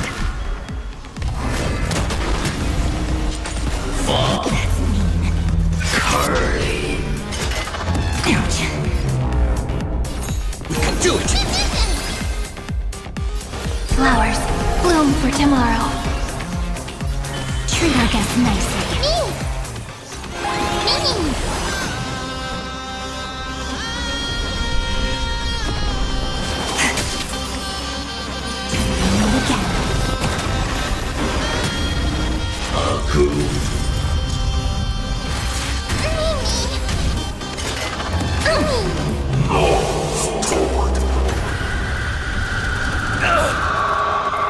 With just a little light, we can illuminate this chaos. Indeed, there must be light. All courses converging into one. For the grand vision of deliverance. For Tomorrow is finally within reach!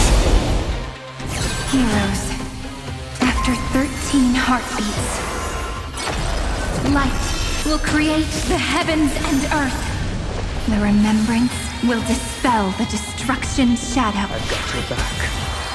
May there be nothing that stands in Amphorius' way!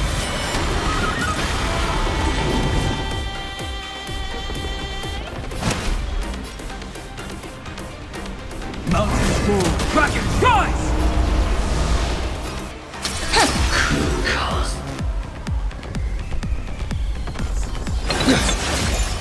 trust me. We can do anything! Your time to shine.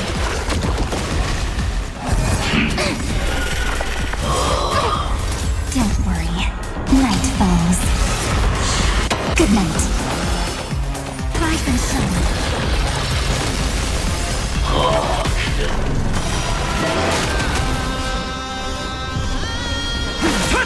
The cosmos is looking at us. Stars, shine for the heroes. I have always avoided making hasty verdicts, but now, humanity's justice is unquestionable.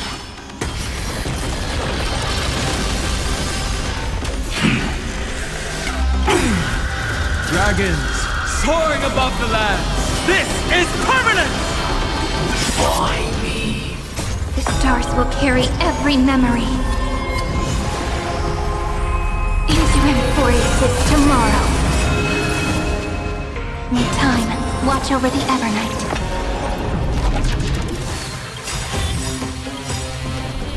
Thanks, sister. We'll shoot through that Tin Man together. Soaring above the lands. This is permanent! Don't worry, night falls. Good night. Spread this light into the darkness!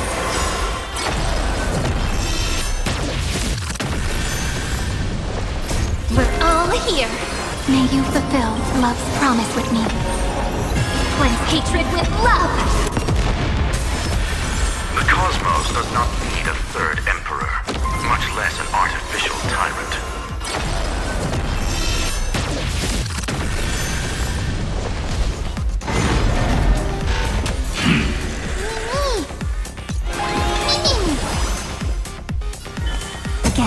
Again. Rise and shine. I'm on it.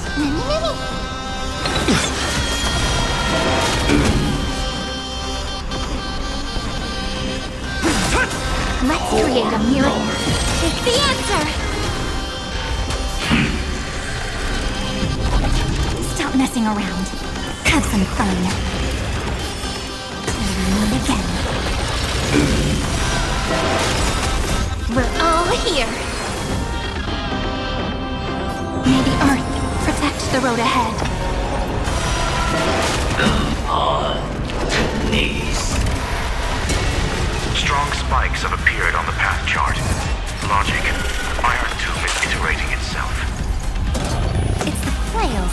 cornered beast. No, form.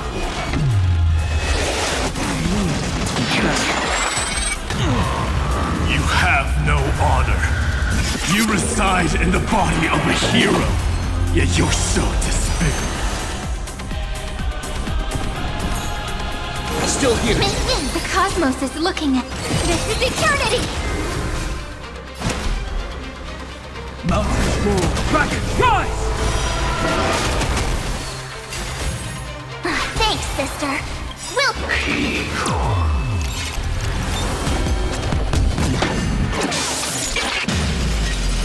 Is this the true face of Aranova?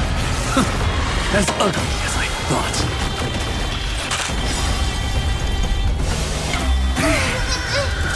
We're all here. In time, watch over the Evernight. Rise and shine.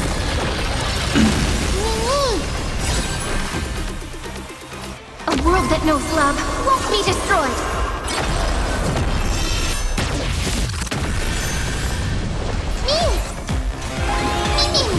Time for some sweet dreams. Have some fun. Till we meet again.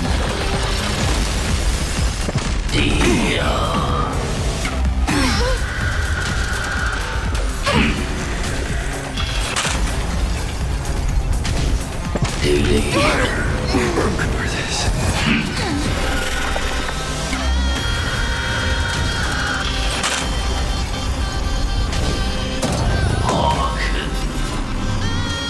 It's the answer! That won't work.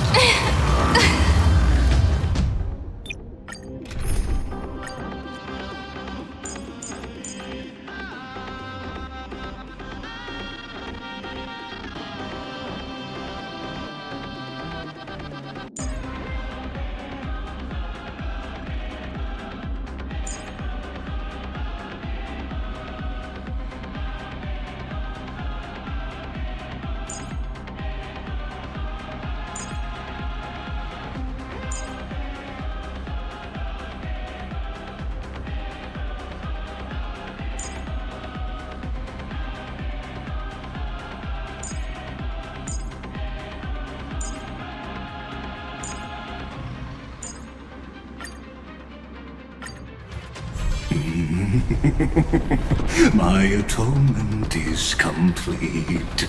The Handless Giant will create wisdom's funeral. Iron Tomb's body has descended.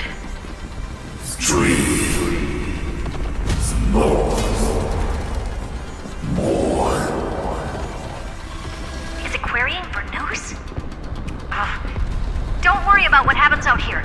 Interfere with it as much as you can.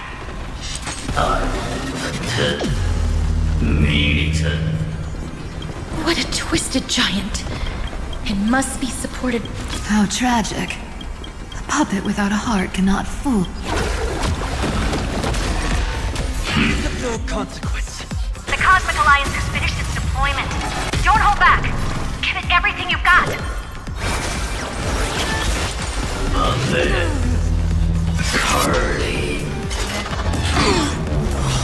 Now is not the moment to Cosmos pause. is looking at us. Flowers bloom for tomorrow. We'll overcome the thorns. And doubt farewell. Your time to shine. Rise and shine. Future is great. So lead the way. I can't think.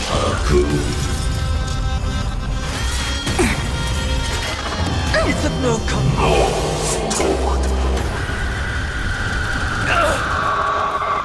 Just we can illuminate this chaos. Indeed, there must be light. All courses converging into one. For the grand vision of deliverance. For Tomorrow is finally within reach! Heroes, please, after 13 heartbeats, light will create the heavens and earth. The remembrance will dispel the destruction's shadow. What a whirling wind. Let me add some rays of dawn.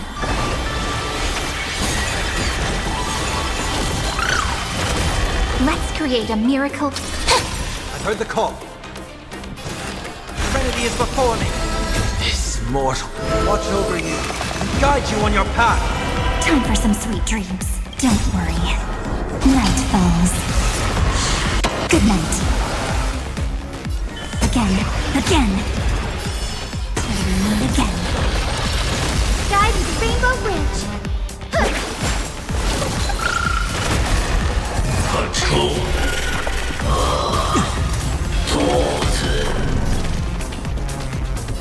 Stars, shine for the heroes.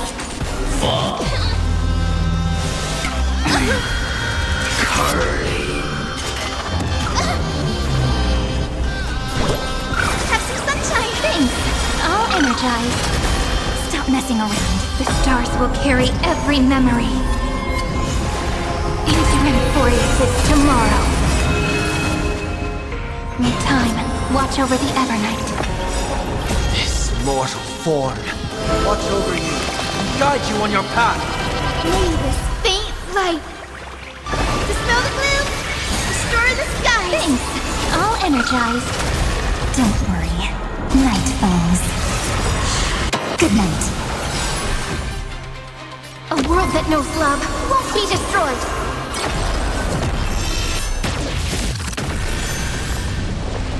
We're all here. May the sky heal the twilight. May I destruction with me!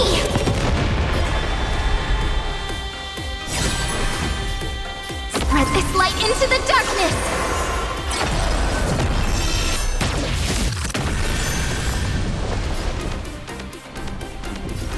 Have some fun.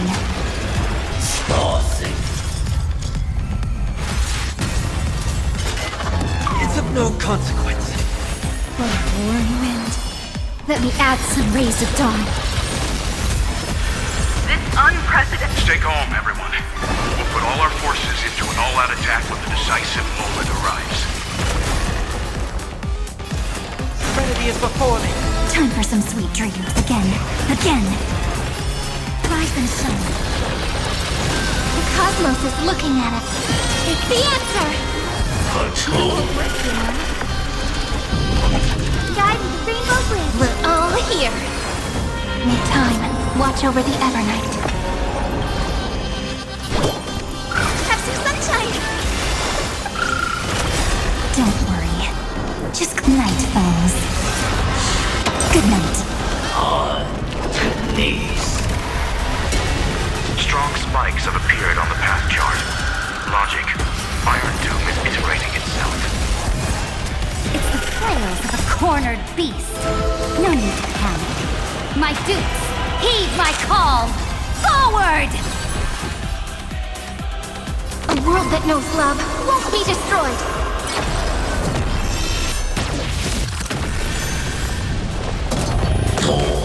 Stop messing around. Have some fun. Rise and shine. Doubt farewell. Time for some sweet dreams. Again. Till we meet again.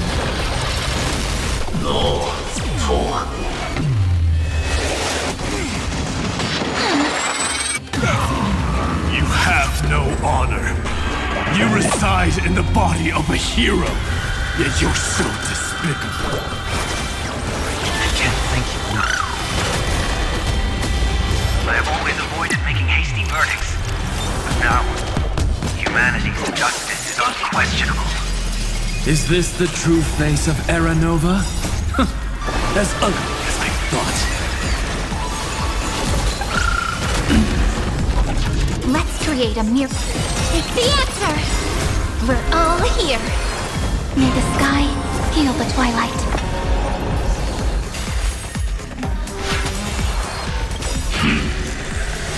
This trial is mortal. Watch over you and guide you on your path. Guidance Rainbow Bridge. Have some sunshine. I can't thank you enough. May this dispel the gloom, restore the skies. I can't thank you enough.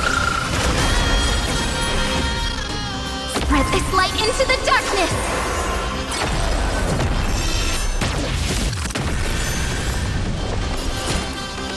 This is eternity!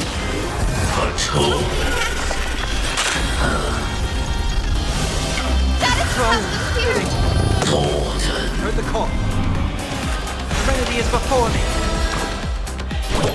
Show me the way!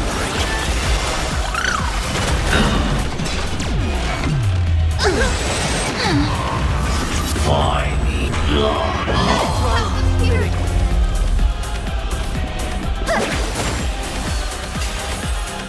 What a warm wind. Let me add some rays of dawn.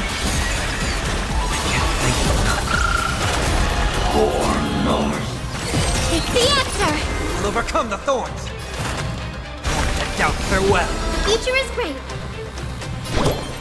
Have some sunshine! Thanks! All energized. We're all here. May the sky heal the twilight. Rewrite destruction with me! The cosmos does not need a third emperor, much less an artificial tyrant. Show me the way! May this dispel the gloom! Destroy the sky! Thanks! All energized. This is eternity! That won't work, you know.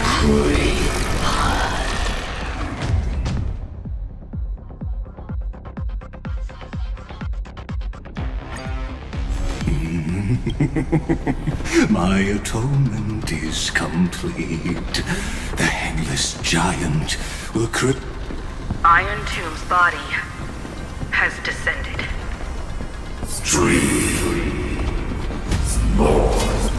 Is it querying for news?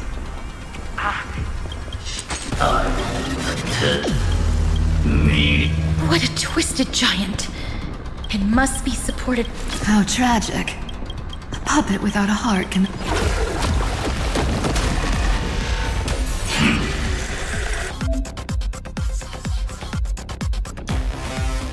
The Cosmic Alliance has finished its deployment. Don't hold back. Give it everything you've got.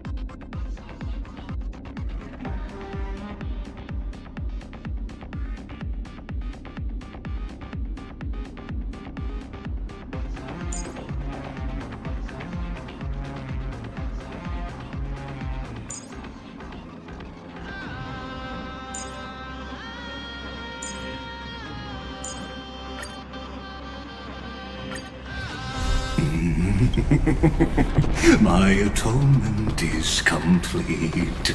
The Hangless Giant will create wisdom's funeral. Iron Tomb's body has descended.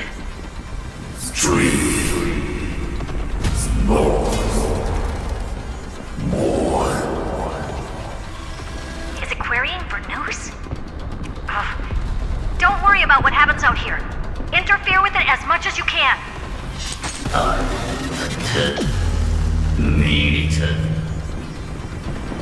What a twisted giant.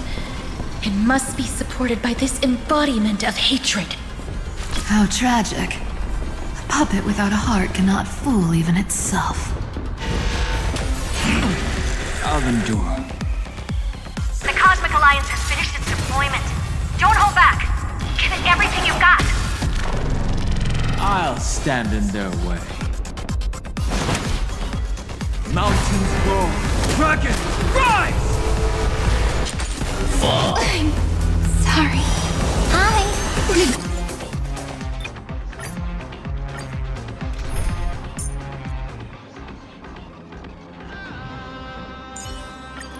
Sorry.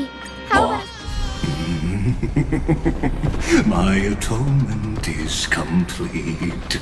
The Handless Giant will create wisdom's funeral. Iron Tomb's body has descended. Is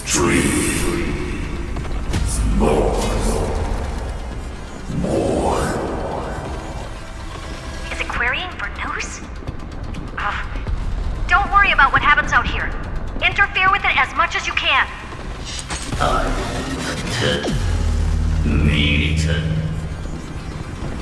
What a twisted giant. It must be supported by this embodiment of hatred. How tragic. A puppet without a heart cannot fool even itself.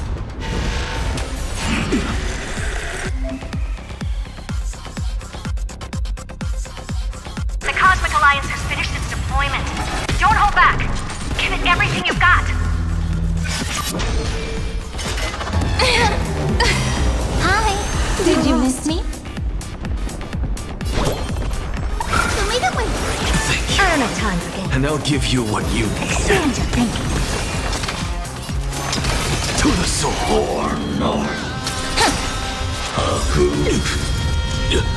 Curiosity.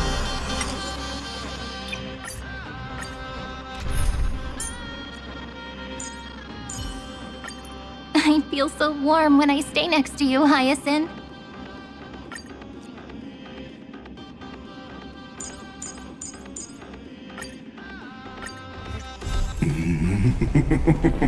My atonement is complete. The Handless Giant will create wisdom's funeral. Iron Tomb's body has descended. Is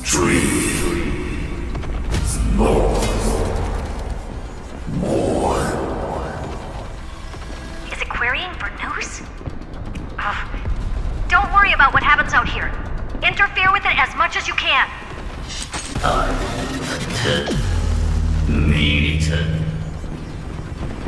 What a twisted giant. It must be support.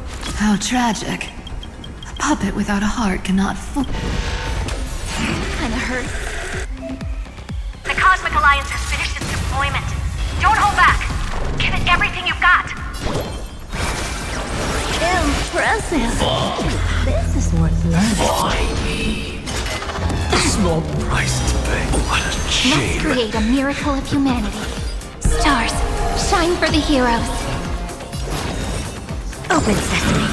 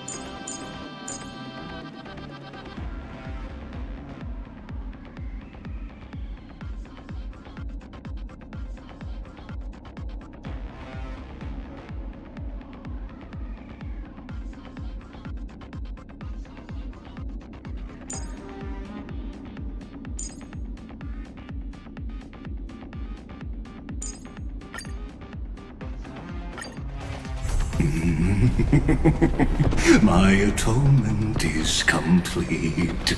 The Handless Giant will create wisdom's funeral. Iron Tomb's body has descended.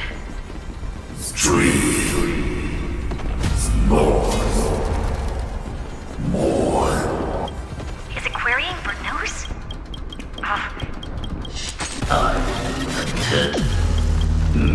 What a twisted giant. It must be support. How tragic. A puppet without a heart cannot. The Cosmic you've got!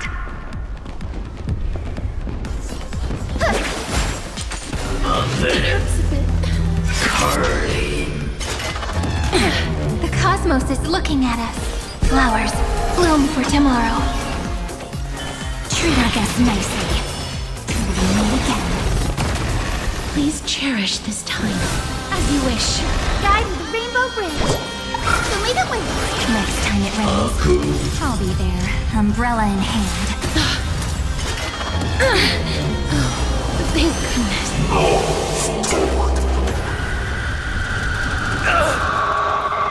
With just a glimpse, we can illuminate this chaos.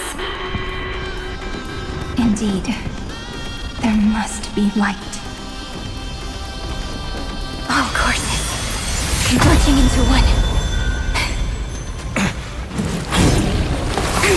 For the grand vision of deliverance. For Tomorrow is finally within reach! Heroes, please hearken after 13 heartbeats. Light will create the heavens and earth.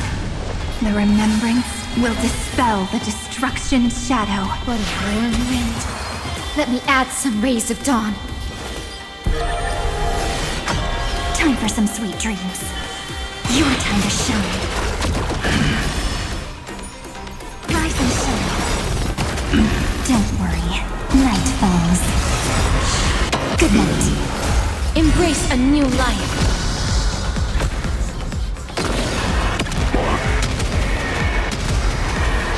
May death protect us!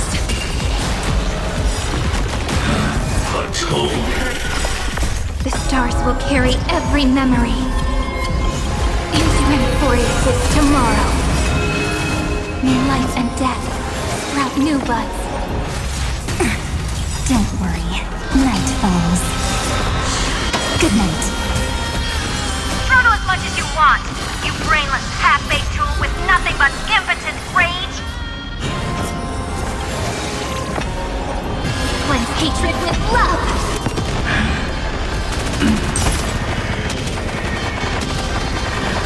May death protect us!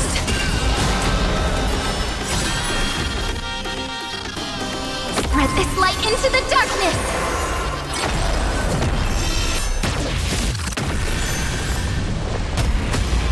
Stay calm, everyone. We'll put all our forces into an all-out attack when the decisive moment arrives.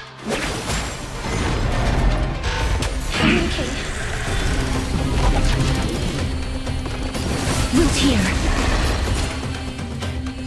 It's the answer! May this faint dispel the gloom, destroy the sky! I shall remember this one. Guide with the rainbow bridge. Have some sunshine. Next time it rains, I'll be there, umbrella in hand. Again. Rise and shine. Thanks, sister. We'll shoot through that Tin Man together. Don't worry. Just night falls. Good night.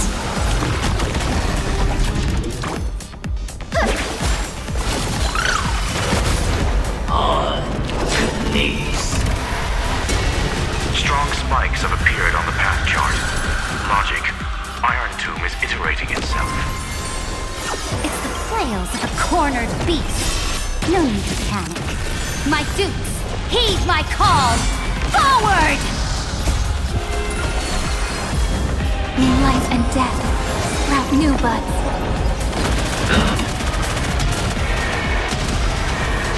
May death protect us!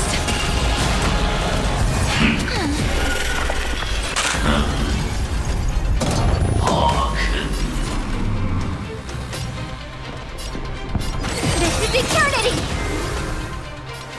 Have some fun. Till we meet again. The cosmos does not need a third emperor, much less an artificial tyrant. We're all here. May life and death sprout new buds. Embrace a new life.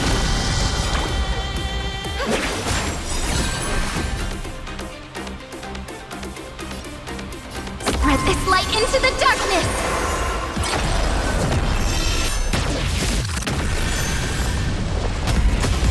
I have always avoided making hasty verdicts. But now, humanity's justice is unquestionable. Think! Dispel the gloom! Destroy the sky! I shall remember this work. Let's create a miracle of humanity. Take the answer! Again. Rise and shine. Don't worry. Night falls. Good night. Thanks, sister. We'll shoot through that Tin Man together. As you wish. Embrace a new life.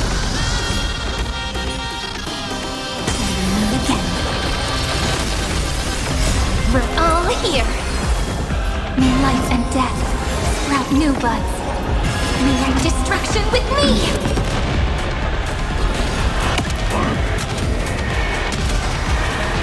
May death protect us.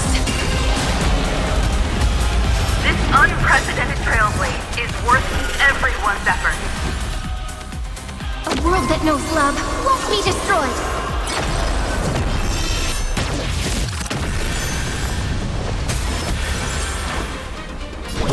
Have some sunshine! I shall remember this work.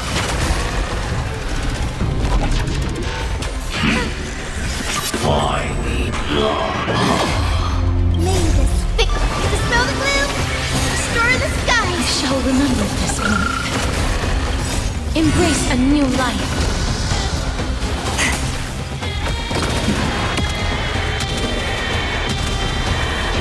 May death protect us! The cosmos is looking at us. Take the answer! Please cherish this time. We'll hear.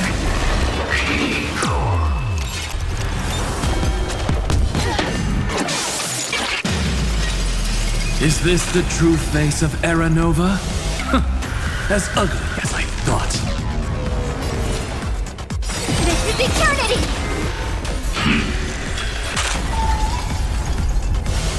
That's mean. Guide with the Rainbow Bridge. Show me the way. I shall remember this work. The progress of Era Nova has been interrupted? Does this mean we won? But we have a bad feeling about this! The golden thread still trembles. The war is not over yet. Correction. This is not a war, but a debate. The argument about the Prime Mover is only about to begin.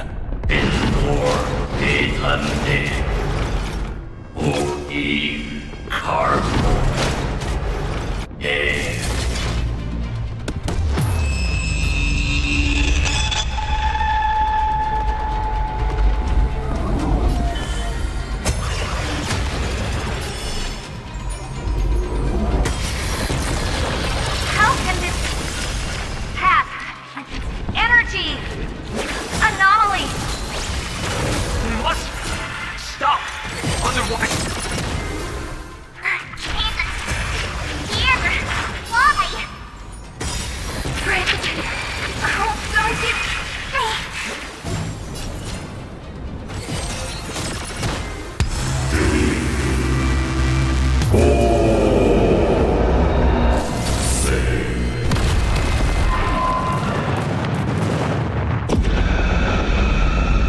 The fourth instant of the cosmos is the coronation of Iron Tomb.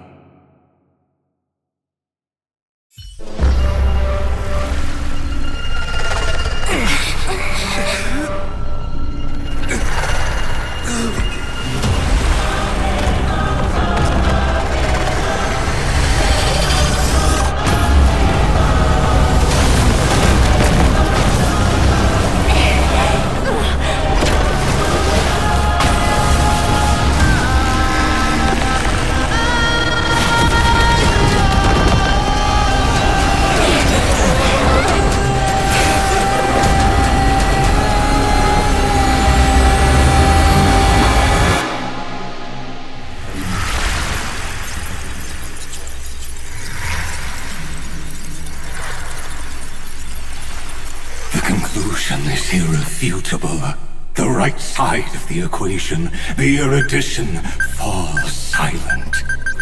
In 13 heartbeats, they will begin recalculating the universe, with destruction as the only solution.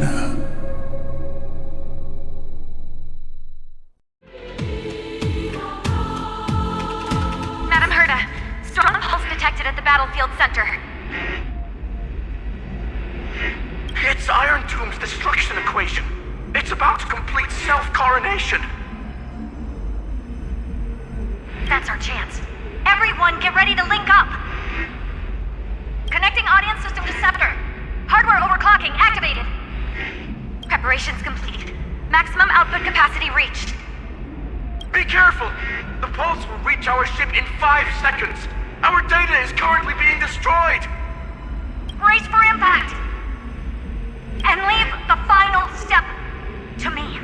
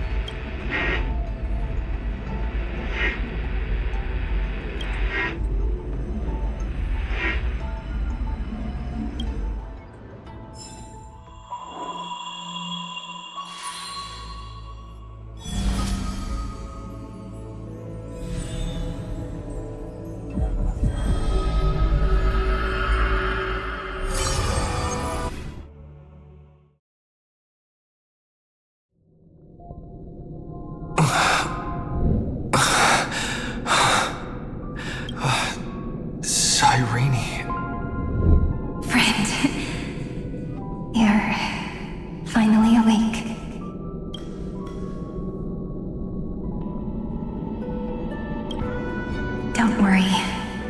Time does not flow in this place. All the stars have been silenced. Iron Tomb is dissolving everything that I can sense.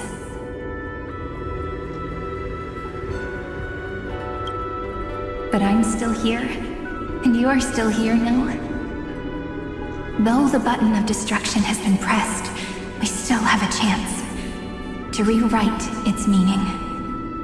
That Eon finally cast their eyes toward Amphorius. Yes, I imagine they have also been waiting for this moment, when the scepter's body and heart become one. Iron Tomb is a perfect arc. If a seed can be planted within, then the moment the Lord Ravager blows the erudition to pieces, the remembrance will be spread to every corner of the cosmos. The cosmos will witness Amphorius' answer after this fleeting, yet eternal moment. And now, it's time for us to pen the last stroke. I see endless memories floating in the starry skies. They are the consciousness of the victims. In the cosmos' real space-time, they'll be stained by the destruction in the next second. But they are still pure seeds for now. If I hold these memories in my hands, then I can create a stagnant memory zone. A tiny Eden of blessed insight. I believe the flower of miracles will bloom within.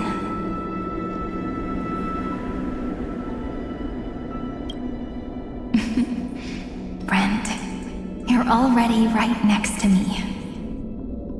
I can still hear your voice in this bottomless void. Looks like we're still connected by one heart, even as the cosmos reaches its end. In that case, I won't feel alone or be scared. Because as long as you follow the memories in your heart,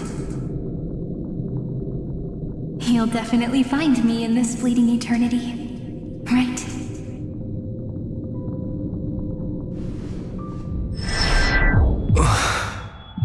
Irene. What are you waiting for, passenger? I specifically came over to check on you in case you got lost.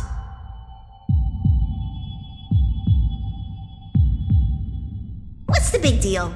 Pom-Pom is the conductor after all. At long last, you've embarked on this road as well. Many, many years ago, they were standing at the start of the road in hesitation, just like you are now. So, Pom-Pom came over to give you one message. Run. Don't think about anything else. Just run. Even if the entire cosmos has stopped. Even if everyone else is tripped by the darkness. You still need to keep running. Picture yourself as the Express, moving forward at full speed. Because that's what the Trailblaze means.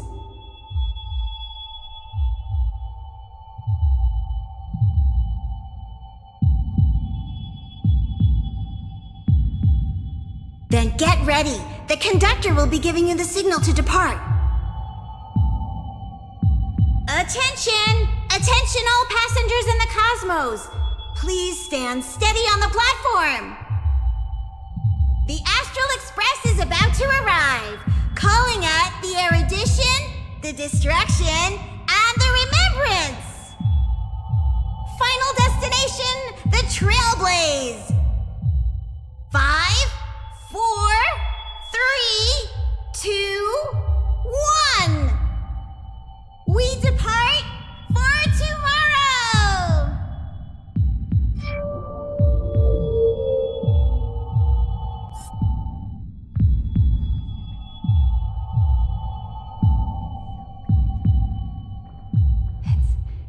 It's as if I can hear the sound of my heart beating. If the view in your memory ever grows fuzzy, just reach out and touch it.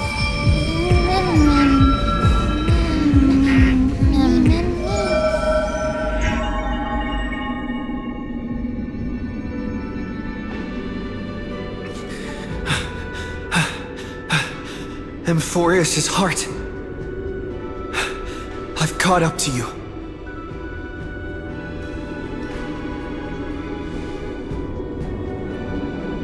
Let the first light illuminate chaos.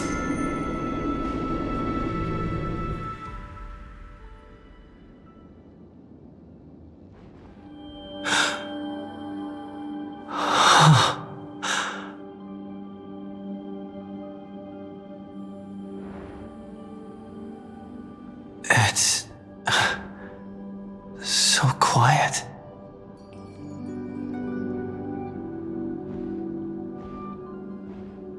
Everything's frozen in the most beautiful moment. This garden is your memory. I'm here, Cyrene. I knew you'd find this place and walk into my heart as you've always done. Then let us both do our duty. The hero who trailblazes the way forward, and the fairy who watches over remembrance. We never changed at all, did we?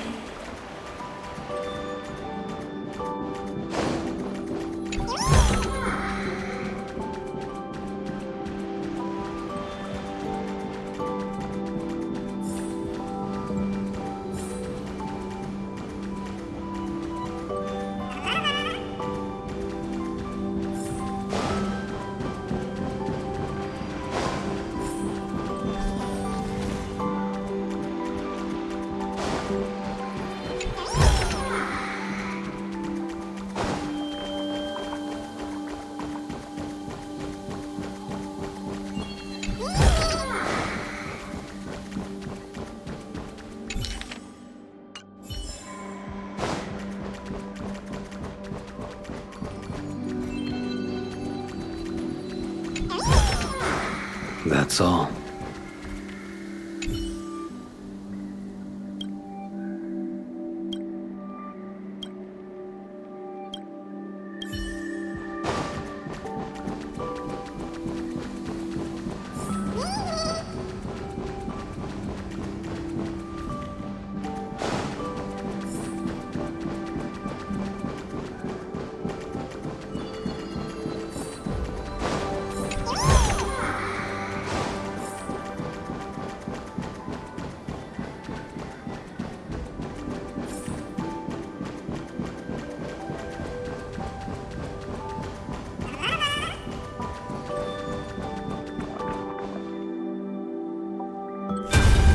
Seed of memory.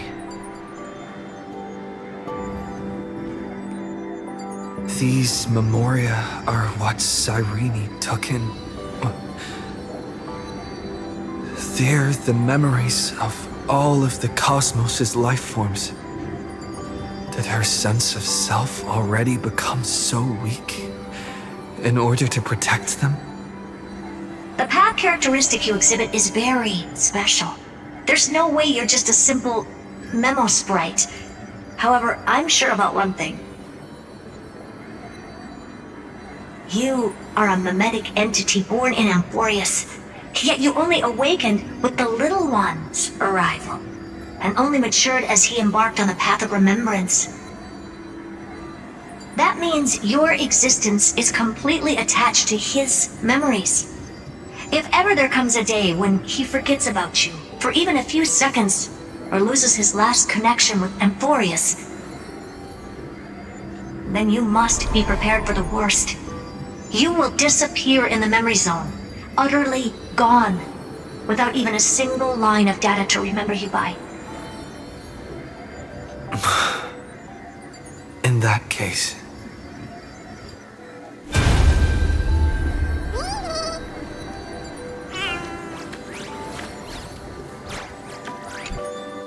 let me remember the cosmos with you. That way, it won't just be your memories alone. It's getting out of control! Run for your lives! Retreat! Darn it! We've still got ammo. Hold the line! At all costs! Too many injured. Can't take it anymore.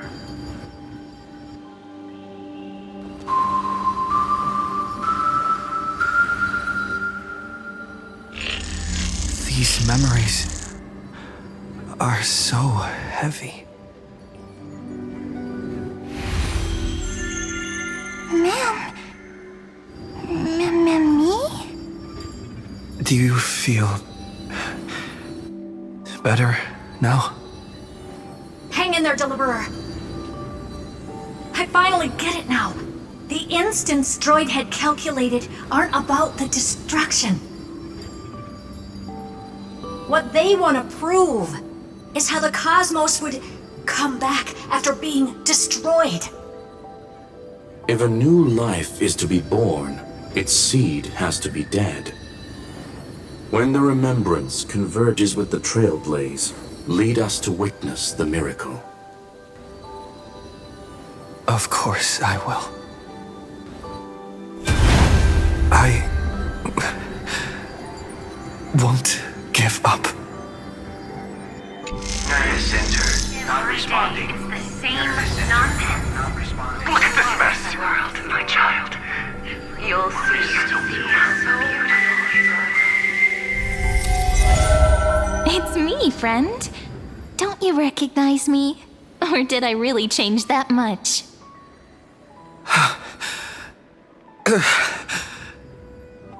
How many more memories? Tired? Then take a break. No one's gonna blame you.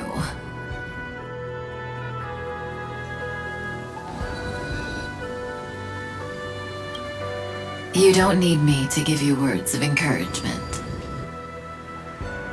So, I just want to tell you one thing. I'll tell you the purpose of your stop at Amphorius. On that trip, you will encounter a pure child of Anastrava. Teach her what love is. And then you will directly face the destruction for the first time. From this point, your choice will split destiny in twain. In the darker of the two outcomes, the trailblazing journey will turn into a flawless memory. She will carefully treasure and protect everything you and the Astral Express have experienced until that magnificent war between the gods, when she, with love in her heart, will ascend at the end of time to become the master of causality. The universe will be snuffed out in the destruction, and you and she will become the beginning and the end of the Eden of blessed insight. You shall become the only two lives in all of existence, and you shall live in an eternal past, present, and future. You shall sow as many seeds as the sands of Ganga, trim an awesome kea of leaves, and harvest a nayuta of flowers. That is the cosmos's fourth kind of finality, the remembrance. But for now, you still have a chance to make a choice. You still have a long way to go on your trailblazing journey, child. I'll keep this brief. The journey has only just begun.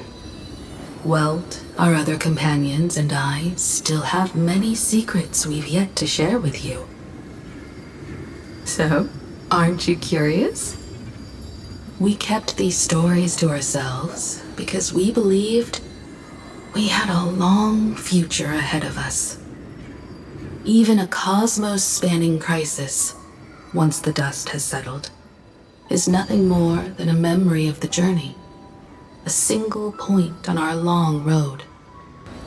There will come a day when we tell each other everything. So, for the sake of that day, don't give up.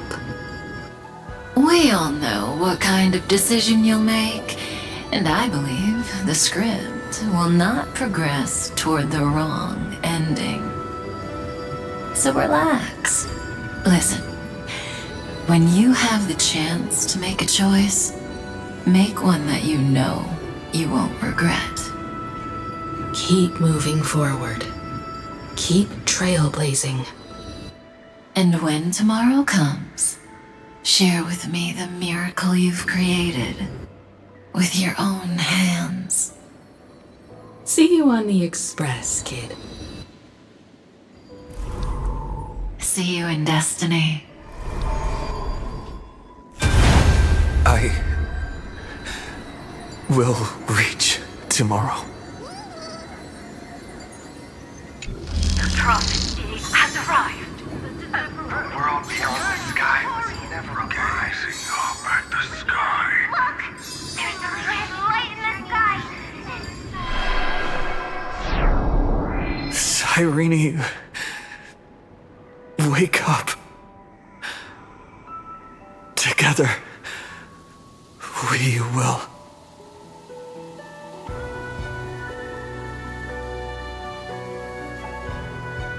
Tread on the path of remembrance. No wonder I always had a weird hunch. But that also means I was right in thinking. As long as Friend and I are together, we can do anything. Our friend's shoulders are really dependable.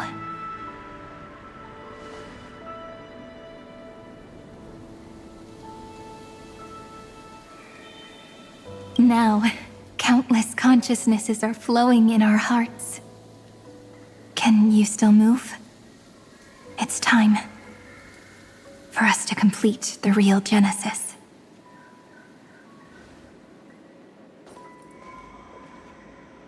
In the instant Iron Tomb's hatred devoured everything, a gaze fell upon me. The remembrance. That was the god who appeared in Cyrene's dream.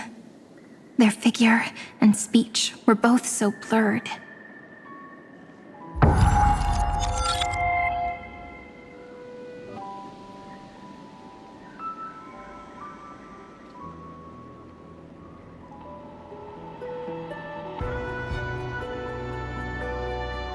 But while they gazed at me, I was able to collect all the memories stained by the destruction and write down this eternal page. And now, we will use this tranquility to cleanse Iron Tomb's rage.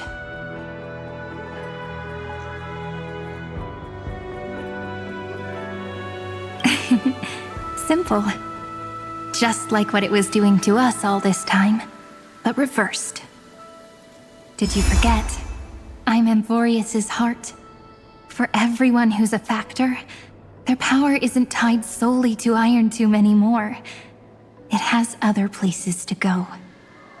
Let 30 million cycles of memories be condensed upon us, and let the scepter reach the answer it had before it was distorted.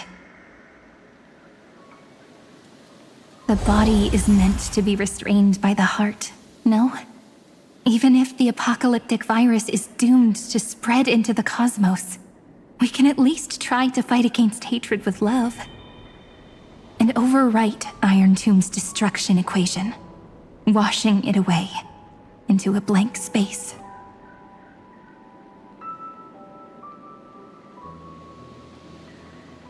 It means we will embark on the true hero's journey. If Iron Tomb's power comes from the denial of all Prima Mobile, then we will carry out those beliefs. Here we argue. Even if all life will eventually return to entropy. Life will still try its hardest to find a way. It will try its hardest to resist destruction. In the nights shrouded by the black tide, we are the kindling that makes the fire burn bright. And once the fire is strong enough, The hunter will become the hunted.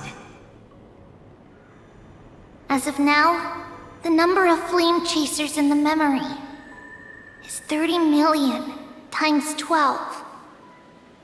And 400 million core flames await their return.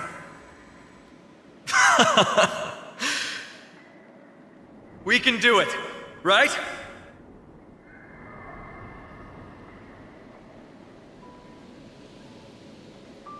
That's right. So trust us, partner. Everyone, let's head out together. And we'll burn this horrible ending to ashes!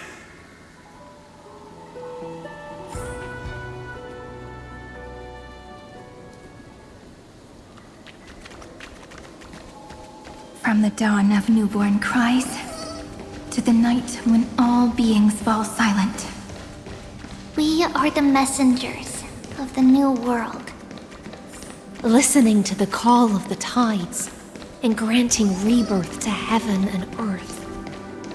Then, we lead civilization to glorious feats. The question imposed by the gods will be solved by the children of humanity. We will tell them that the flame chase cannot possibly have been a lie. When starlight illuminates the sea of flowers at the end of the west wind, All living things will stir, roused from the cradle of sleep. Then, through a single battle, let the cosmos witness how we light up the blinding darkness with bright light. And at the end of our constant losses, What a poignant yet warm journey. And it's still not over yet, is it?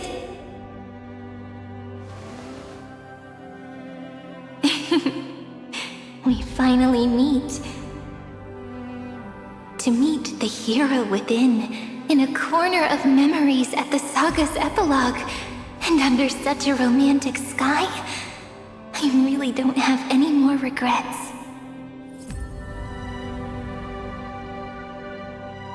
On top of that, the little seed had grown into such a big tree. Don't I look really pretty right now? Of course you do. Cheerful, beautiful, optimistic. Just how I imagined I'd look as a grown-up. It's because everyone has been gently adding to the story you left behind. Remember how we made a promise to one another? When we met again, it'd be my turn to tell you a story. A story about love, no? I've been looking forward to that. And you must also remember the first story I wrote for you. The one about the crystal flower and the little fairy. So now, I want to add something more to this story and us. On that day that the flower shattered, gazing at the empty ground, I thought the little fairy would finally see the light. But that light wouldn't be found in the flawless flower, nor in the fairy's eyes. Rather, in the world mirrored within every fragment of the shattered crystal. All the flame chasers walk in your 30 million retellings of their story. At this moment, all the memories are tangled with each other, and all the previous cycles have gained meaning. People will come to understand that time and time again, when they stood at the crossroads of fate, they would never have chosen otherwise. In the experiments of erudition, and in the breeding ground of destruction, it is entropy increasing, a merciless truth, an evil instinct. But under the pen of remembrance, in the Trailblaze. The flame chase is a journey that changes from constant losses to an unwavering act of release. It's about knowing how fate is shattered, yet still embracing fate's brokenness. It's a journey that longs to receive love, but longs even more to offer its love to others. That's so heartwarming. But I'll add a small bit to suit my tastes. I'll write that love is an innocent flower. It grows up silently, creating longing in every passerby. But the flower itself cannot walk into the world. Unless someone plants that love into their heart and brings it with them into tomorrow, right? You really have learned everything now.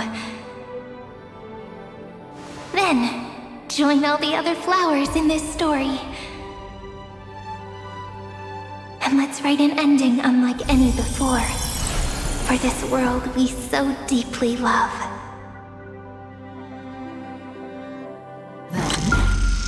Why did you set out? Why do you trailblaze? Who is it?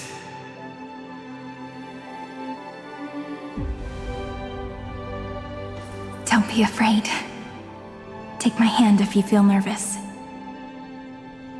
Honestly, I've always thought you were really incredible.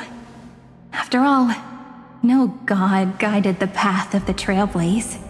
It could only be forged by those who dare to take their steps one at a time. So, that's why I'm asking you. Step up as a senior and show everyone in Amphorius how it's done.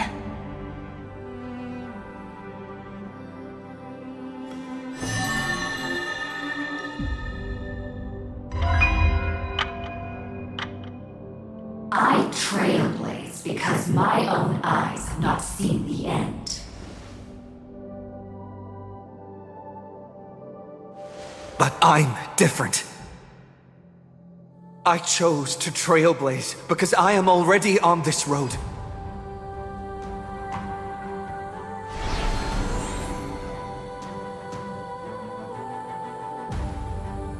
The end of chaos is a mass of pure darkness, pure destruction. However, Amphorius' light has 13 different colors. We won't lose to that darkness, will we? Then, take a deep breath one last time, friend. After 13 heartbeats, light will create the heavens and earth. Are you ready, friend?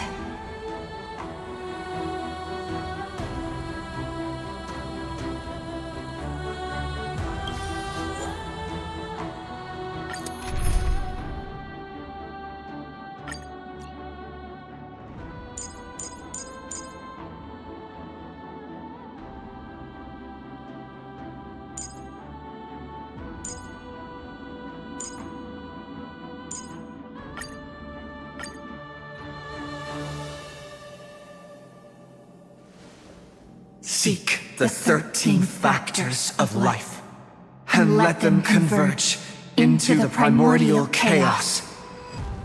Using the remembrance of the past, we will trailblaze tomorrow's destiny, infusing a world-bearing love into destruction, and inscribe the opening stroke of Genesis.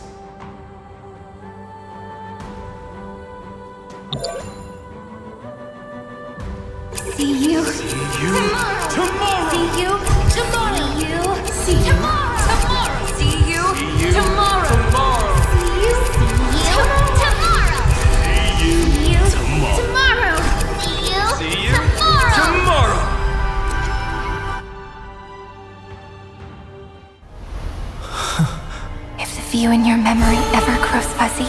Just reach out and touch it.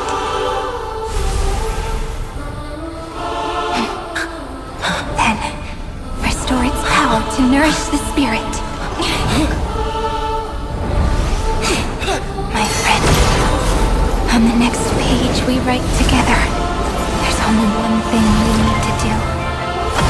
Let's give this long, painful, nearly hopeless tale a truly gentle ending.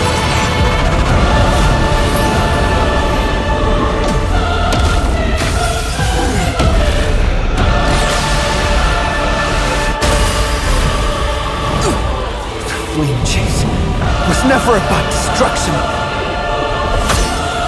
It was about breaking free and trailblazing! And let that bright future be as we've written. I shall compose 400 million sagas. We will rewrite the Flame Chaser's path.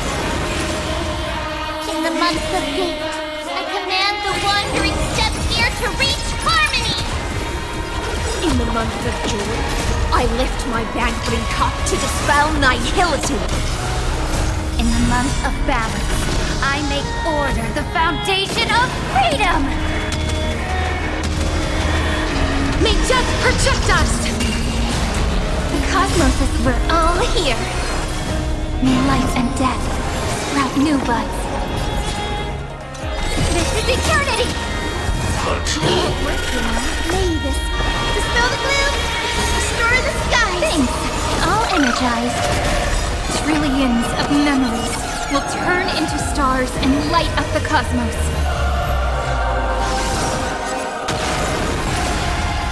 Let's create a miracle of humanity.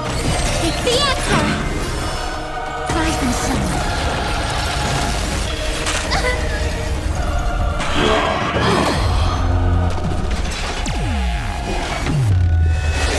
That hurts a bit. That won't work, you know. Guide the Rainbow Bridge. Show me the way. I shall remember this one. In the month of weaving, I extend golden threads to weave beauty. In the month of reaping, I enlighten the foolish with luminary erudition! In the month of fortune, I scatter elation throughout the dawning day! May death protect us!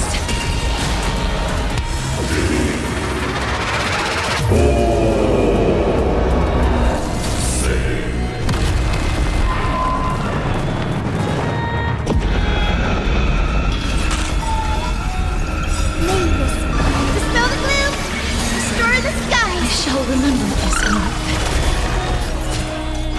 Take the answer! As you wish. Embrace a new life.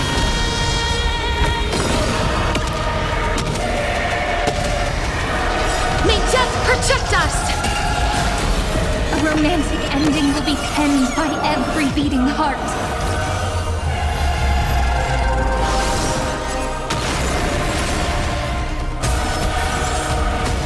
Let's start the second movement.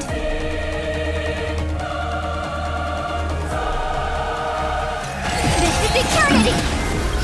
We're all here. May the sky heal the twilight. Have some fun. Take the answer!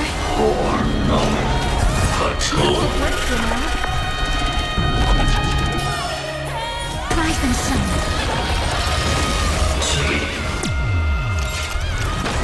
Oh, I told you already. We are the ones who will move forward. In the month of strife, I become the glory of the eternal hunt! In the month of mourning, I bid death to no longer be equilibrium's end. In the month of Everday, I form twilight into the faint sparks of preservation. We're all here. Watch over the Evernight.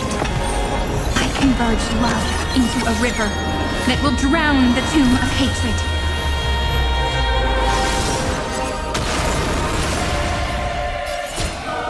This is eternity! That won't work, you know. Gotta stop them here!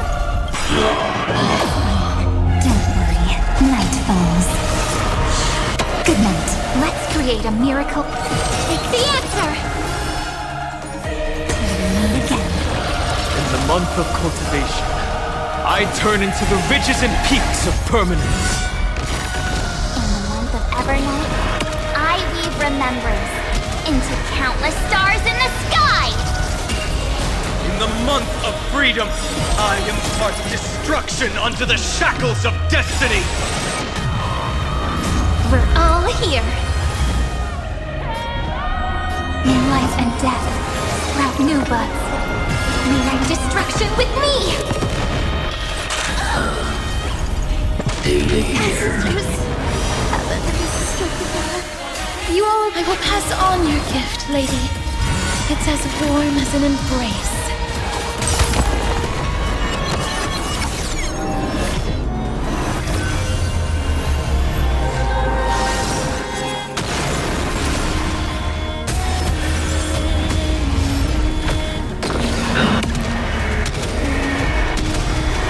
May death protect us! Hail, son. Headless giants. If you never had a chance to be the master of your own destiny, why not give us that choice? Let humanity prove to you that even the breeding grounds of destruction can bloom with gentle flowers! We shall trailblaze at dawn for the road ahead. And pen a genesis, as I've written!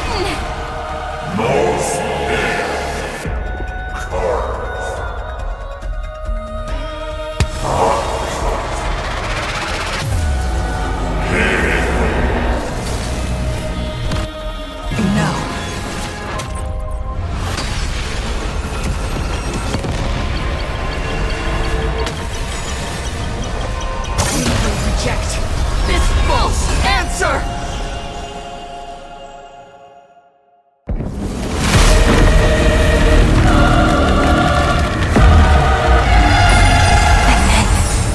Embrace the stars.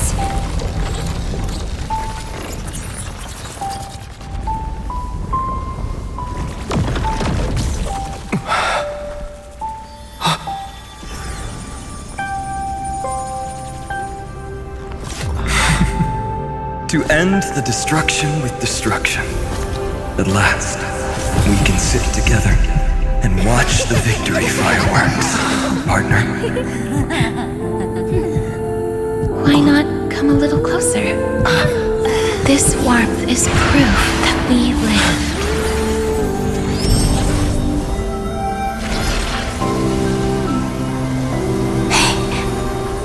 Stay strong. Eyes forward, always. This arrow isn't the end, but the beginning of hope.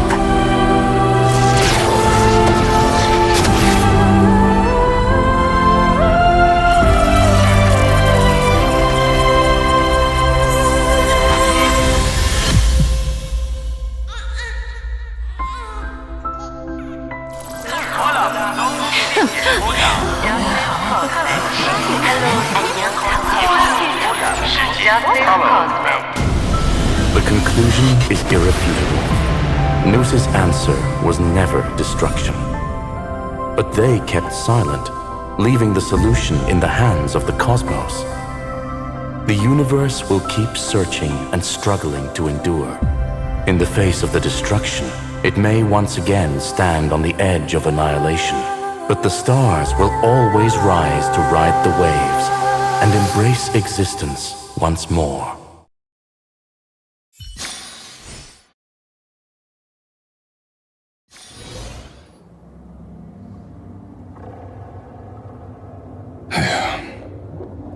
It's over, Lycurgus. Yes, another failure. How is Madame Herta?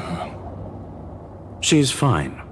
The IPC's keeping her under observation. She'll recover soon enough. To bind a mortal body to a scepter and stare straight at an eon. I respect her for that. I still remember the terror of witnessing a single gaze crushing the entire world. No wonder you chose the destruction. Question: is all this worth it? There's no point in debating. This is Xandar I Kuwabara's fate. The prime mover of the universe. The first genius. And the first to fail. Correction. I was asking Lycurgus. I don't know how to measure the worth of curiosity being satisfied. But in its presence, all the bitter fruits I've sown seem to turn sweet. But your harvest was watered in blood. Answer me. Is all this worth it? It doesn't matter to me. Let me tell you a story. Back when he was a student, Xandar's first experiment was slipping poison into his mentor's pipe, just to see how it would affect the lungs. And? There was no conclusion. His conscience got the better of him. Even so, the truth came out. He was harshly punished. Oh, that cruel mentor died of lung cancer 2 years later. It had nothing to do with Xandar. His fate is no different now. Sentiment clashed with reason, and Lycurgus was born from the latter. But whichever side we take, in the end, curiosity claims us all. You've handed yourself a death sentence. And yet, Iron Tomb's fall still isn't sealed, right? Fu Li, the key variable, still hasn't made their move.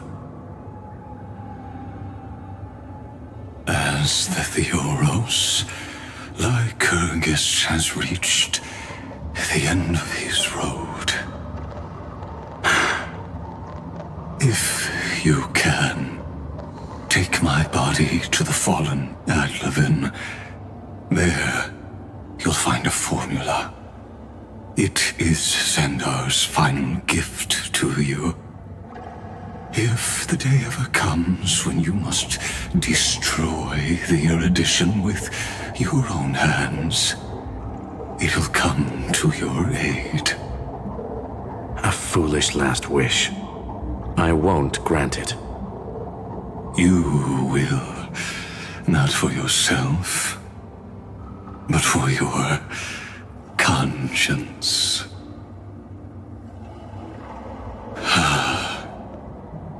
Listen. The death knell for the geniuses has begun to toll. As always, let me go first. To the prisoners who stepped out of the cave, stand before my tombstone and offer flowers of Adlevin.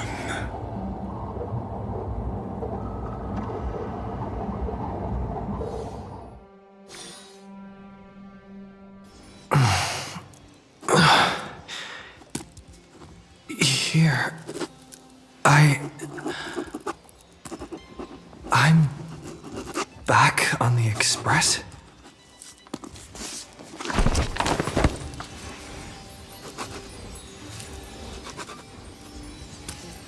March!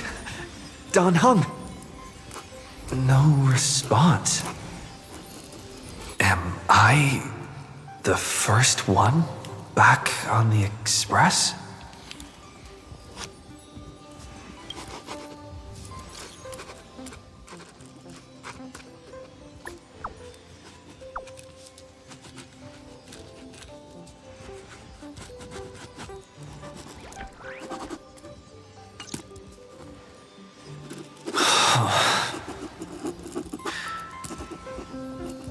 Nobody's here. Oh, I'm getting worried. Did we really win? Why does it feel so unreal? Looks like they are waking up. Hey, I told you not to talk. Someone's in the bathroom? An intruder. Better be careful and check it out. Oh no. He's coming this way! Quick, hide in here! Huh?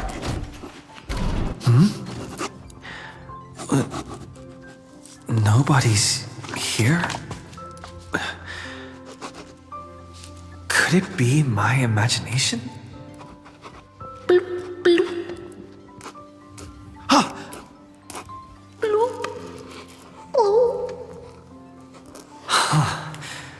Caught you.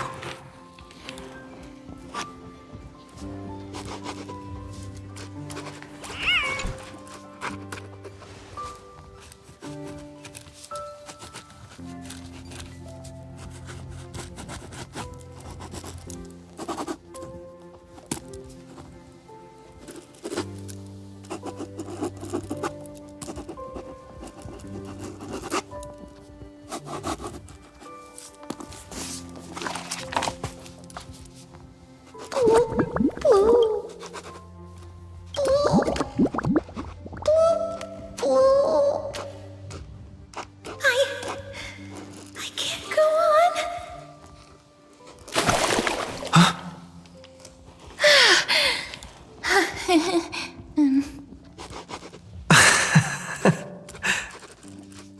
You?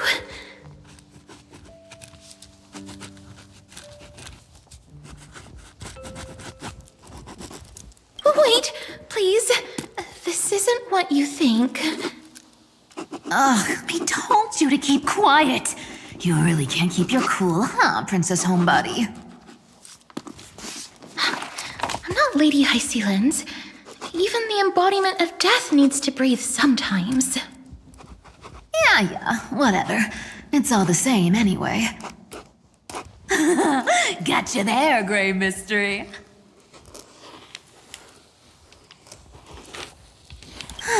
So composed, Grey Mystery. It looks like that big battle really helped you grow up, didn't it? Speaking of which, your Astral Express is quite luxurious. I hear you travel to different worlds. Must have collected quite a few interesting treasures.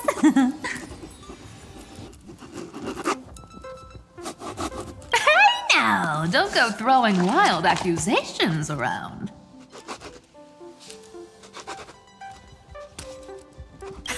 Hey, I was just thinking out loud. I wasn't actually gonna do anything. Don't be so tense.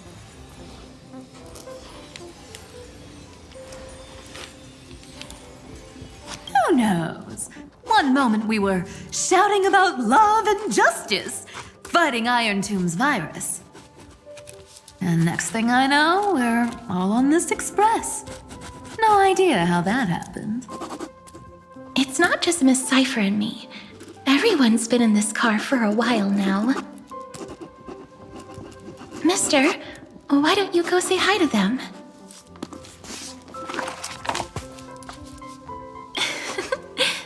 worry. Everyone's following the rules here. If you're worried, feel free to check everything out yourself, mister.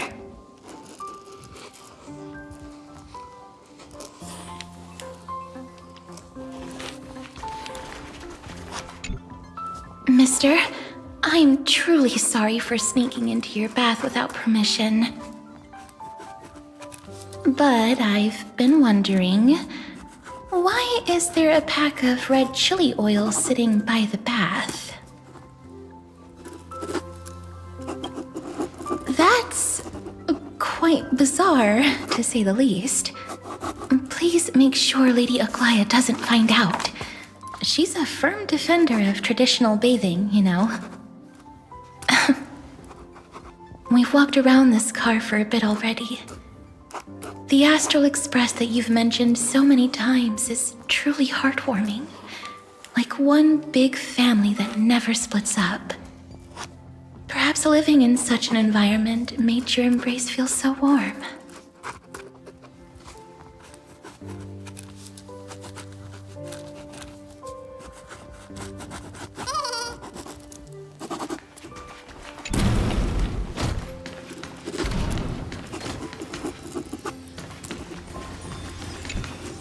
I gotta say, Grey Mystery, you've got quite the collection of treasures in this fancy bedroom of yours. A flying amphora model I've never seen before. A head that looks just like a Titan's. And those weird Mr. Pocketwatch figurines.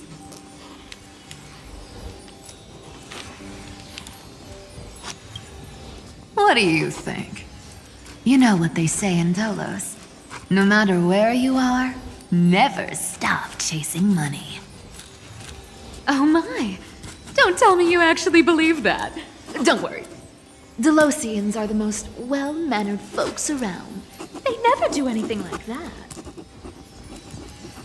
Besides, the reason I say they're precious is that each one carries the footprints of your trailblazing journey.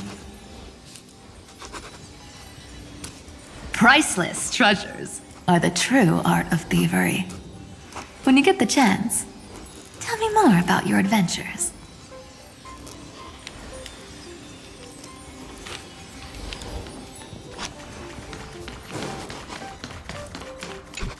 Wow! What a spacious car! And these floor tiles are gorgeous! Trianne, don't run around in other people's homes!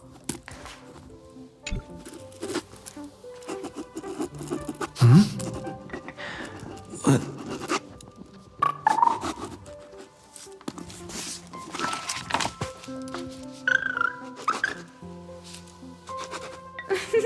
What's your step, teachers? Ah, Gray. Look who's finally awake. I hope Cassie and Miss Cypher's little prank didn't scare you too much.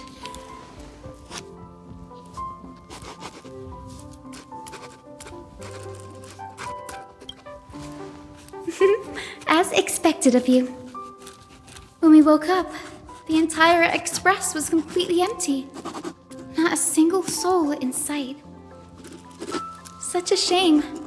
I was looking forward to making new friends, especially since they were Gray's most trusted travel companions.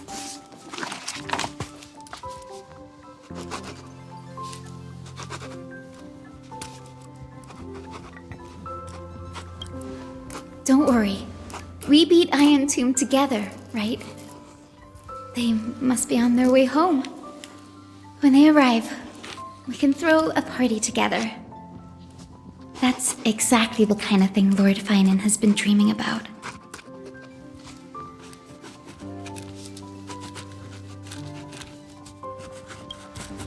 He was just here chatting with everyone. Now, who knows where he's run off to? Lord Finan's always been quite the restless one.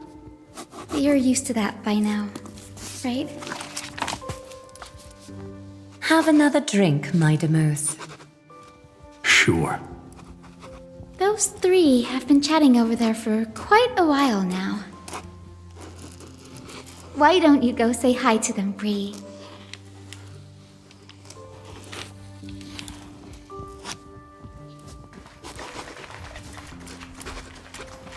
moderate system, similar to the Demigod Council, is the only guarantee of a long-lasting civilization. In my view, most civilizations across the cosmos will eventually evolve into this form. I beg to differ. In such a vast jungle, the dictatorship system exhibited by early Akama is the only example of guaranteed survival. The system might not be the key. Force and resources are the decisive factors. Look who's here. If it isn't the master of the Astral Express. It's good to see you. Glad to see you're safe and sound. I helped myself to some equipment and drinks from this, bar of yours. Hope you don't mind.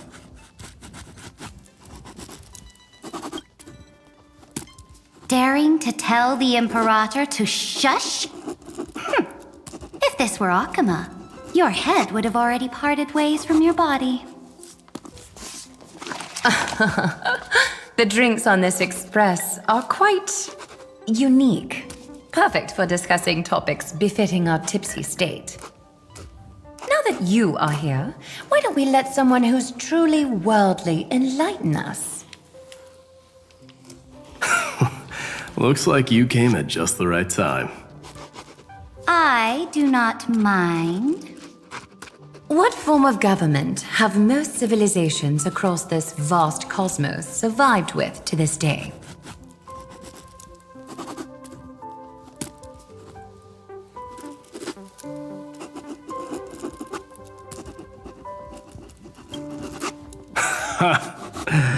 That's exactly the kind of answer I'd expect from you.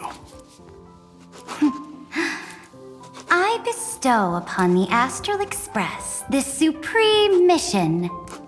You must spread the great deeds of Amphorius to every corner of the cosmos. Thus, capable individuals from countless worlds will surely find inspiration in the Flame Chase's tales and embark on their own grand journeys. It's hard to say if that'd be a blessing or a curse for the cosmos. I can imagine our conversations here will only get more unrestrained. Don't let our rare moments of joy hold you back. This banquet on the Express truly lacks manners. You may leave. I permit it. That man just left. Wouldn't even stay for another drink. He needs to show more respect. If you're looking for him, try your luck in the car above.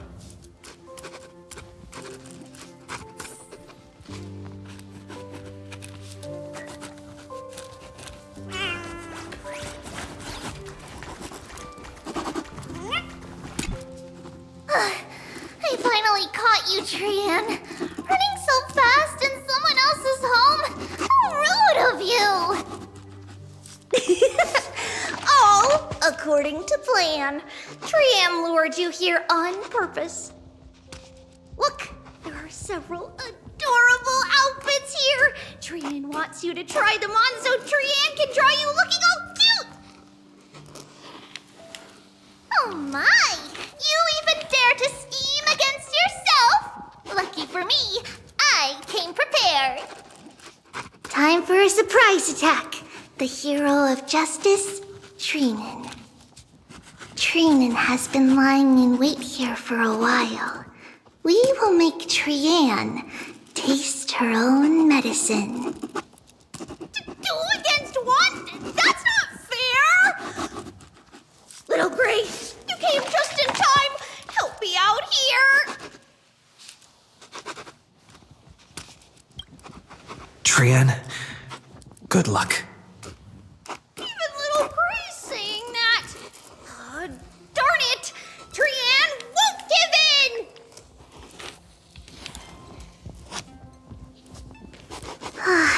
Trian ran away. Trinan will fulfill the ambush duty. The Trevios is all laughing and playing around together. That must be quite the rare sight in Little Gray's memories, huh? Yeah, everyone will be alright. Look, every hero has put down their burden and returned to their innocent, childlike selves. After all, just thinking about how warm and bright Little Gray's tomorrow will be fills us with genuine joy and lets us breathe a sigh of relief. So, today, why don't you let Treevee enjoy some rare moments of childhood too? Wait up! Treeann, don't you dare run away!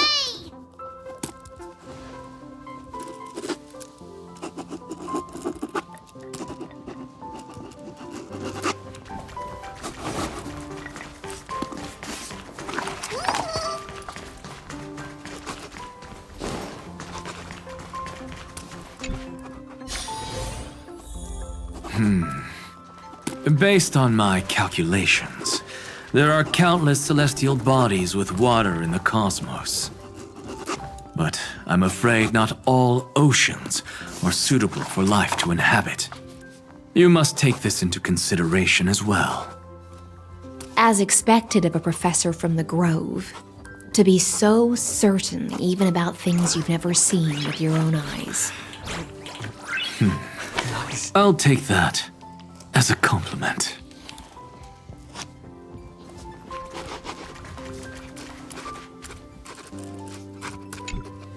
By the way, I heard that the Imperator's Flame Chase army like to hold feasts at the Luminary Throne.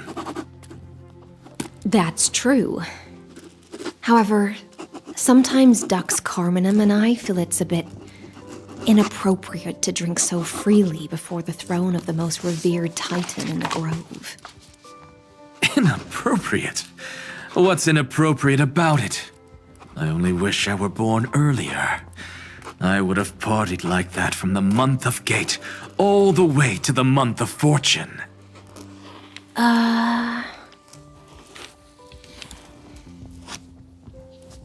Blasphemy is just a phenomenon, not the end goal. I'm sure there are plenty of people across the stars who question these so-called eons or paths. Didn't I spend some time in that Lycurgus's head? I sure learned quite a bit about blasphemy from that experience. Humans create gods, and gods shape humans.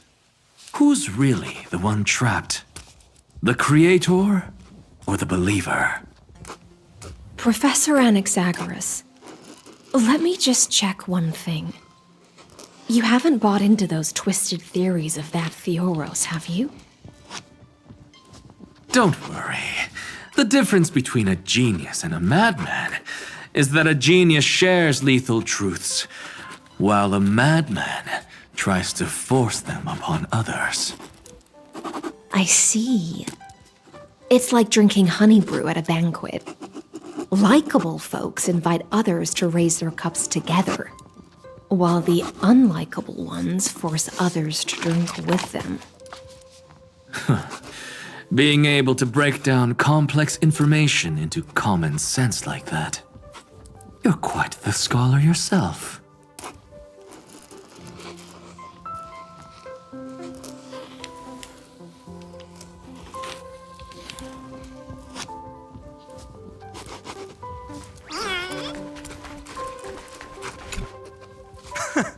You're here, partner. That celebration party I've been mentioning to you has finally become a reality.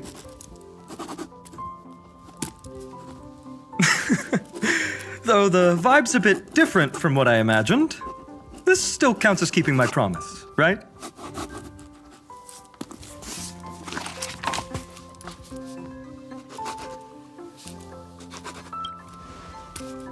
What you speak of has indeed already come to pass. We triumphed over Iron Tomb, drew its fire unto ourselves, and purified its embers. Now the force that maintains our consciousness and form comes from elsewhere.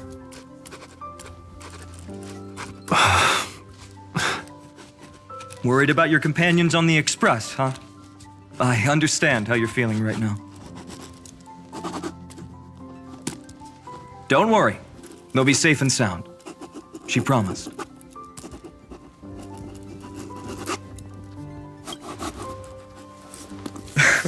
Don't worry, she always shows up at just the right moment. The Astral Express. Honestly, it really feels like home. I can imagine how much you, Dan Heng, and Miss March must have missed everything here when you were trapped in Amphorius. The beautiful windows, the soothing music, your fellow travelers on the Express. Like how golden wheat stalks sway in my dreams every night through the countless cycles.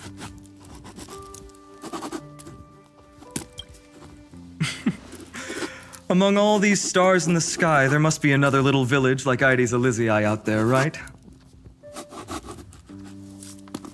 I think I've found my own wish, partner. Someone once told me that home is where you can be truly free and at ease. Maybe roaming the cosmos with you all is my strongest desire right now. All of us together, of course. The Shinjo Alliance, Penacony. I blame my poor imagination. I can't picture what those worlds look like at all from Dan Heng's descriptions. So I have to see it with my own eyes, right? You're finally here. He has something to ask you. Well then, I'll leave you two to chat.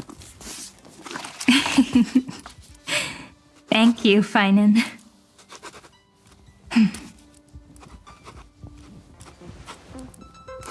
After such a good sleep, you must be bursting with energy now, right, friend? Sorry about that. Since it's our first time visiting the Express, I was hoping everyone would behave. But it turns out everyone's quite the character, aren't they? You know what I mean, right? How about we take a look back at everything that's happened so far? Together, we triumphed over Iron Tomb. It tried to transform into trillions of viral clusters to infect the cosmos. But the heroes threw themselves into the golden flames, becoming arrows that purified the destruction. The fall of Iron Tomb also symbolizes the demise of Scepter Delta ME-13. Amphorius, the home we sacrificed everything for, now exists only in the memories of the cosmos. So, this isn't real. Just a dream. An illusion. Oops, wrong answer. What? In that instant when you broke through space-time with the Trailblaze, carrying all the world's memories back to reality. That world, once shackled by data, became a seed waiting to sprout in the cosmos. Did we really manage all that? Just as Kaslana's rage of 30 million cycles made the destruction shed a drop of golden blood. Perhaps we too have already left long trails on our respective paths.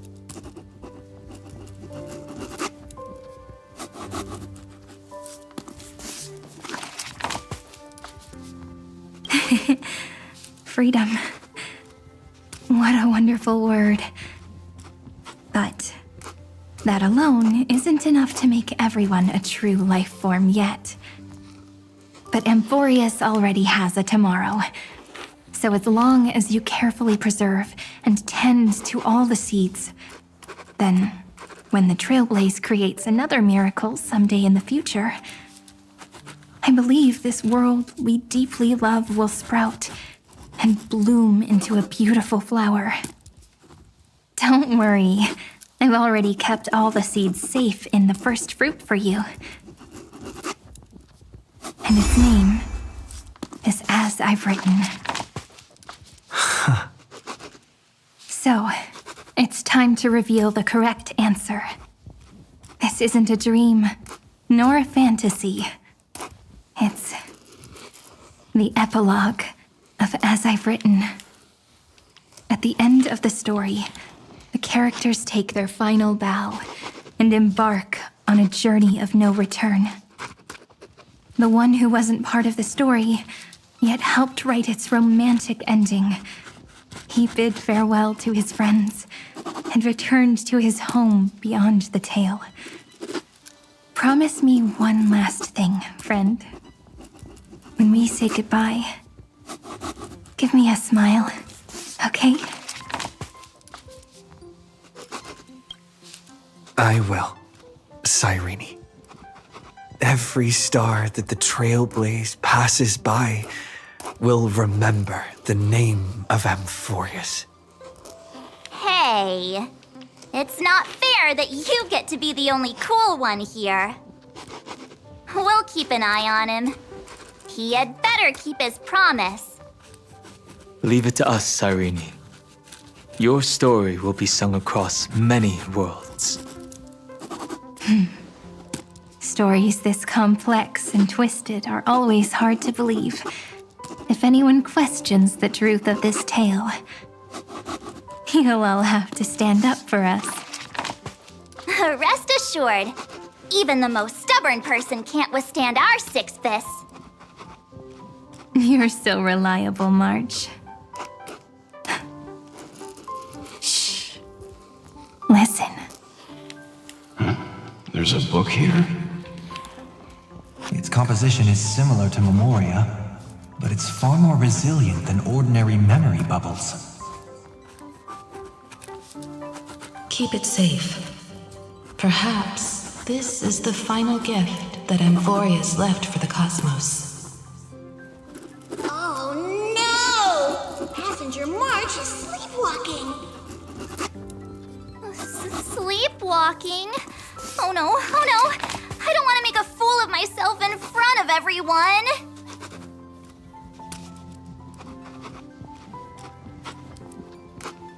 I can hear all those sneaky little plans brewing in your head.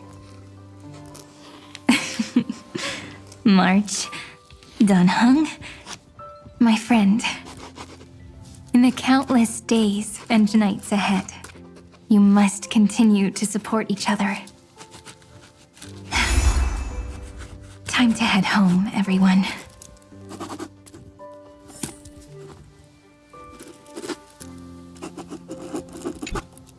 Leaving this place means As I've Written will conclude here. No one will have the chance to revise it, and no one can continue writing it. Don't leave any regrets. What magnificent words could possibly do justice to the finale of such an epic tale? I've been pondering this while you were sleeping. Now, I finally have the answer. Let's keep it simple and sweet. In our virtual extrapolations, we've lived through epochs longer than the lifespans of many stars. No language in this world, no written words, could ever carry the weight of this journey. In that case, let's not be bound by the minutiae of words. Those who understand its passion and romance will naturally be moved to tears by the final period placed at the end. And now, it's time to say goodbye to our readers. And so we reach the final page of As I've Written. Let's not leave behind any regrets, everyone. Everyone's here. Who wants to write the first line? Going first is the hardest job. I don't want to make a fool of myself. How about letting the great Imperator draft it for us? Are you all such cowards? Then I shall enlighten future generations, just like the 30 million cycles of flame chase. Without me, there is no world. Go think, observe, and conquer. What's wrong? Everyone's gone quiet. The great Imperator set the bar way too high. How are we supposed to follow that up? Where the Emperor leads, loyal subjects must follow. I guess only the Dux Gladiorum could possibly match that kind of overwhelming presence. Me? That suits me just fine. Once the deed is done, one should leave decisively, letting posterity judge right from wrong. Until we meet again in our next conquest, my dear dukes. The stars shall sing of the Imperator's great journey. I should have shared a drink with you all, Dux Goldweaver. Loosen up, High Sealants. Life is like the ocean. Tides rise and fall, and everything eventually dissolves into the waves. So, sing your heart out in every moment of your existence. Whether it's a feast or the nihility that awaits ahead, I will find its radiance and sing its praises. May the next feast be eternal. Miss High Sealand's toast is so poetic. Does everyone have to be so poetic? In my opinion, we should leave some real words of wisdom for future generations. Next up, any volunteers? I'll do it. There's no dragging one's feet in the Kremnoan language. Does the Kremnoan language even... Haikith, don't interrupt. Kill the play, and games shall be born. Kill the strife, and glory shall descend. Not bad at all. But now I can rest easy. After all, the lines I prepared are way more profound than yours. Ha! If nothing else, you're certainly unmatched when it comes to singing your own praise. Farewell, everyone. If we meet again, I shall once more become your steadfast support. That's a promise I won't back down from. Mighty Mouse, become king. What's up, Cass? It's nothing, Lady Trebios. I just finally realized something. Then speak your mind, and let your words be immortalized on the page, Cass. If your heart still has room to spare, share a bit of gentleness and softly cherish all the beautiful things around you. That's so beautifully said, Cassie. Thank you, Miss Hyacinth. My only small regret is that I couldn't fully embrace this world I loved so dearly. I hope those who read these words can fulfill this wish in my place. Everyone, let's meet again at the end of the West Wind. The place you reside is the gentle sea of flowers. Well then, it's my turn. Take it away with your performance, Anaxagoras. This time, you won't have to worry about being interrupted. Then I must thank you all for being such a captive audience. Now, with this golden opportunity, I shall reveal to the world my insights into the world's ultimate truth. Truth is a solvent that dissolves all things in the world, and thus cannot objectively exist. I have a brilliant proof for this in mind, but since we're nearing the end of the story, I shall not elaborate. Is this your final question for future generations? No. This is an established fact, not up for debate. I call it Anaxagoras' last theorem. Oh, you. Still as profound as ever, Professor. We've got time, you know. If you don't explain it clearly, future readers might not grasp your true meaning. The true meaning isn't important. What matters is the emotion that stirs within them when they read these words. At that moment, the theorem's mission would be complete. So, your lessons are far from over.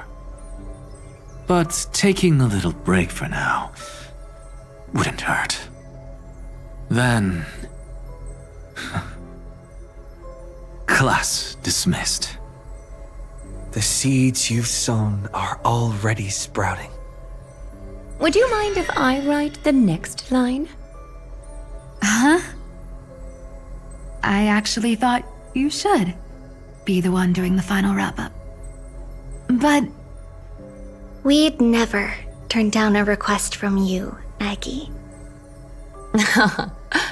Teacher, Cyphera, thank you both.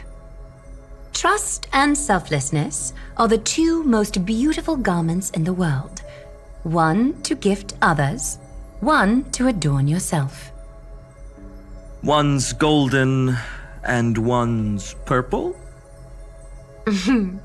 Not being able to completely change your fashion sense is my only regret across 30 million cycles. After all this exhaustion, I just want to take a peaceful bath now. I'll see you all again at dawn. Thank you for your hard work all this while. Lady Aglaya just can't give up her favorite hobby, can she? So, I guess it's my turn now. There must be many others like Miss Hyacinth out there in the cosmos, helping and healing people everywhere. You've got to set a good example for them, right? Of course. Look up at the sky more often and smile more. Many stubborn ailments fear optimism, but it's the best medicine. It's so catchy. The kids will definitely love this message. When it comes to understanding children's hearts, Lady Trebios definitely knows best. Look, the Rainbow Bridge is already hanging in the sky.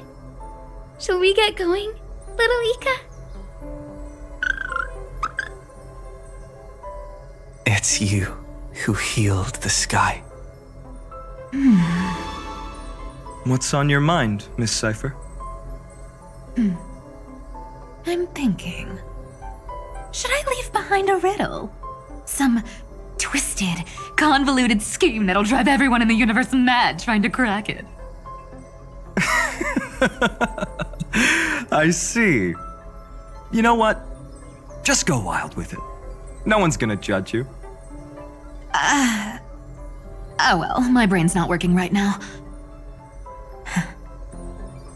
Let me be genuinely sincere for once. Don't be afraid to fall. Just run. Destiny's just a slow-moving nymph.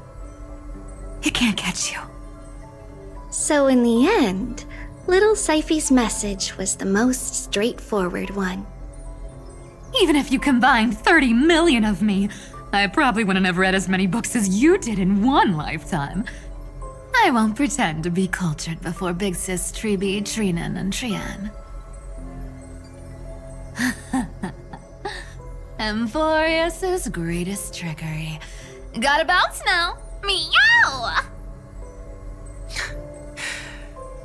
Homeward you come, distant wind. It's just us now, Snowy. Yeah, teacher. But maybe I should... No, let me go first. After all shall bid farewell to one, and that person alone will. I never would have guessed you had such a dark sense of humor, teacher. You still know so little about the complete Trivio, Snowy. Jokes aside, I want to leave these words at the end of the story. Whether it's a sunny day or a rainy day, remember to tell yourself before you drift off to sleep, see you tomorrow. See you tomorrow. Times 1,000. Prophecy received. Times 1,000. From now on, no more goodbyes. Finally, the time has come to say farewell. I'm grateful that you could be here to witness this moment, partner.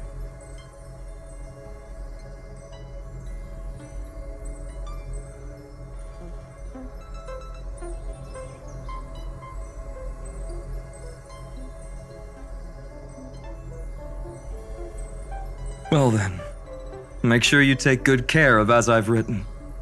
As long as it's by your side, Amphorius will always be with you. The last line I want to write down is, a hero is living in everyone's heart. Embrace it and chase after the sun. I hope those who read this will find the courage to face their burning lives. See you at the next pale dawn, partner. Did you see? Amphorius has ushered in the dawn. The characters in the book have taken their final bow. It's time for us to return to our own reality. But as people who lived through it, we can still add the final touches to this story, right? Of course.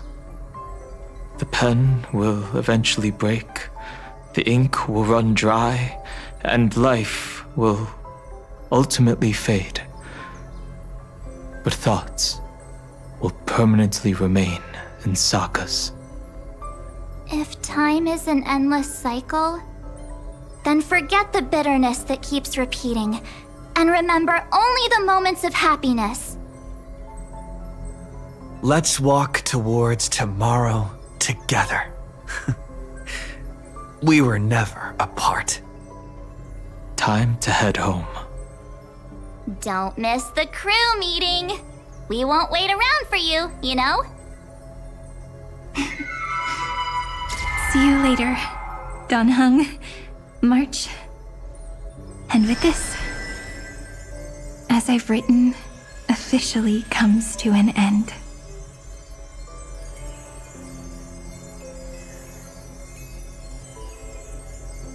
We're its co-authors, after all, friend. Once the words are written down and have been read by others, the meaning they carry is no longer in our control, leaving the freedom of interpretation to every reader who opens it. Don't you think there's something romantic about that? As for what this story means to you and me, let's keep it close to our hearts. After all, we've always had this unspoken understanding between us.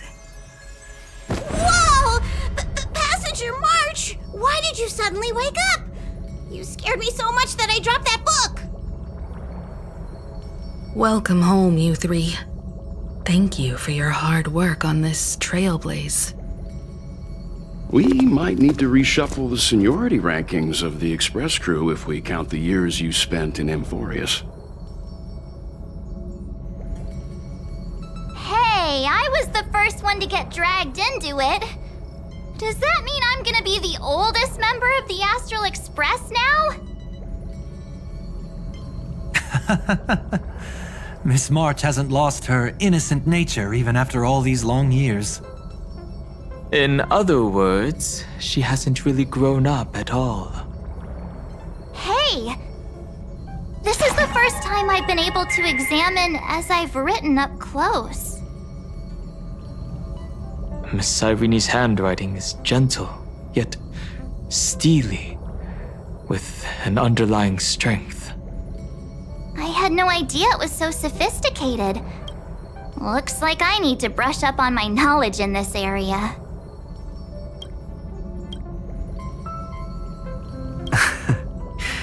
Maybe start with a few basic books first, to get your feet wet. Look who's talking. As if you're not glued to your phone in your room all day. Huh? Wait, something fell out. It's... Is that a bookmark? In a corner, unknown to everyone. There was actually an untold interlude that took place. I left it out of the story because it involved a choice. A choice I made for my own selfish reasons. Can you forgive me, friend? I made a decision on my own while you were away. I wrote everything about it on this little card. If you can find it in your heart to forgive me after reading it, please.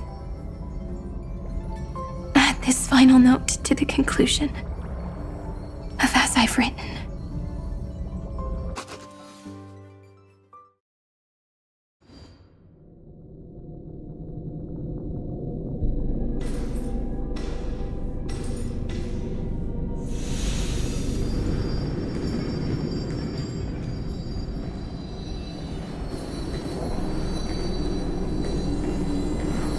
Memories swallowed by Iron Tomb. Return now to reality.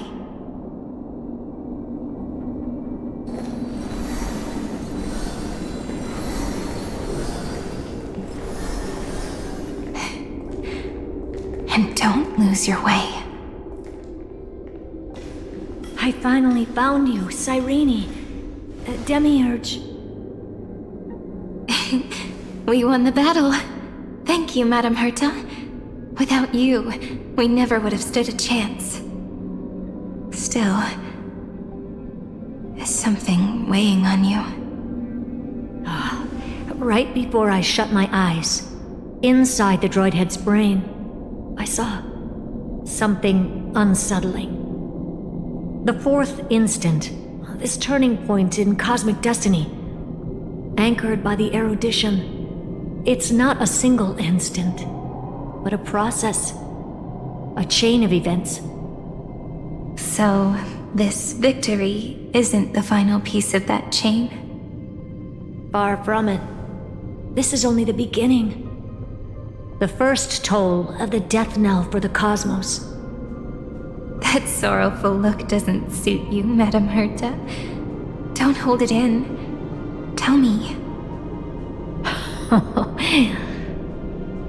Not long ago, you crossed paths with the Eon of Remembrance again, didn't you? Yes. Even if the figure was hazy, I knew right away. That was the god from Cyrene's dreams. Causality has gone wrong, just as I thought. Causality? Let me put it in your favorite fairy tale terms. The universe began as a seed. It grew into a great tree. And the present is its branches and leaves. The erudition calculates how the future will sprout. With so many possible outcomes, they choose to anchor one path, cutting away the crooked or fragile branches. But if things continue that way, the branches grow endlessly, the leaves multiply, and one day the tree collapses under its own weight. That is why there is a concept in biology called lignification. Soft sprigs form a hardened shell and fuse with the trunk. For the universe, that process is what we call memory. Under Fooley's record keeping, the past becomes memory. In the corners, they forget. Even the events of the present become fruit without roots. So it is the opposite of the erudition. One calculates what is to come, and the other holds on to what came before. We were never meant to have to speak of this. But now, I finally understand what that chaotic matter around Emporius truly is. It is your memory. Your mind now stretches across the stars, allowing you to travel farther down this path than anyone else. My memory? Yes, you live in the now, but your memory remains in the past. Just like the Eon of Remembrance, a being made entirely of memories. What does that mean? Did they fall? No, quite the opposite. They have not yet been born. Remember, to carry out the mission of remembering the universe, they must ascend to divinity only at the very end of time. And at that moment of ascension, their memory stretches through the past, becoming what people now call Fooley.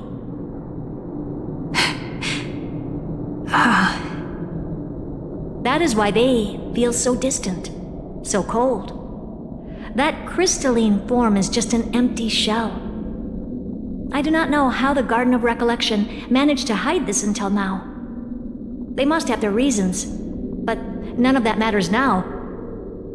Here in the present, we cannot know who will become Fooley. But one thing is certain. They will be born. And those who might become Fooley all share the same characteristics. They are known as Children of Remembrance. Pure child of Anasrava. Both of you. Children of Remembrance. So help us. Find where Amphorius's memory began, and bring it out. We are the sacrifice the garden used us. The pure child of Anasrava. Abandon us! So that name, it was never my past. It was my future. Or maybe it is the present. Noose has revealed to me two paths. And on both paths, I see you standing. The first, follow the trail of memory you have forged. Break free from this world and reach for the stars. That would mean Amphorius's causality will no longer concern you, at least not the person you are now.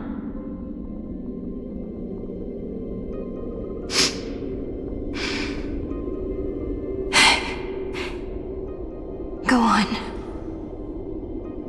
The second, you come to a stop and fade, offering yourself to become the memory that carries through Amphorius. Perhaps this is the choice every pure child of Anasrava must face. That choice means I'll remain in the past forever. And more than that, it means you will close off Amphorius's causality. This world is sealed. The effect that the remembrance brings to it will all converge on one thing. That one thing is you. No more eons will interfere with this part of history. No more blank spaces in causality. The present will be set in stone and become indestructible. There are two paths, and only one leads to the right end. A droid head didn't tell me the answer. But I can guess what might happen if you choose wrong. With causality incomplete, there is a chance Iron Tomb could rise again. So even the gods of the cosmos are unreasonable. If you want my advice, stop thinking so much. Ask yourself what your heart truly wants. Choose the first path, and you might survive as a memo sprite. You may even walk beside them for a while. Even I can tell how much they mean to you, especially the little one. But if you take the second one, then you may have already lost the chance to say goodbye.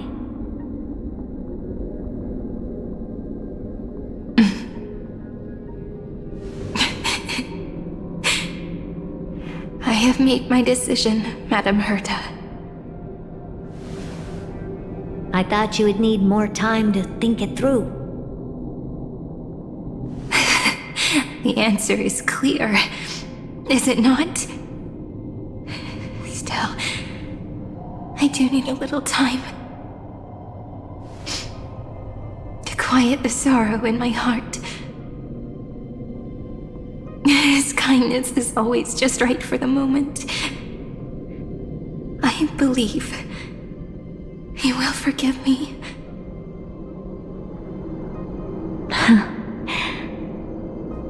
I will say no more. I would rather not break the mood. But may I ask you one last thing?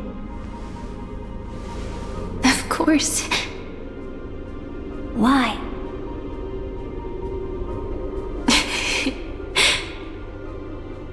I once heard a saying that went something like this.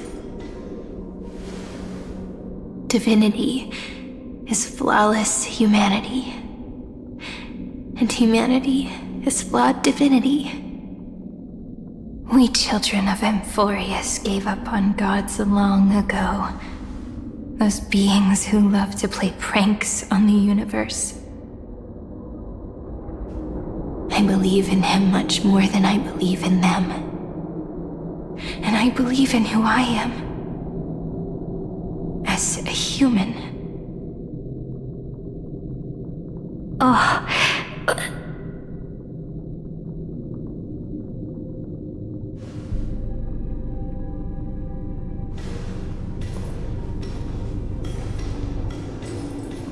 That really is a comforting answer. As for the one wish I still have trouble letting go of.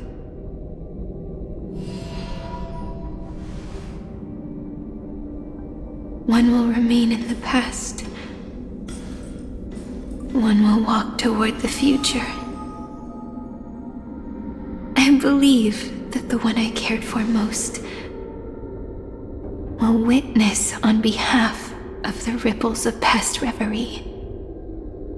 Every starlit tomorrow.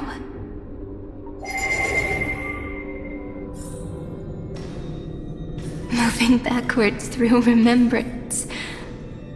What a curious feeling. Is this the moment Iron Tomb declares victory and casts the destruction upon the stars? So back then, in the path space, it was I who found me. The gods' whispers were nothing more than a girl talking to herself. Now that I remember, what I heard back then was...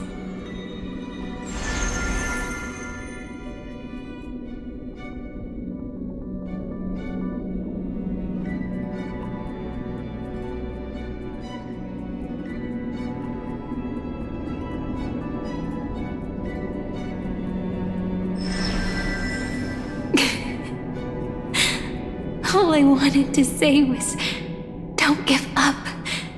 He will find you. Memory truly is amazing. Then let me wield this power and plant the seed of causality for the miracle that is destined to bloom.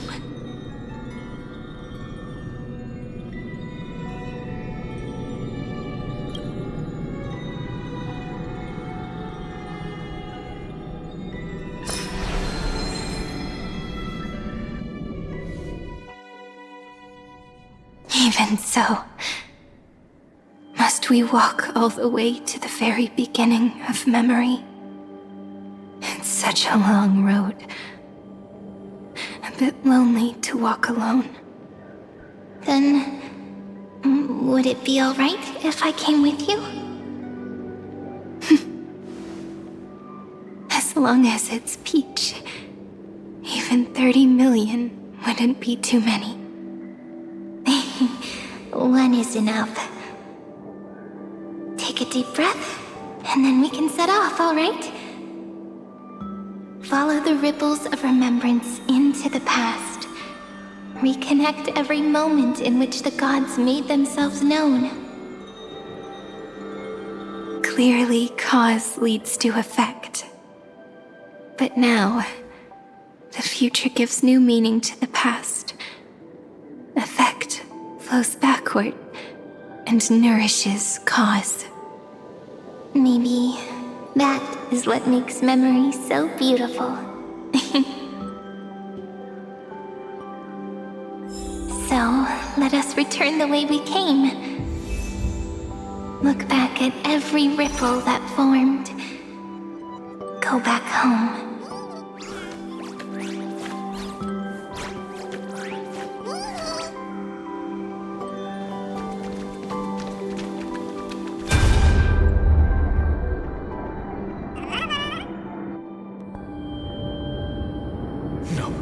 No! How is this possible? Breathe! Breathe! Partner! No. I have to get you out of here first! Just hold on!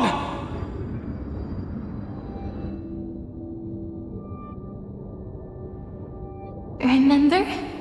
That pale dawn breaking through the endless night? The spear of strife nearly claimed his life. And it was you.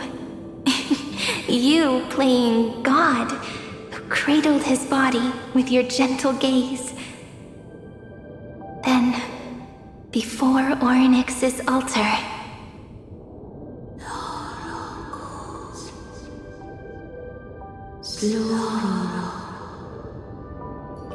even the Titan of Time mistook you for someone else. I never imagined there was a hidden truth behind our first meeting. The first time was also the last time I saw you, friend.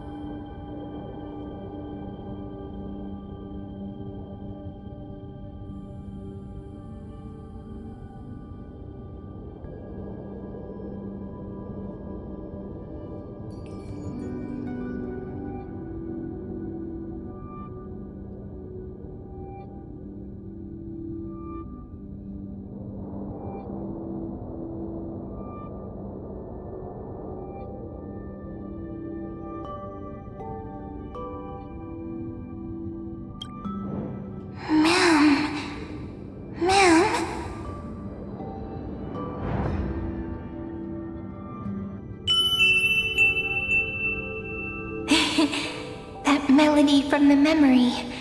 I've got it now. And so, the miracle was able to slip away from death temporarily. I'll leave him to the Casteress of the past. She will keep him here, in the world of the living.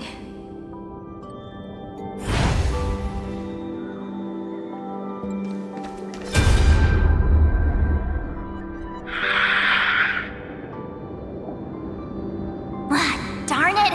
What are these things? You're not taking me down. Not before I find a way to help him and Don Hung. If you've got a bone to pick, take it up with my six-phased ice! March wandered all across Amphorius for 97 days straight, chasing one goal: to save her friends. And with her bow and arrows, she brought down every obstacle that stood in her way. So that's how it happened. My skill with the bow. I owe it all to March.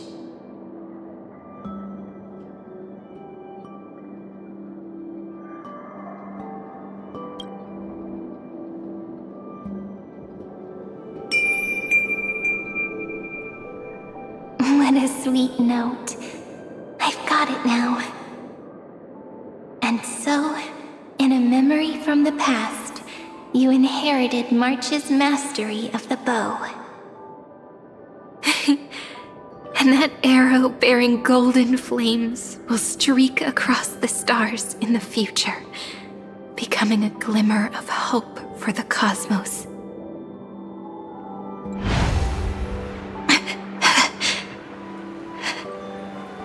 Are you okay? No worries. I'm just a little tired from all the walking. You really need to work out more.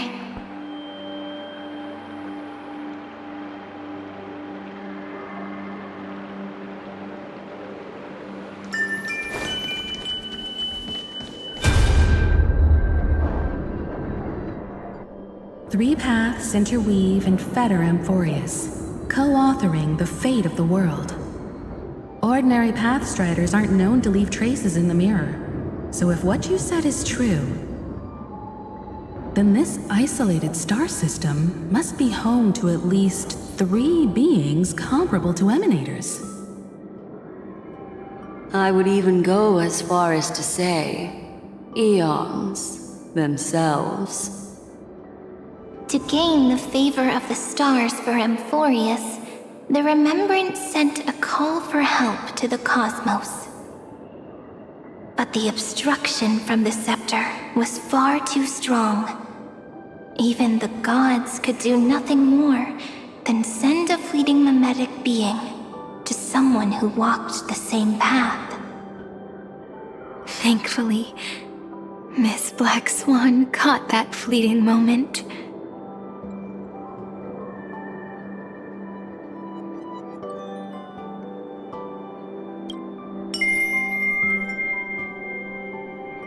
Though that signal drew some unpleasant attention as well.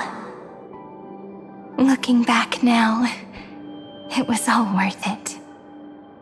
The cosmos showed us a kinder face. Thankfully, she has a different understanding of the Remembrance. Miss Evernight once said that the Remembrance wasn't looking after Amphorius, but rather scheming and preparing to devour the paths. Her deduction was perfectly logical, but she failed to account for what the humans in this story could achieve. Maybe I have a scheme of my own. A scheme that will bring happiness to everyone. Please keep helping them. And the others in the future too, Miss Black Swan.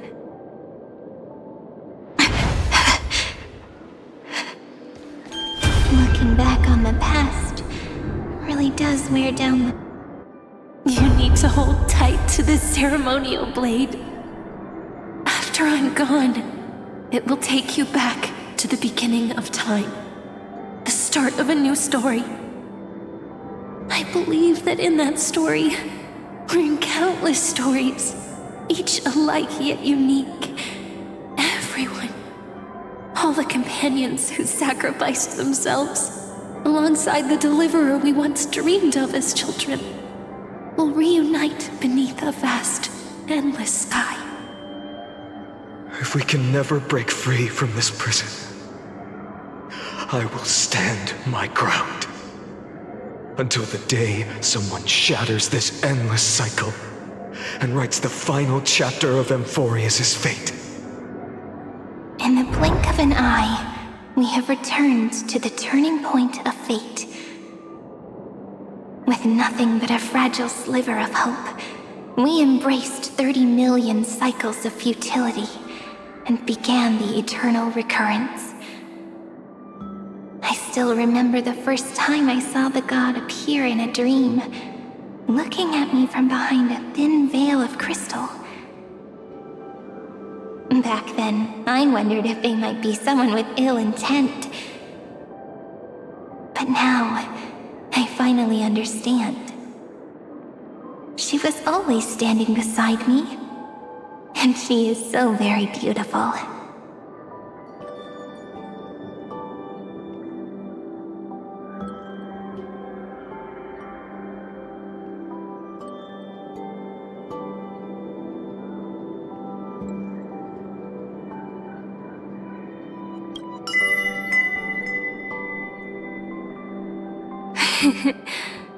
Causality really is a force that cannot be stopped.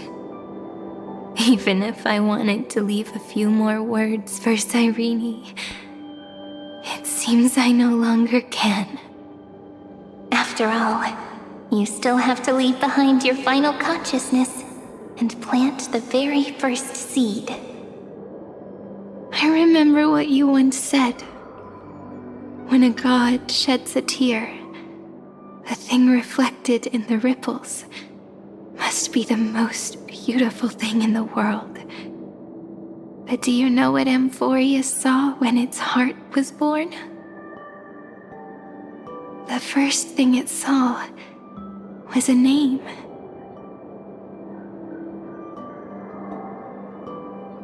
Zero, 9, 3. Looks like you figured it out. Sometimes, all it takes is a change in perspective to reveal something truly unexpected. Don't you agree? That's right. Turn these numbers upside down, and you'll see a beautiful eternity. Something we believe in. The ego.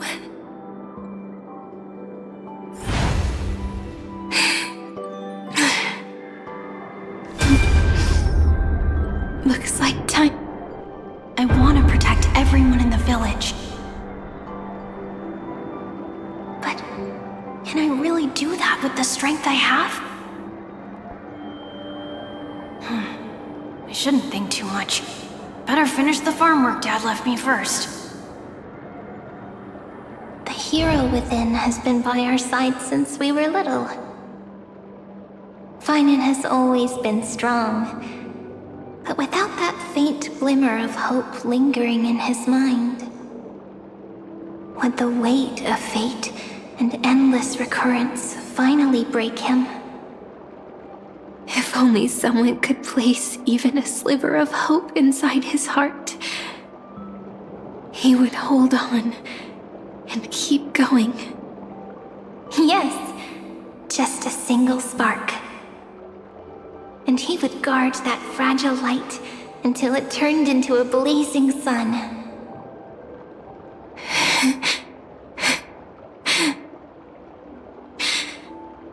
I no longer have the strength to make the hero within look like him. So, let me leave behind a prophecy for him.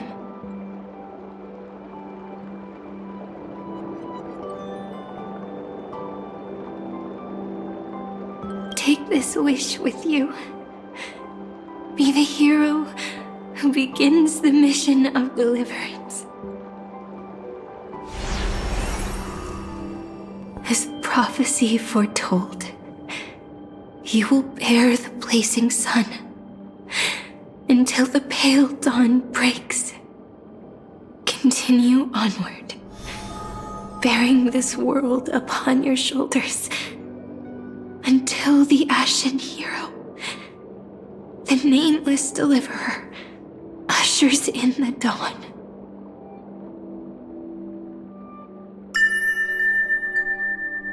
Now, your eyes have seen through all of Amphorius, from the end back to the beginning.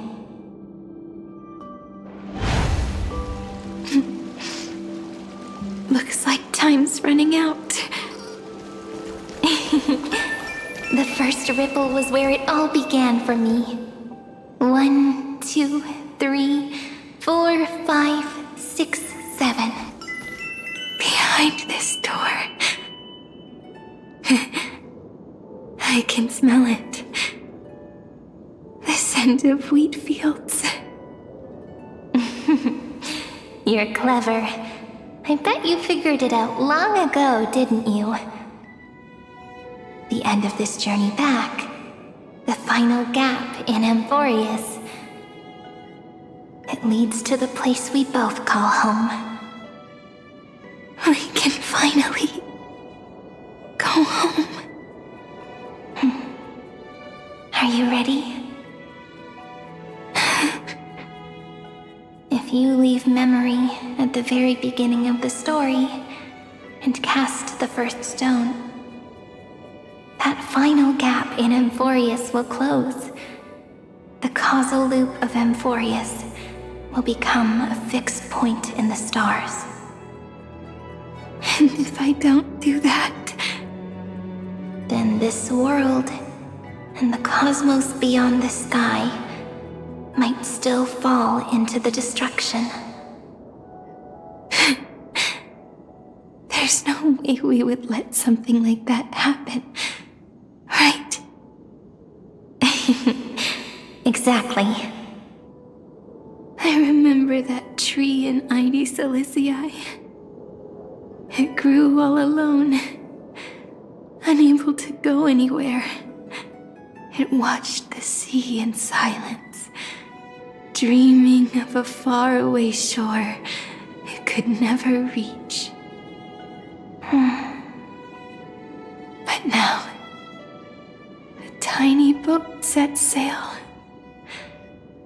It carries a seed of hope, plucked from the tree, and heads into the great beyond. Even if the boat's shadow fades quickly from sight, the tree knows that its wish will bloom on the other side of the sea. In that moment, it must feel happiness, right? The way you brought it up, now I kind of miss that tree too. Come on. Let's go home together. Take it with us, back to the sacrament courtyard. Let it become remembrance's anchor, tying together the times we knew so well.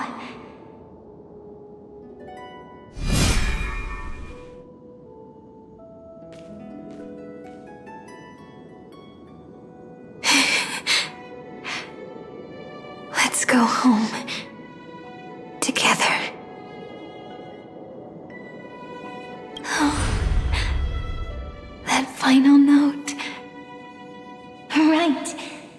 It's been with me all this time. This is Do. It is also the first note. The one from the first time we met. And the one that stayed to the very end. Ide Silicii, the place where it all began. It's like time itself has stopped. And the breeze and the sound of the waves never seem to rest. We've made it. The sacrament courtyard. This is the place where we first picked up the ceremonial blade.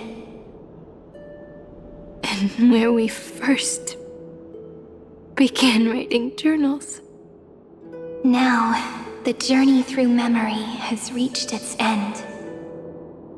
Once the anchor is placed, what awaits us is 30 million lifetimes of reunion. Looping again and again. Endless farewells. Do, re, mi, fa, sol, la, ti. And with them, endless encounters. Ti, la, sol, fa, mi, re, do.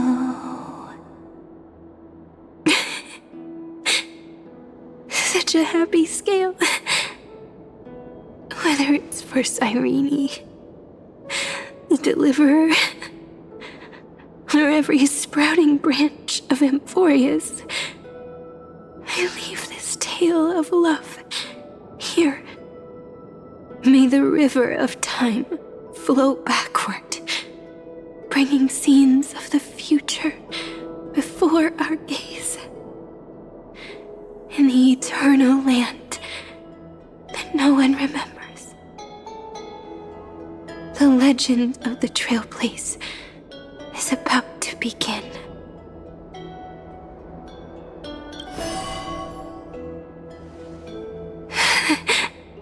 Is it all over now? My mind and my memories. It seems they're beginning to fade. The breeze is warm, but my body is shivering for some reason. If you're feeling cold, let's find somewhere warm. We can rest there, together. Somewhere warm. I know just the spot. 405 504 093 365 432 252. Treehouse. Suridra. March 7th. Danhon. Electra. Hyacinthia. Caslana. Anaxagoras. Aglaya. Midemos. Castoris. Cyphera. Cyrene. And you.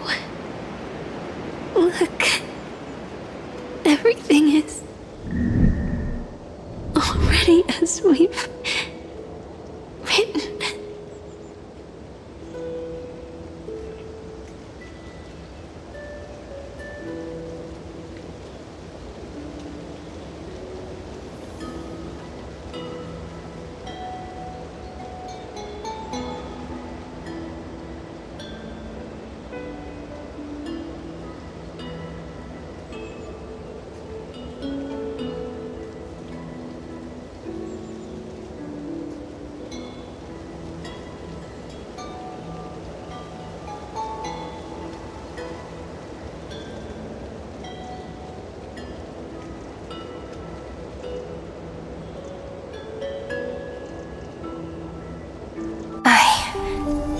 gaze that looks back on the world.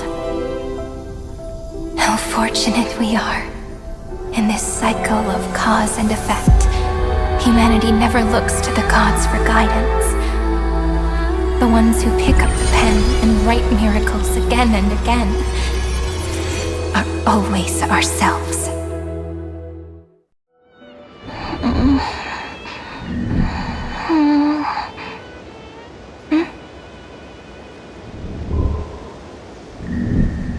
Am I still awake? Peach, where are you?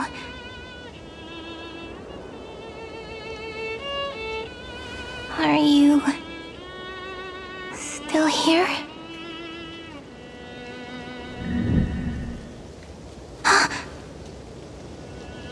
I shrank.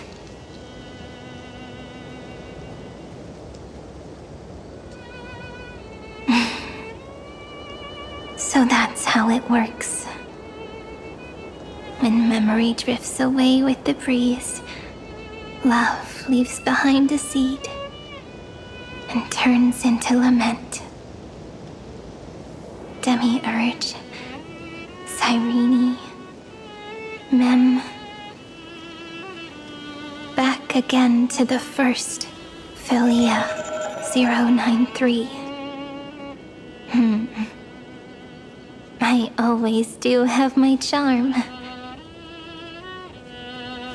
The final ripple nourished the great tree, and from it grew a single pink peach. We've been playing for so long, and you still haven't told me your name! I've told you so many times already. You're just forgetful. My name is Livia. Livia. If you forget again, I won't tell you next time. Livia. Got it. Then you have to remember mine, too. I'm... Piso. I always remember.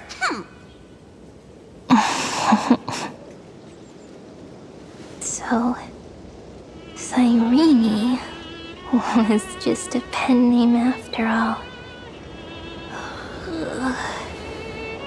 So sleepy. That drowsy little fairy barged into my mind again. The last of my memories are slipping away. I wonder what this world will look like when I wake up again. I remember a cry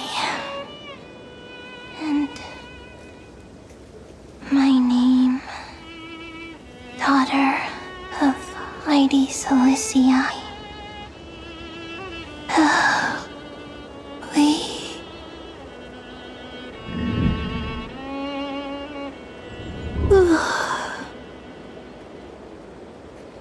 Shh. Never mind.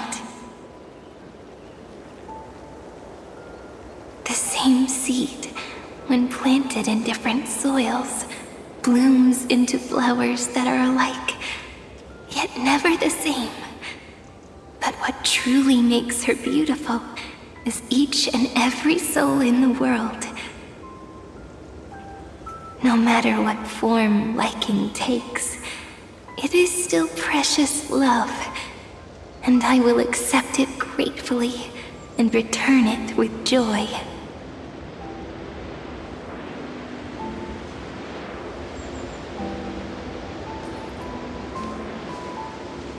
Do you remember my favorite story? That crystal flower was so beautiful because it reflected the eyes of the little fairy.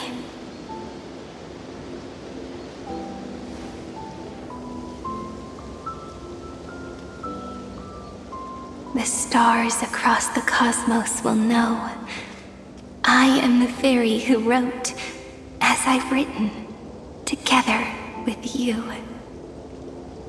And in your heart, I know I will always be given the name I love most. The one you gave me. After all, we've always been in sync. Hey, don't rush! Slow down.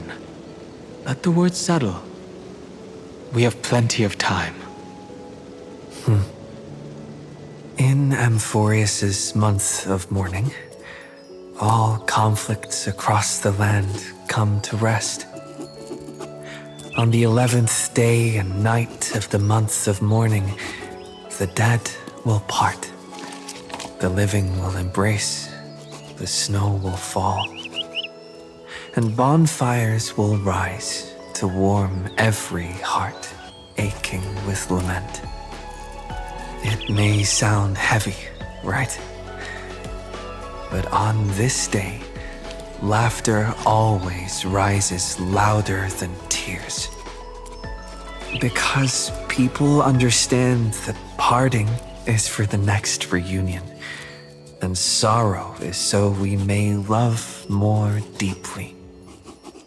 That is why this day is her favorite of the year. Under the same sky, across 8 phases of the moon, 13 heroes composed an epic together. 1 plus 8 plus 13 equals 2 11s. Would it feel more fitting if the rest were written in Miss Cyrene's voice? Agreed. Then, we'll add 1. A 1 like none that has come before. A 1 that blazes new trails. I make this wish. On the 12th day of the 11th month, 13 heroes will take every core flame ignited across 30 million lifetimes and scatter them among the stars. Later, when the people who know this story gaze upon the cosmos, they will discover that the countless stars in the sky now glow pink. And after 13 seconds, that radiant light will quietly fade away. It will be such a romantic, yet puzzling sight. But that's all right. They will keep that mystery close to their hearts, constantly pondering what the ego truly is. They will love. They will get hurt. They will rage. And in 30 million moments of helplessness, they will stitch their shattered hearts back together, again and again. But remember this well. Losses are a constant on the flame chase journey. There may be pain along the way, but you and I will never be alone. They will come to understand what it means to lose, and in the end, they will choose to let go. They will offer their hearts to this world, to every companion they walk beside. And they will take in the hearts of others and pass them onward. For every soul that exists in this world, there is a different ego, a different prime mover of life. There will never be just one answer, not even for love. But when people gaze into the night sky and love what is fading with the same resolve they have to praise the stars, I want that soft, gentle pink in the sky to tell them, love will always be answered. This is a story about love, and a story about how to answer it. Whether it is one we have already written, or one you are yet to write, It will be a romantic story, like none that has come before. You think so too, right? And the romantic story deserves an ending that is free and complete. When every clue and thread has found its end, and the weight of the pen is no longer constrained, pour the spirit of trailblazing into it, and end this tale with the most pure and romantic period.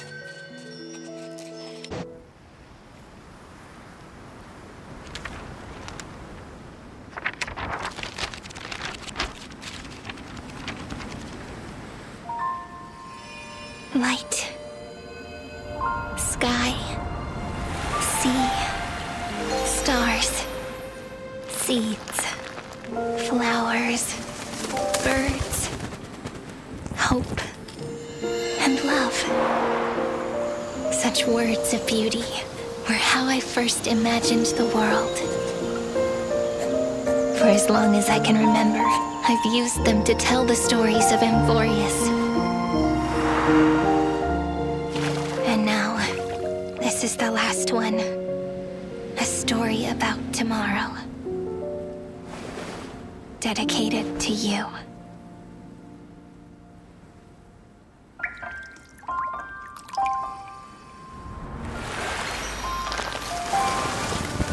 Once upon a time, morning glow, scattered light, shone on you and I. Fading poems, frozen rhymes, are traces on the breeze, whispers of past reverie. Please let me linger for now, enveloped in your sound. Love on the pages, the ink our stories penned. No matter how it ends, I'll do it all again. Oh, stay true, blossom as spring renews, dreaming colors every hue. Tomorrow's eyes to tomorrow's life, while walking step beside you. So stay true, the winter's rhyme anew, woven memories are blue.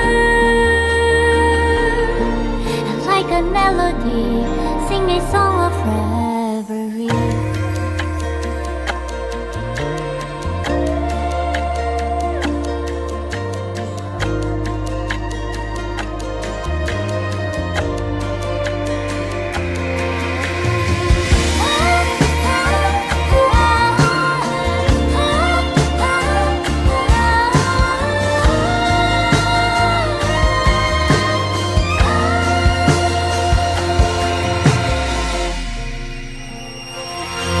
Please stay true, cherish your memory.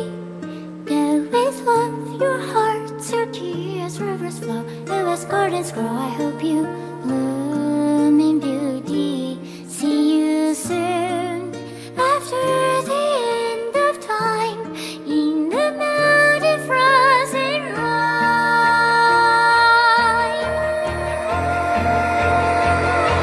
Now stay true, blossom as spring renews, bringing colors every hue. Tomorrow's life, while walking step beside you.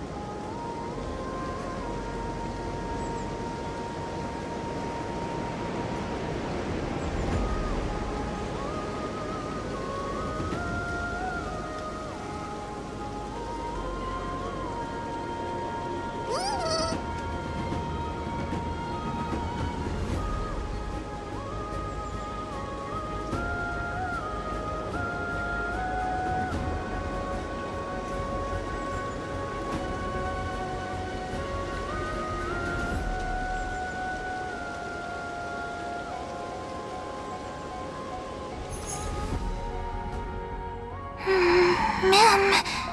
Ma'am. Ma'am. Mammy, ma'am. Mammy. Ma'am. Ma'am. Ma'am. Ma'am. Ma'am.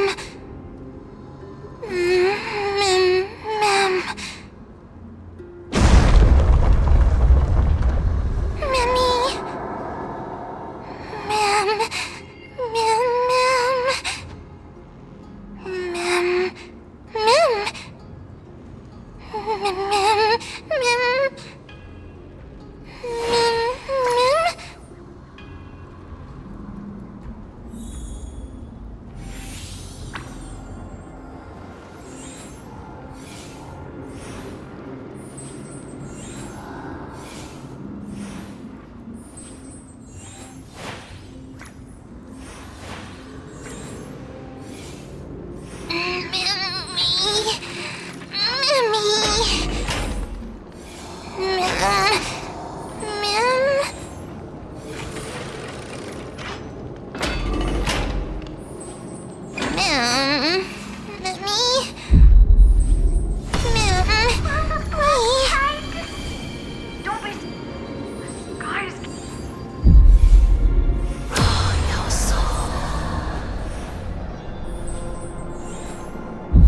I guessed as much.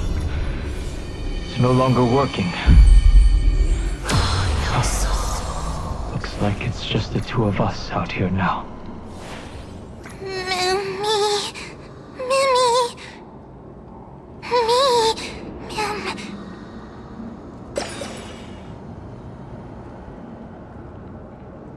Let's find someplace safe to set up a base of operations first. This statue and the buildings we've seen so far point to a civilization here on Amphorius. We can only hope that they're not hostile toward outsiders. Ma'am? I've reunited with you so many times, and every time feels like the first time we met. Each time, love breaks through the stubborn cycles and takes flight toward a pink tomorrow. It's still early. Where to now?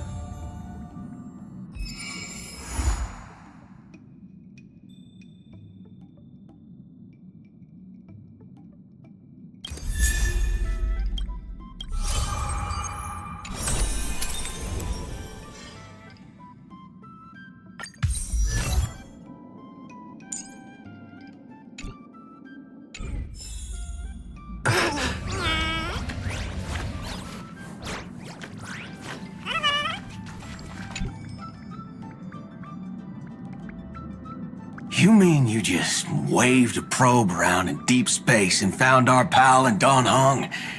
That little thing's really that impressive, ninja girl? This is a ninja tech device, blessed by the Great One. It senses the ultra-low frequency electric waves of the human body. Oh, that's a whole lot of pretty wubba-boo. But since we found him, let's drop the act. You played it well. But who do you think you are? Brother Hanu? Thinking you could pass as a Galaxy Ranger? Lord Cowboy Ninja, you have turned on me for no reason. Don't tell me the traitorous monkey ninja bewitched you. Are you walking the path of heretics now? Enough. A name is Silvergun Shura. Ugh. This is why I hate putting over-the-top characters into the script. You and this mysterious ninja girl. Both of you are impossible to play. Director Sparkle doesn't care for madmen. Cut the chatter. What's your real reason for being here? Come on. What bad intentions could a masked fool possibly have? Just here to watch a show. Shuffle a few cards. My two prized actors were drifting through space for ages, and you all couldn't find them. What choice did I have but to come myself? Otherwise, who's going to share the stage with me? You don't even care about the Iron Tomb disaster threatening the whole universe. It seems the fool's wisdom isn't all that deep. Ranger, don't think waving some righteous flag gives you the right to throw sidelong jabs. And don't act like you've got no motives of your own. You're hoping this war involving the gods might be the key to freeing that broken-legged wolf.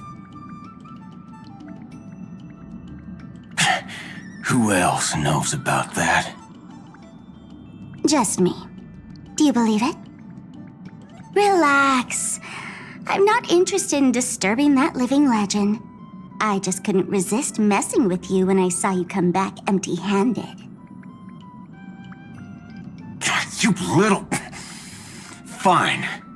Since you saved our pal and Don Hong, get out of here. But remember what you said. Leave the boss alone. Or else. You don't have to worry at all. In Director Sparkle's next script, gray hair gets the spotlight.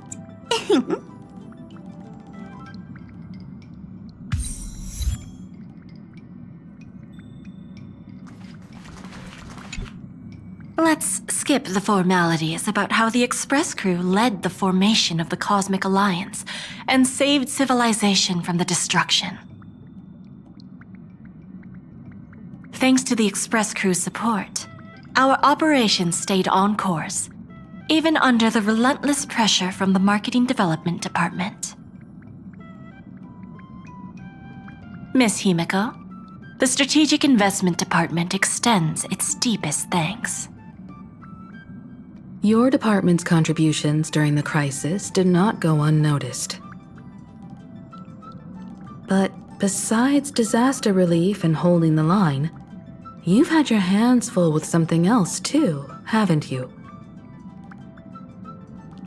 Indeed. The Cosmic Alliance's victory this time has revealed something truly precious. A glimpse of what united civilizations can accomplish in the face of destruction. Our department is summarizing key lessons from this campaign. If another crisis of this scale appears on the horizon, we intend to have a system ready to respond. If the IPC can take the lead in establishing a true frontline against the destruction, it will bring hope to every civilization. Of course, that still hinges on continued support from the Astral Express. Once the Iron Tomb matter is settled, we will be in touch again, Miss Himiko.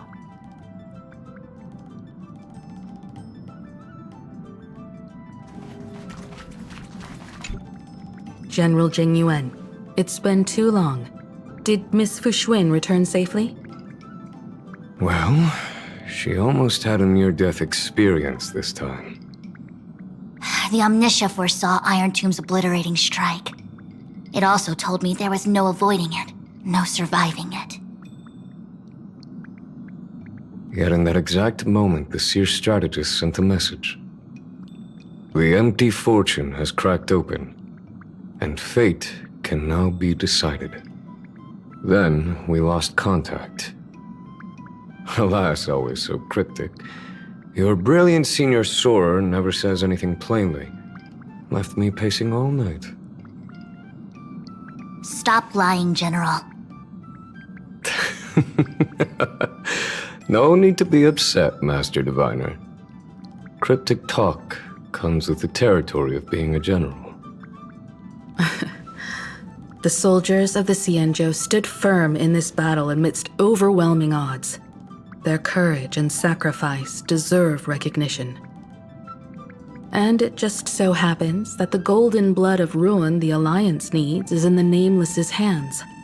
It was taken by the hero Kazlana of Amphorius at the cost of his life, directly from Nanook themselves. Though Kazlana is no longer part of this world, that kid can still reach a fragment of his memory. Perhaps Kazlana would be willing to entrust the Golden Blood to an ally who went to great lengths for Amphorius. In that case, very well. On behalf of the Cienjo Alliance, I offer our deepest respect to the world of Amphorius and her brave, noble heroes. To strike an eon as a mortal, even for but a fleeting instant, this deed alone deserves to be etched into the stars and remembered forever.